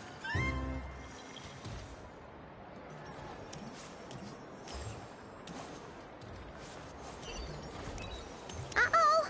We gotta pick up the pace!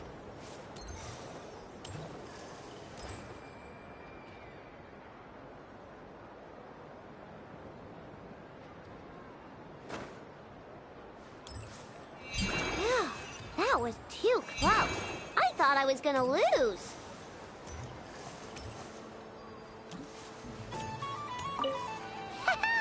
Let's see who's gonna be the unlucky one.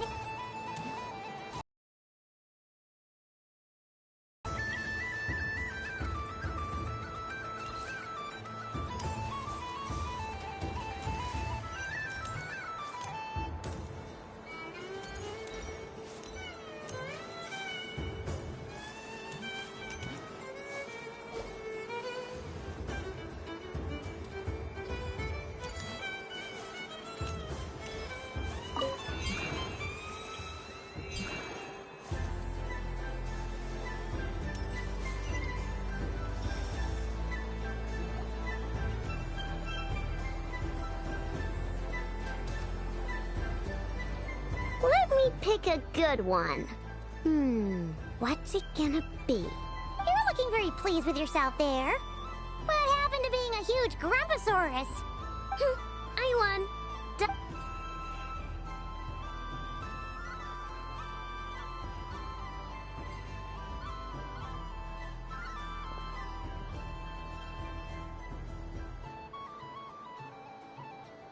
Oh, me again? Don't fidget too much, Aino, or the sticker's going to fall off. I don't care. If it falls off, it falls off. If a pair of Kuhenki get discarded, why not a pair of stickers? Huh? Huh?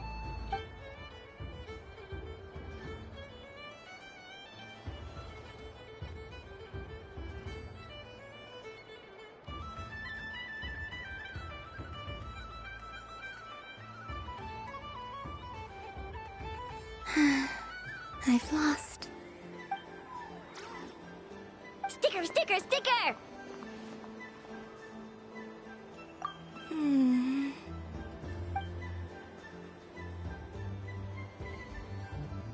Cute! You think so?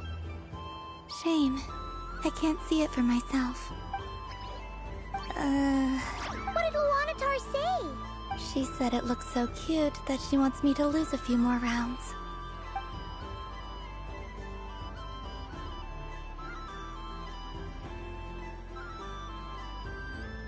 Who put these stickers on Paimon's eyebrows? Ugh, she can barely see! Alright, now, I think we got enough evidence to prove that there's a serious problem here. Yes, I agree as well. The culprit is... Ineffa! Culprit? What did I do?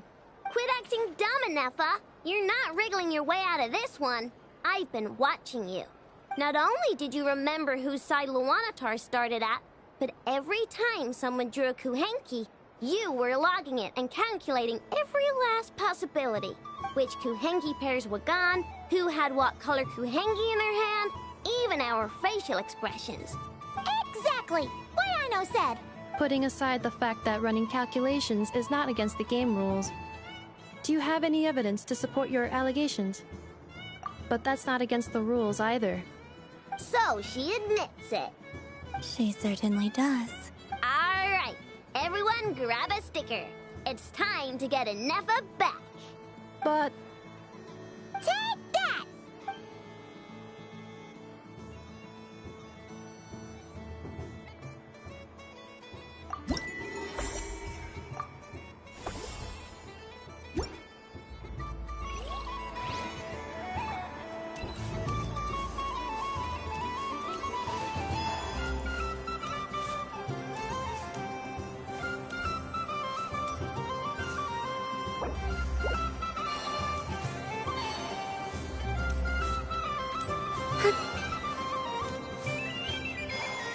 What's this?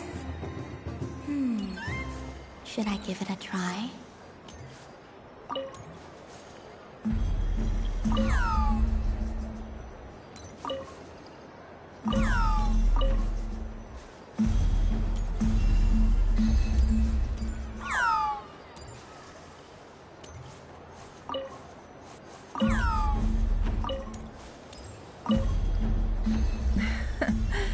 That was fun.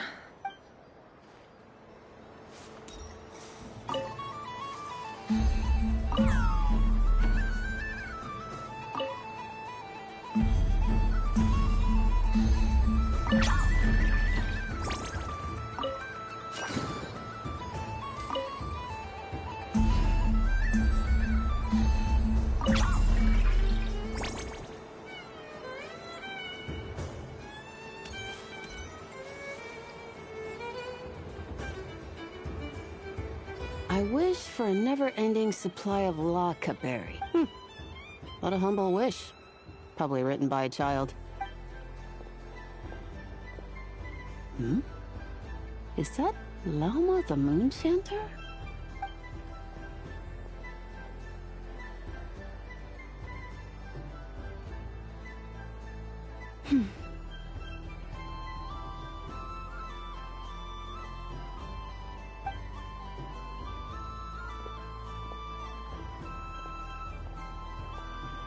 I wish that the long plume ibises would stop biting me. Oh dear, poor Lauma. All right, I'll write that one down for you. I got it.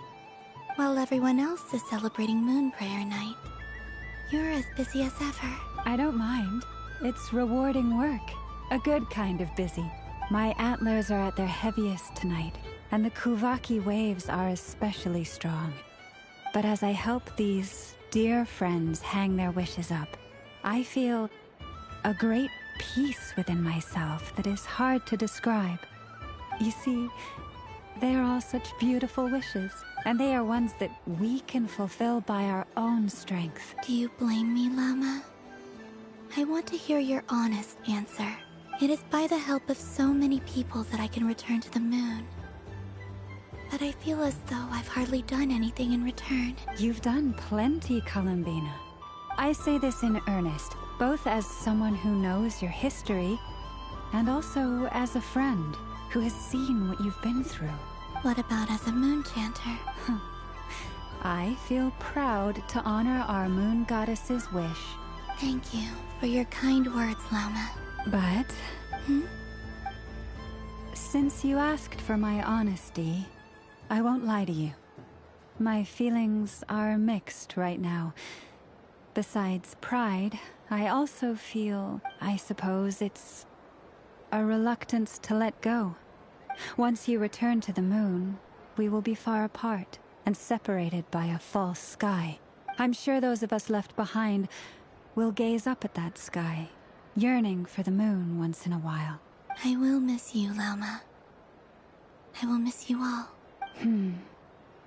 I hope to stay in touch. I will try and find some way to send messages down from the moon. Perhaps you could use Kuvaki. I've heard Yehoda say that signals can be sent using long and short waves, or strong and weak lights. That sounds a little complicated. What if we forget what the signals mean? We could prepare a codebook beforehand, but... You're right. It wouldn't really suit you. Still, whatever happens, I believe that you will find your own unique way of communicating with us. And now that I think about that, my heart feels lighter. Because you trust in me? Yes. I have faith in you, and in the power of truth. In my experience, the truth tends to be difficult. But that's what makes it stand out from what is false. So I'm confident that your thoughts and your love will shine through the curtain of lies. We will know it when we see it. Thank you. Now, could you help me hang up my wish? Is this? I wish that all who dwell in this moonlit world can find a place to belong. And I wish that I shall one day see my friends again. It's 2 wishes. I hope that's not too greedy of me. Not at all. And I think you speak for us all with the second one.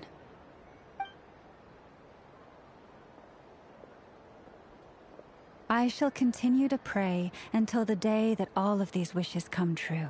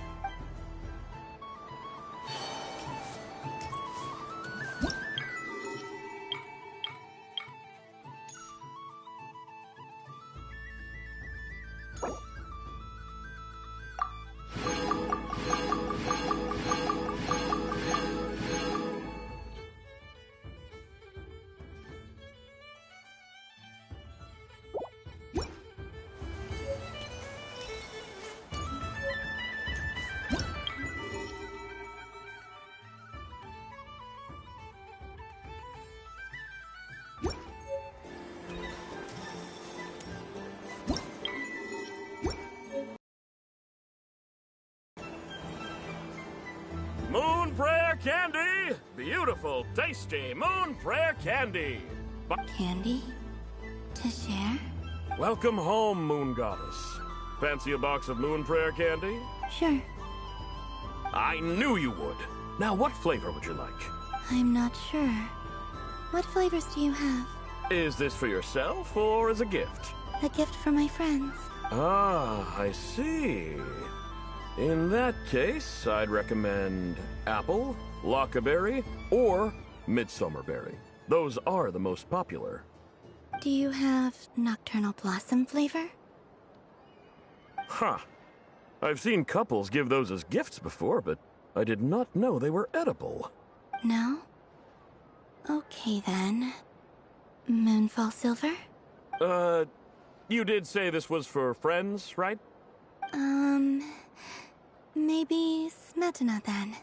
Hey, now that's a creative idea! I've never tried it before, but if you're happy to wait, I can see about whipping up a batch on the spot. While we're at it, you got any other ideas?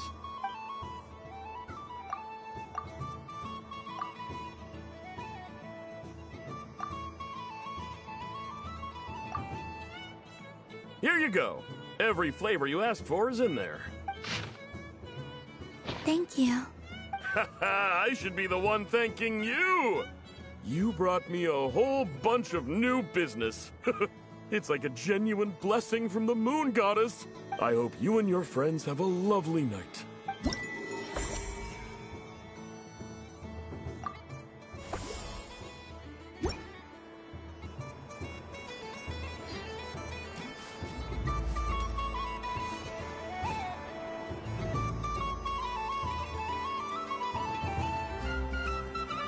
Well, look who it is. I heard someone went and disappeared on us the moment we let her out of our sight. They looked all over for you. Frankly, I didn't think you'd be back for Moon Prayer Night. Were you worried about me, Sandrone? You would like that, wouldn't you? Do you even hear what you're saying? It seems to me like you disguised yourself with festive headgear, just so that you could come see me on Moon Prayer Night and make sure I'm okay. You? I thought you couldn't see. I cannot. But I sense the confusion of those around us rippling through the Kuvaki currents. Based on what I know about you, let me guess what you're wearing. Is it cat ears? Shut up! I'm only here to protect the Fatui's interest in this territory. Running into you was pure bad luck. Really? But you were the one who asked Arlecchino to help everyone find my name. Columbina! Ugh! Just one more word, and I'll unscrew your vocal cords. It's Columbina hyposelenia now. Tell someone who cares. I've missed you, Sandrone. The whole time I was gone, I was thinking. I hope I get a chance to say some ugly words to you. Is that supposed to be a joke? Anyway, let's go play that game. What? You mean that frostfin whale? Yes. It's some kind of game where you get bitten if you step on the wrong tooth. Seems like fun. Who in their right mind would wanna... Because you're not a scaredy cat.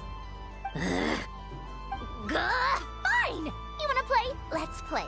Don't complain when I kick your sorry butt. Lovely. You old geezer! I'm gonna beat the pants off you! Just you watch! I almost forgot. Sandrone? What is it now? You'd better not lose, or I'm going to beat your head in. What? Allow me to demonstrate since I'm feeling so nice. You just step on the teeth, like this.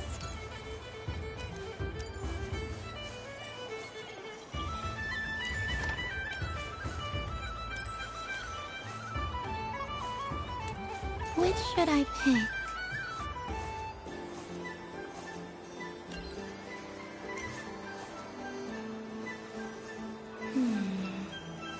I'm getting a bad feeling from this one. Sensing Kuva. Your turn, Sandrone.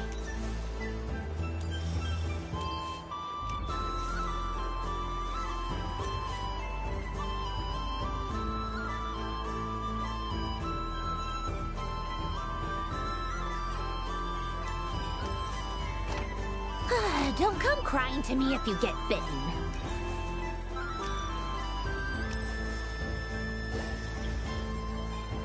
There are less and less teeth remaining.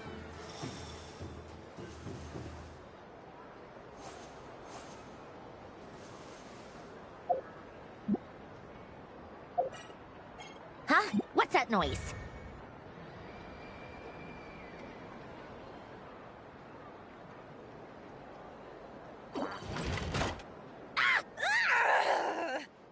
I think you might have picked a bad tooth, Sandrone.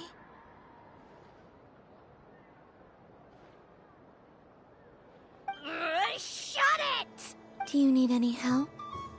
It seems like you're stuck.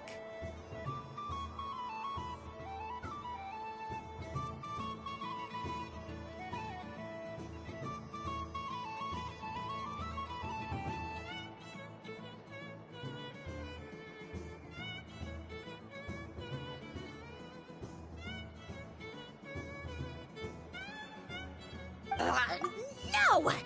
It's just a blasted toy! How is its grip this strong? Stop laughing! All right. Well, you lost. So just like I promised. Hey! What are you doing? Are you seriously? Hiya! Why, you... Oh, just you wait!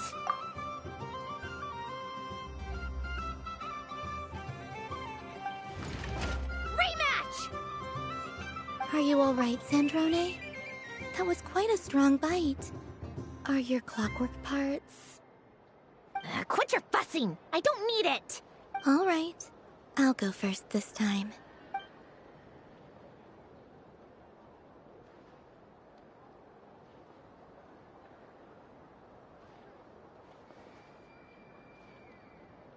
I see it now. She can sense which teeth are rigged. So I just need to avoid the same ones that she does.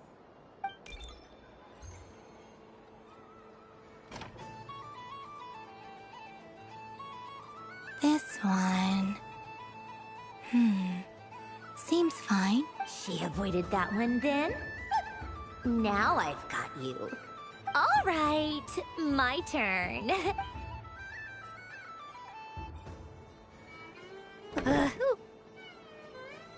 What? Looks like you lost again, Sandrone. Wait! There's more than one bad tooth! Bonk.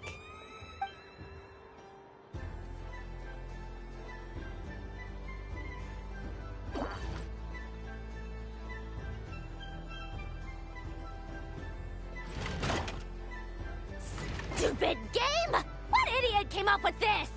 Are you alright, Sandrone? You said some nasty things just now. Oh, I'm peachy. Should I let you bonk me on the head as well? Ah, forget it! Come on, bonk away. It can be your consolation prize for losing so badly. I told you, forget it! Gah, you've always been so annoying. Singing right outside my door, inviting yourself to my tea parties, going AWOL. And now you're off to the moon or something. Of all my days with the Fatui, the times I spent with you, Arlecchino, and Rosaline, they were my favorite. I will not forget them. Just as I shall not forget this moment. We'll always be friends, no matter where we are, right? Who'd want to be your...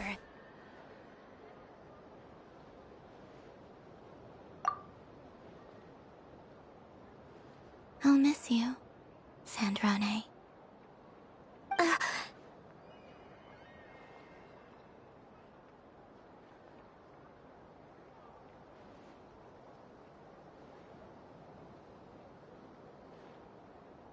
Goodbye, Sandrone.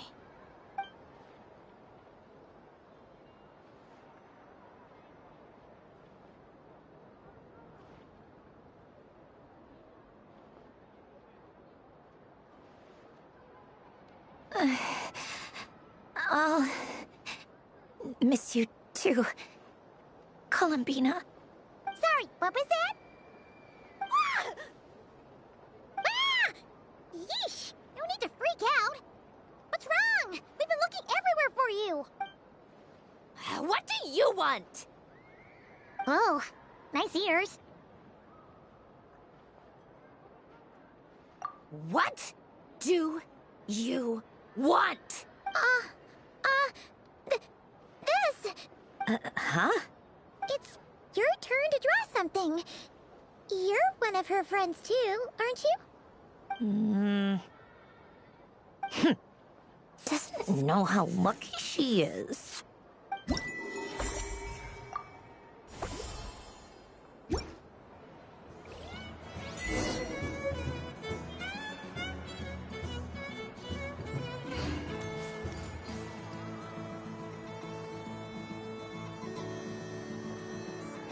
What is going on over here?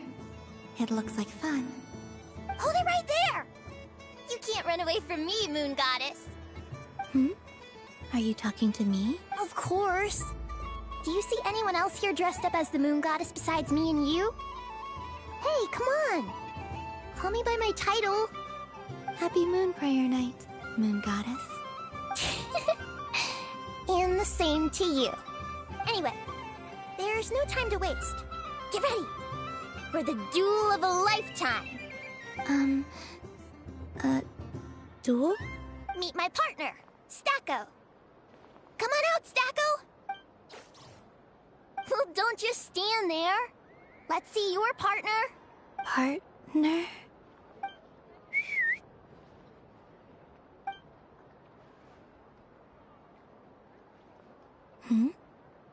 So I need to select a partner and command them in battle. Partner.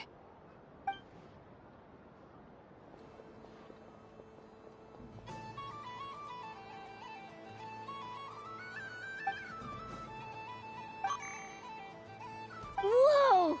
Am I seeing things? Where'd you get a Kuhenki? They're super rare. That's great. But you can only bring one partner to battle against me and Stacko. They all look so eager to be picked. Which one should I choose? This one usually lives in Nasha Town. She likes falling asleep to the sound of striking hammers. But they all look so eager to be picked. I'm not sure what this bot is trying to say, but it seems very happy. Testing! Testing! Oh, this is an emergency broadcast! An exciting battle is about to take place right here at the Nasha Town Special Arena! In this corner, we have the Moon Goddess and her robot partner. And in the other, we have the Moon Goddess and her other robot partner. Ugh, this announcer stuff is harder than I thought. Why does everything I say sound so dumb? Only one Moon Goddess can be victorious in this ultimate battle of destiny! But who will it be? There's only one way to find out! Now, without further ado, let the Battle of the Moons begin! I don't care who we're up against. Stacko and I ain't gonna lose! Let's strike first! Stacko, formation shift! Ho-ho-ho! The robot has kicked things off with a change of formation. But how will this affect the battle? Nope, the other party chooses to attack! Stacko! The hack lands! And if those sizzling sounds are anything to go by, it was very effective! Okay then. Stacko, maintain formation and enter your empowered state. Empowered state? There we go! Now we're talking! Absorbing the immense Kuvaki present on Moon Prayer Night, this lean, mean machine has greatly increased its offensive power! Here it comes! A Lockaberry! Oh, what could the Moon Goddess be planning now? The battle is heating up fast! I'm about to start sweating machine oil over here! Go for it, Stacko! Set Kuvaki to maximum! Can their opponents withstand this blow? And what will this Moon Goddess do? Don't be afraid. And it's the empowered state! Both robots empowered now! The attack comes in, but oh, attack's repelled! What a powerful repulsion! The robot crashes into the wall! Can it keep going? Stacko! Oh, Stacko is down for the count! Our winner is the Moon Goddess! You did your best, Stacko. I'll take you to Ainos for a checkup right away, don't you worry. Well, you beat me fair and square, I guess. Honestly, I think my partner deserves most of the credit. Just you wait. When I'm a little bit older, I'm gonna come back a whole lot stronger. Be ready for a rematch.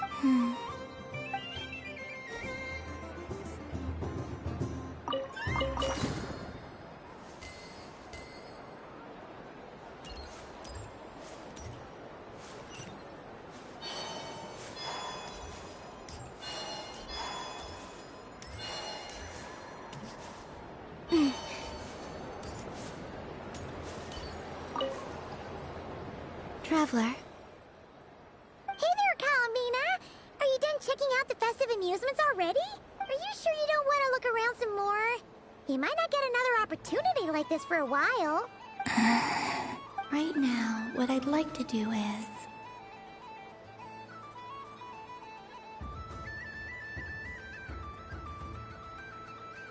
You're right.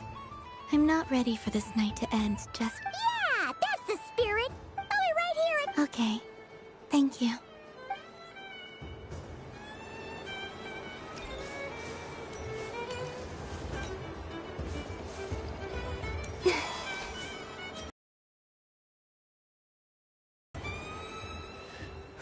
Huh?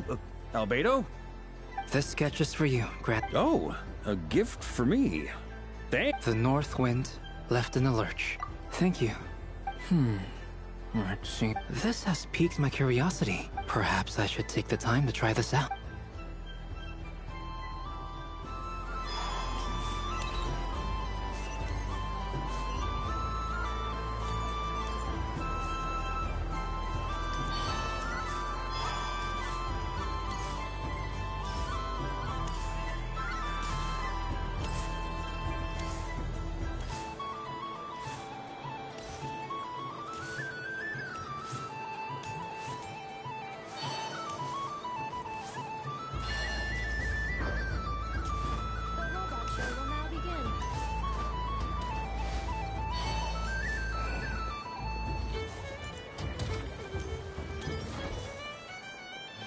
Welcome to the stage. Cool your jet stocking. Combining precision engineering with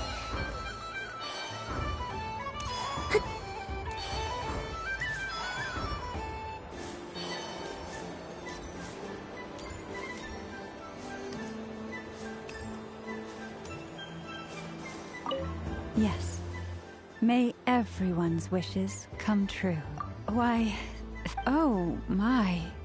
It's so sweet. I'm so accustomed to plain, simple meals that this sweet treat it, but I savor this moment in its entirety.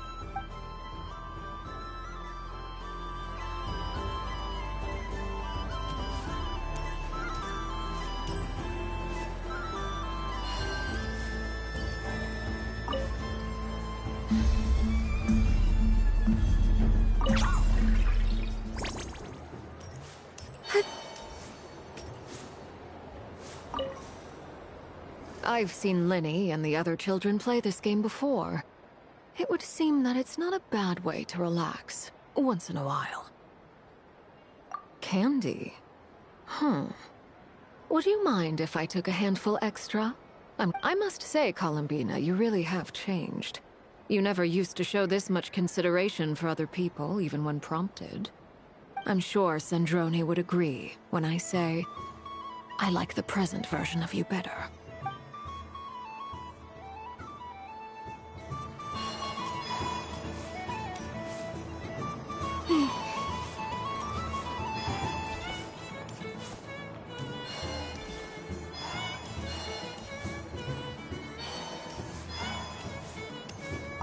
What's there to see on that moon anyway? Let her go up there and cry alone. See if You're giving me candy? That isn't like you. This had better not be some weird prank. Coffee flavor? I thought you hated coffee. It's extra strong too. You didn't do all this just for me, did you? Hey! Don't take it away! I never said I didn't want it. I mean, you can't unmake the candy now.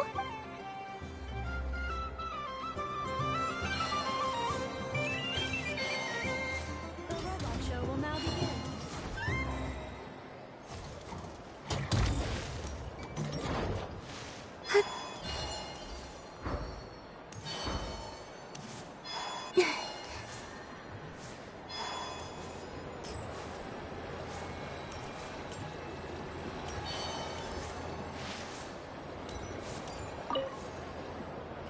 Traveler, Paimon. Columbina! Finished with the festival already? Really? You're sure you don't want to have a little more fun out there? Yes, I am sure.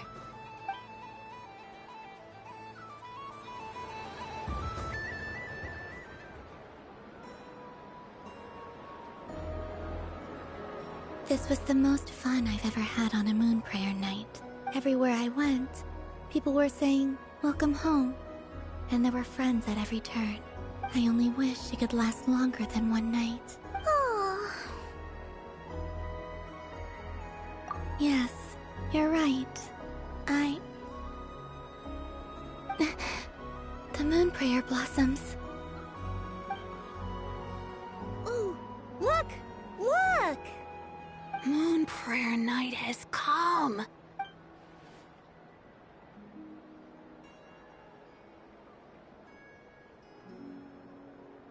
The moon. It's so beautiful. Happy Moon Prayer Night, dear.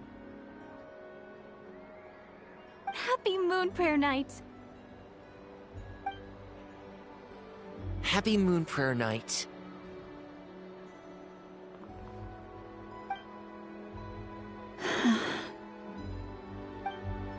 Aww.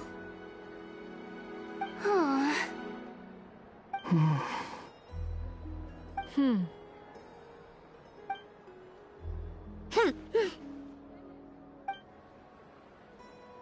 Time flies when you're having fun.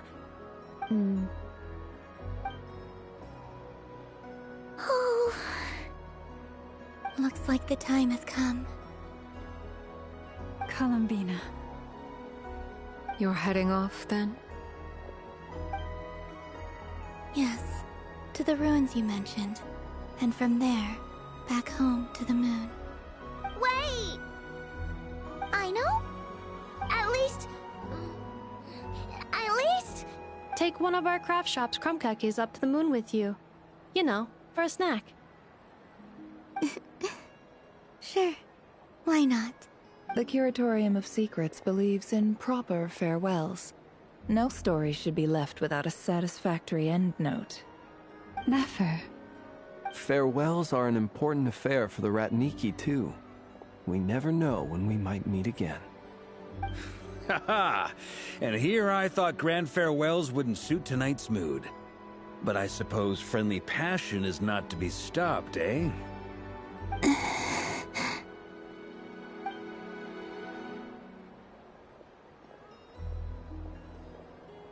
We made a little something for you, Columbina.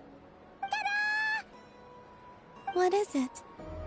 A moon greeting card with drawings by all of your friends.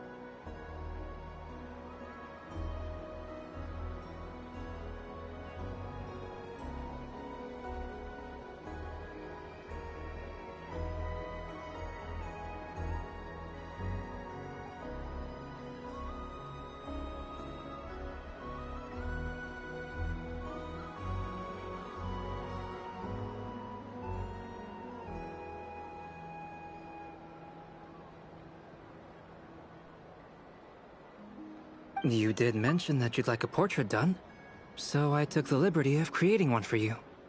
I, meanwhile, did the portrait of Mr. Albedo, and Mr. Varka did the same for me. I mean, I think my work was pretty true to life, don't you think? The picture of Ashru was my doing. The two of you seem to get along rather well. Wait, was I the only one who did a full-body picture? That's so embarrassing. I did pictures of me and Anefa. I did my own portrait and one for Hat Guy. Plus, there's the two mages, Arlecchino and Sandrone. I don't know what to say. Thank you so much, everyone. This whole Moon Prayer night was more than I could have ever asked for. It is the greatest gift I have ever received. Lauma, I figured it out.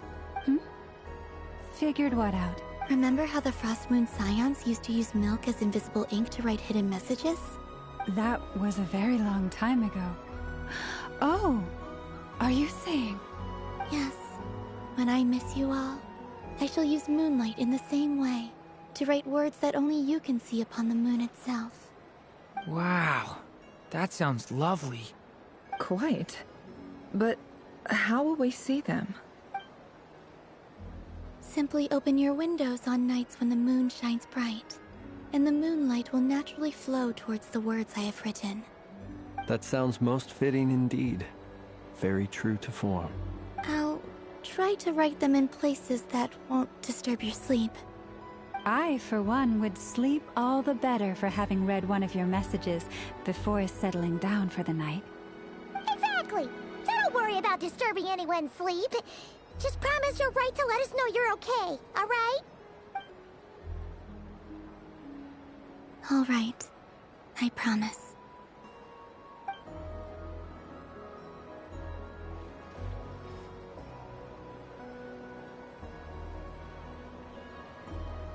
In that case, Columbina. I'm ready.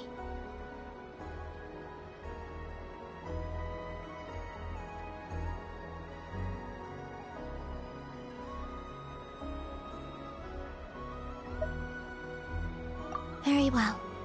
Let's go.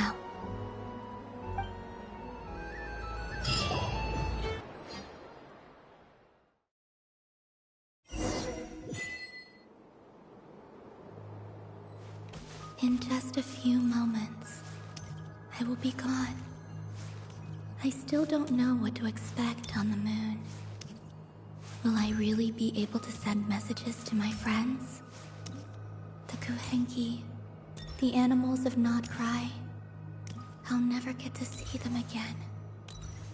I wonder where I'll be when the next Moon Prayer night comes.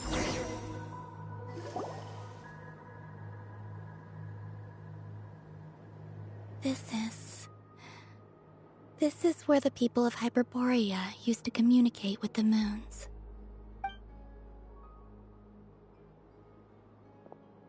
Eternal moon, frost moon, iridescent moon. When the power of all three converge, the gate to the moons shall open. Moon marrow preparations are complete. Only the final step remains. I'm sure Nasha Town is livelier than ever at this moment. Yeah, it's a shame you couldn't be there for it, but it's now or never, right? It's fine. I'm more than happy with this. My last piece of luggage. My only piece of luggage.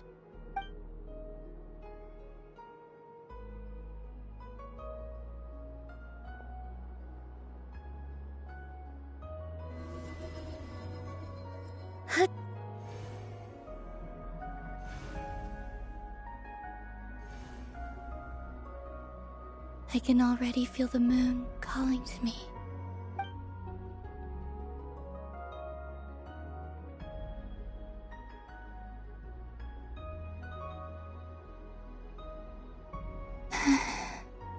Your home lies on the far side of this light, Columbina.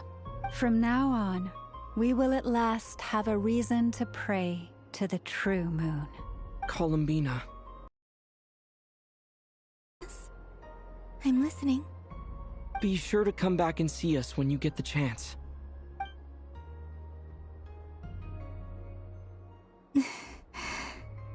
Of course. But if that chance doesn't come, then remember that you have friends on this planet. People who will miss Columbina. Yes, I will. Thank you for everything you've done for me. And remember, come night or day, the moonlight shall always connect us. Well then, farewell, my friends.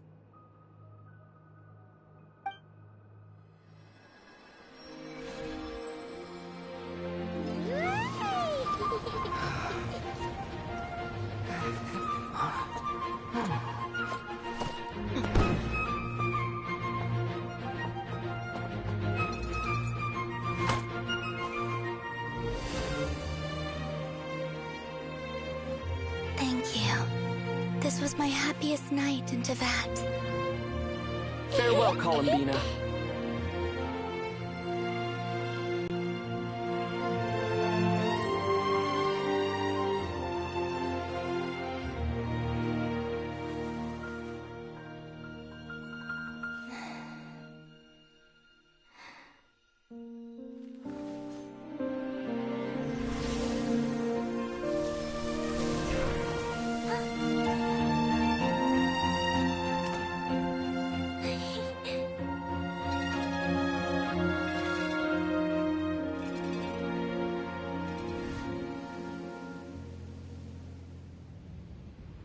The moon really is closer than ever tonight.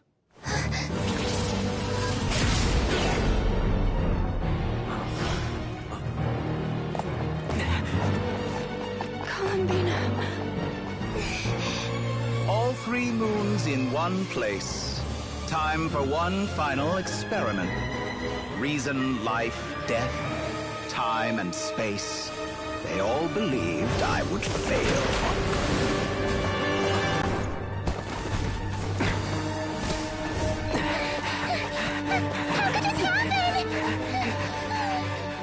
But Tevat's primordial power never did belong to the throne of heaven. And now, they are mine.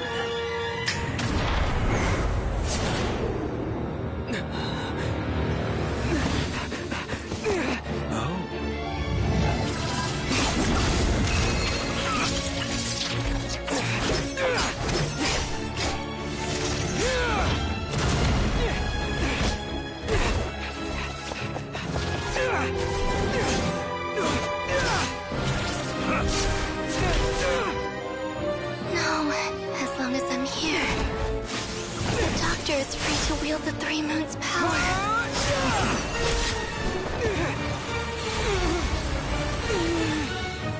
It's the only way.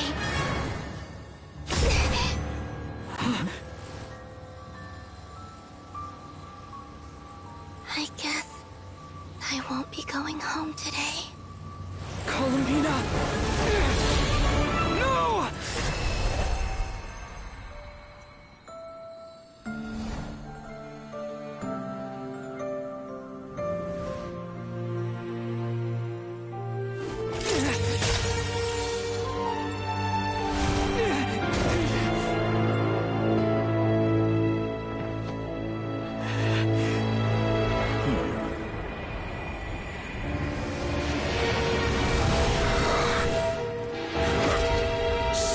World, do not try to control me.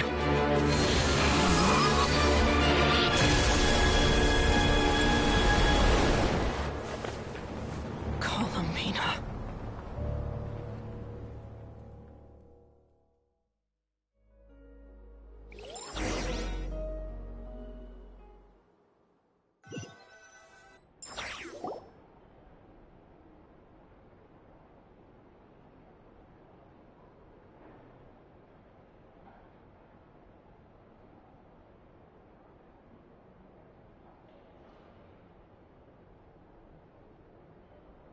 Are you all right? Do your wounds still hurt?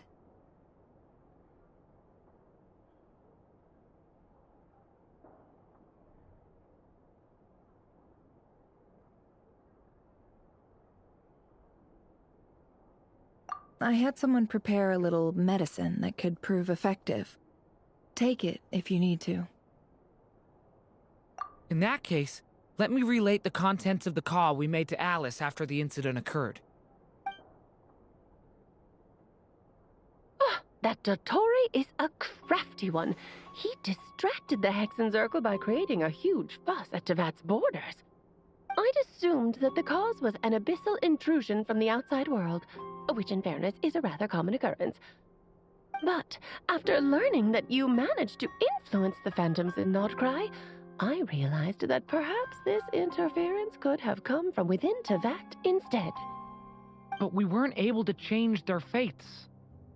True, you couldn't change how their stories ended, but you did build some variables around yourself. Variables? Yes. Things you heard that you could not otherwise have learned. Ideas that would otherwise have never crossed your mind. All these things are variables. Of course, most variables usually pale into insignificance with the myriad of possibilities floating around. But the moment you start treating them as building blocks and intentionally stacking them, that changes things. That's what Dottore did, and it's how he created the necessary conditions so that when you activated the portal tonight, it played right into his plan. However, we have no way of knowing exactly what he did. Yeah, we also need to ascertain Columbina's status. And that about sums it up. As I suspected, Dottore has disappeared completely. If it's any consolation, he wasn't able to control Columbina as he might have wished to. Oh no!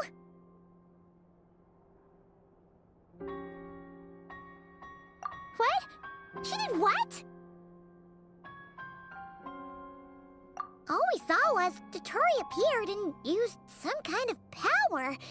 The next thing we knew, he and Columbina were gone and you were falling into the sea.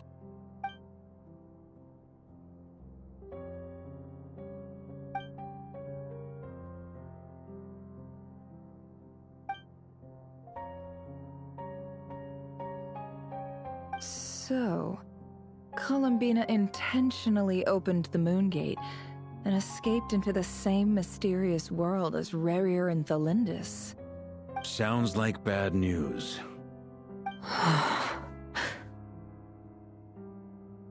Seen in that way, the trilunar syzygy and Revir's emergence, Dottore might have been pulling the strings in both cases. According to Miss Alice, he is attempting to transcend his destiny and finish an experiment that only a god might complete. An utter lunatic. Wait a sec, where's Hat Guy? Seems like he'd want to be here for this. He took off with the Dodo communication device after we spoke to Alice. He said he had a hunch that he wanted to investigate by himself. The look on his face was terrifying. I've never seen him like that before.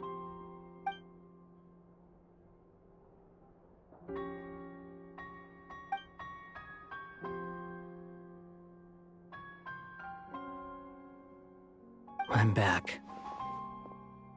Hat Guy! I went to look for the Hyperborean phantoms again. I think I've gotten to the bottom of it. I got them to talk to Nicole on the other end of the communications line. Turns out, the history they describe is different from how Nicole remembers it. Really? But how? Surely Nicole can't have been wrong. Because the phantoms are the ones who were deceived. They speak of a savior who appeared in their history. One who never should have existed.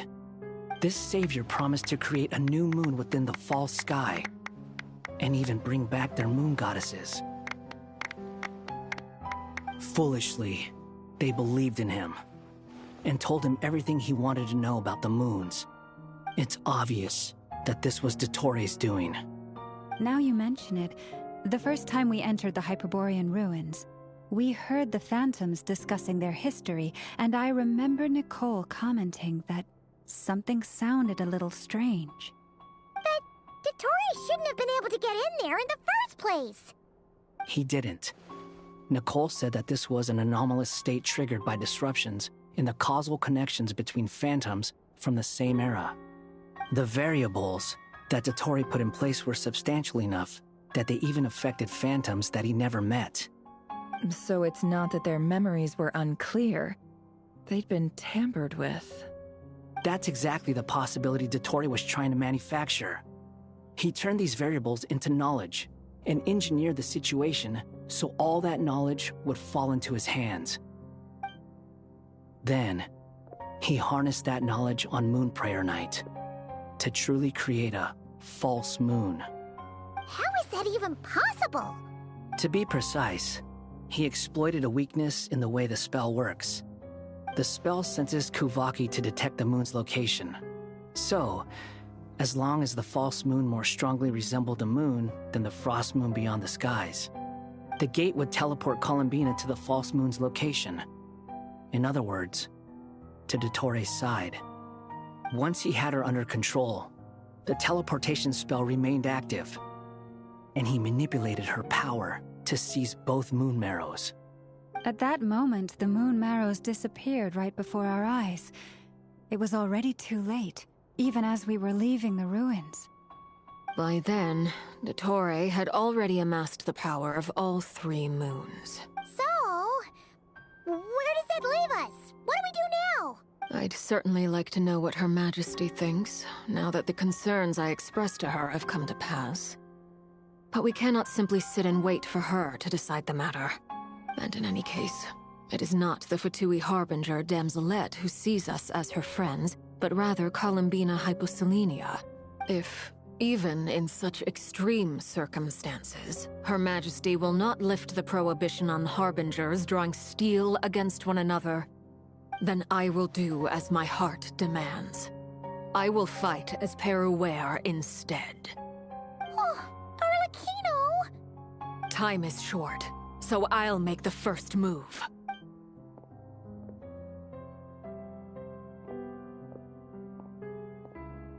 Whew. Even Arlecchino seems to be losing her cool now.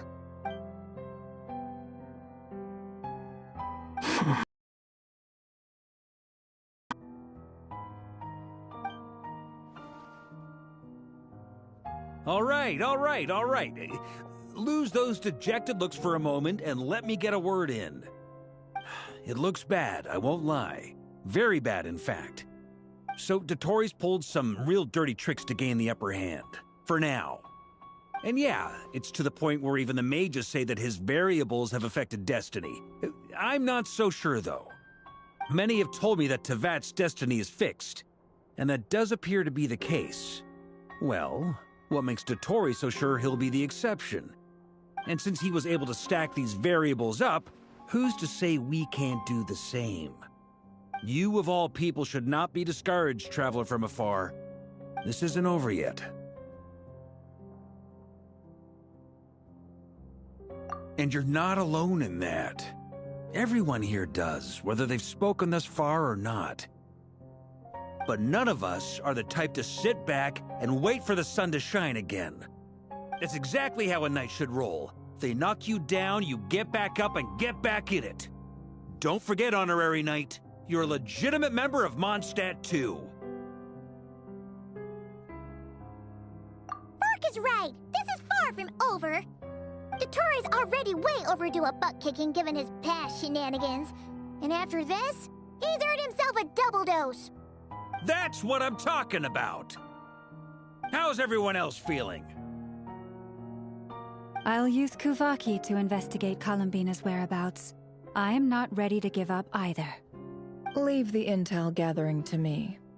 Whatever happens within Nodcry's borders, when the Curatorium of Secrets wants to be in the know, we always find a way. Aino and I will do all we can to support you. We will attempt to reverse engineer Dottore's actions and seek a breakthrough that way. Alice and Nicole are busy dealing with an emergency at Tevat's borders, so they can't return just yet. But they're both very angry about this. They've asked Albedo and me to act on the Hexen Circle's behalf and do everything in our power to fight back against Dotori. Are you ready then? We're going to have to conduct a lot of research, even in the early stages. I'll do my best. As for me, I'm pretty familiar with Dotori's way of doing things, so I can try to predict his next move. I'll help with your investigation. Nice! Looks like we have our basic division of labor. I'll get in touch with Flints and Itlua, get them to have a chat with their Starshiner. It couldn't hurt to bring the Lightkeepers on board as well. At the same time, I'll pass on instructions to the Knights present in Nodcry to assist the Lightkeepers and other organizations in ensuring the safety of those living here. Yeah! We'll show him! That's it then. Good luck, everyone.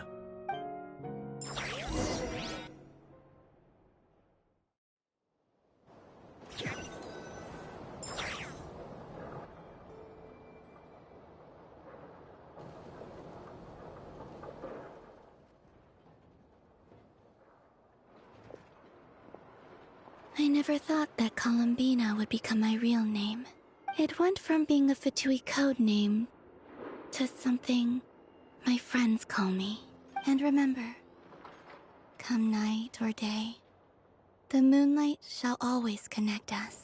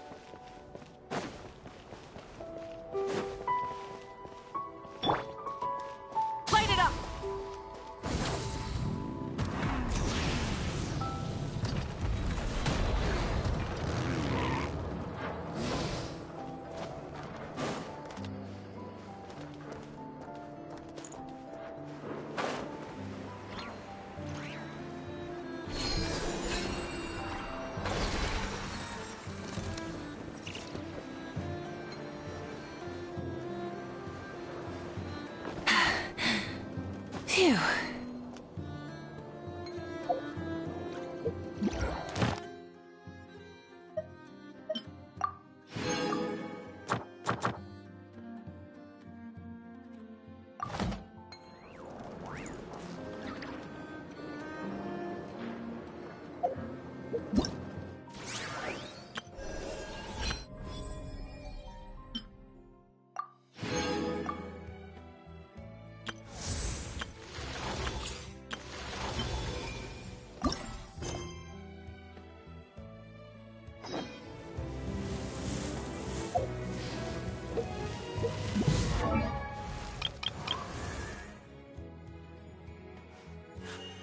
A blade embraces its duty.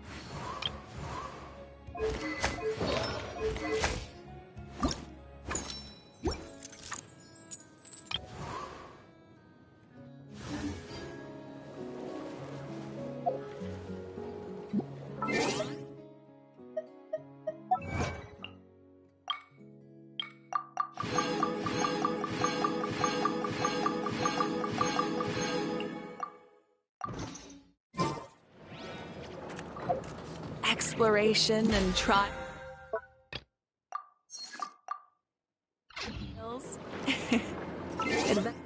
Adventuring is right up my alley.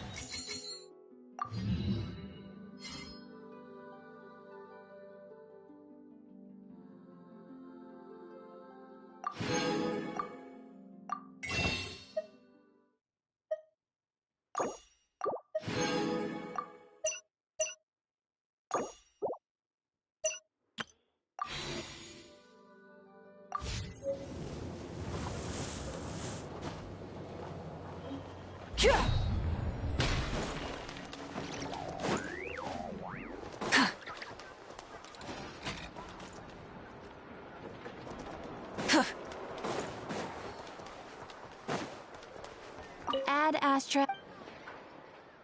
Thank you for complete.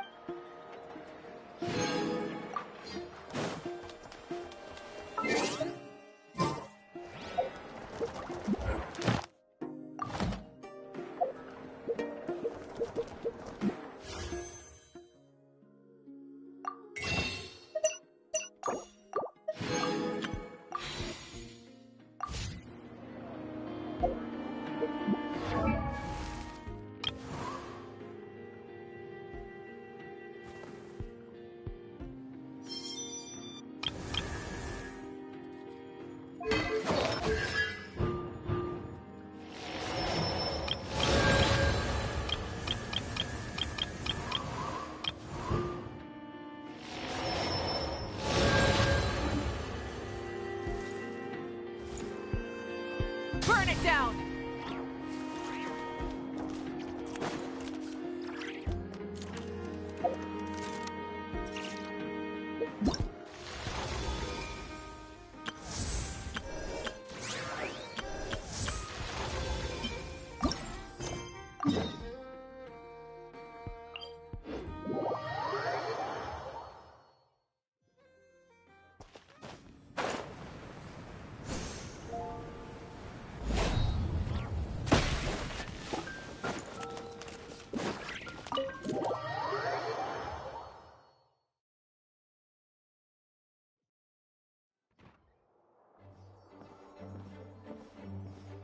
Whoa! This is way too many books, considering this library organizing job is... But seeing it in person is something else. Why, if it isn't Cutie and Paimon.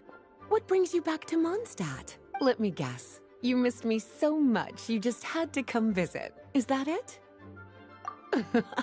You've become quite the flatterer since we last saw each other, haven't you? Found you! We were starting to think you weren't clocking in today. Well, I wasn't planning to.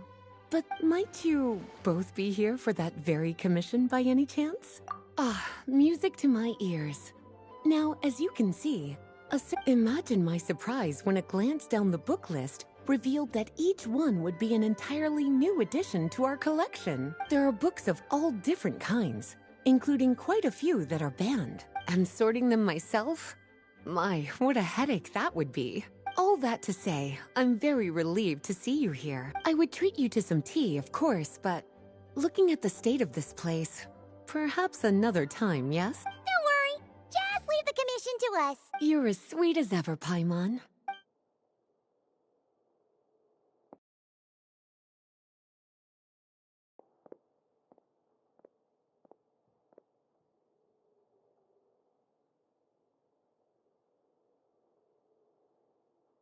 Finally! We made it to the last stack! What even are some of these books? A Hilichurl's Guide to Running for Your Life? Do Hilichurls even read? And what's this one? The Little Witch's Dictionary? Huh. That title's kind of suspicious. And didn't we already sort this area? Did you notice it earlier?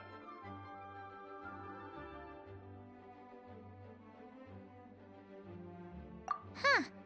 Well, witches always make Paimon think of, you know...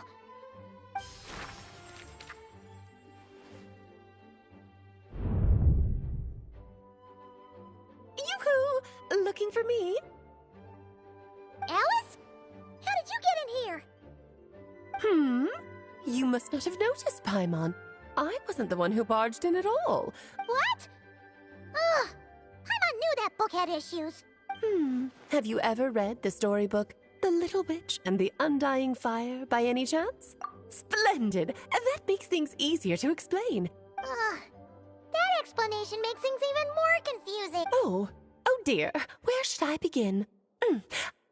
You know the promise the Hexen Circle made to Varka at the Tripartite Conference, yes? Namely, that in Mondstadt's greatest time of need, the mages would return and, well, waiting around for danger to descend upon the land isn't rather than a scenario where we jump in and save the day out of nowhere, it may. Besides, who knows when such a crisis could occur?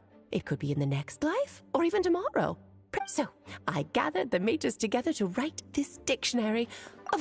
Well, we looked into Barbie's scryglass and came up with a series of tasks, tailored striving toward a common goal, overcoming obstacles alongside trusted companions, becoming better versions. Oh, you make it sound like something bad is... Now, I never said that.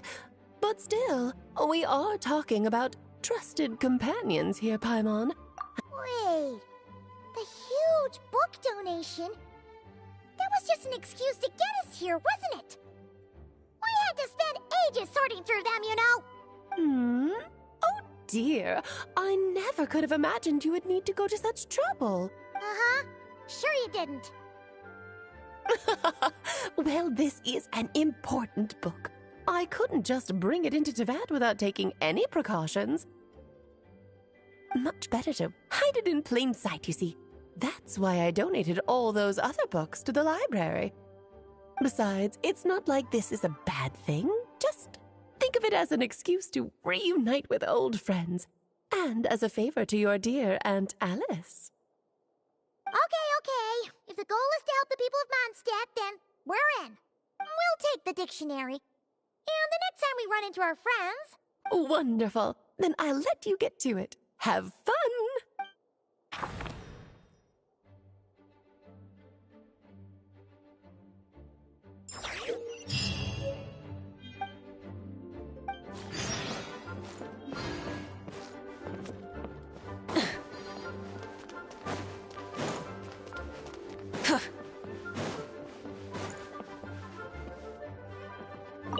Oh, you finished sorting already? That went much faster than I expected. Now then, what would you like in return, cutie? Oh, that's all? Well, don't worry. I won't forget. Ah, so you noticed too. Such strange names, and even stranger contents. Not to mention, this is the largest library in Northern Tevat. Unless... Actually, we just ran into... Trouble, I presume? I think I'll steer clear if it's all the same to you. Besides, if a book exists in this world, then there's a place for them in this library. Better for them to remain here than end up in the hands of someone more suspect. Anyway, here's your payment. Thanks again for all the help.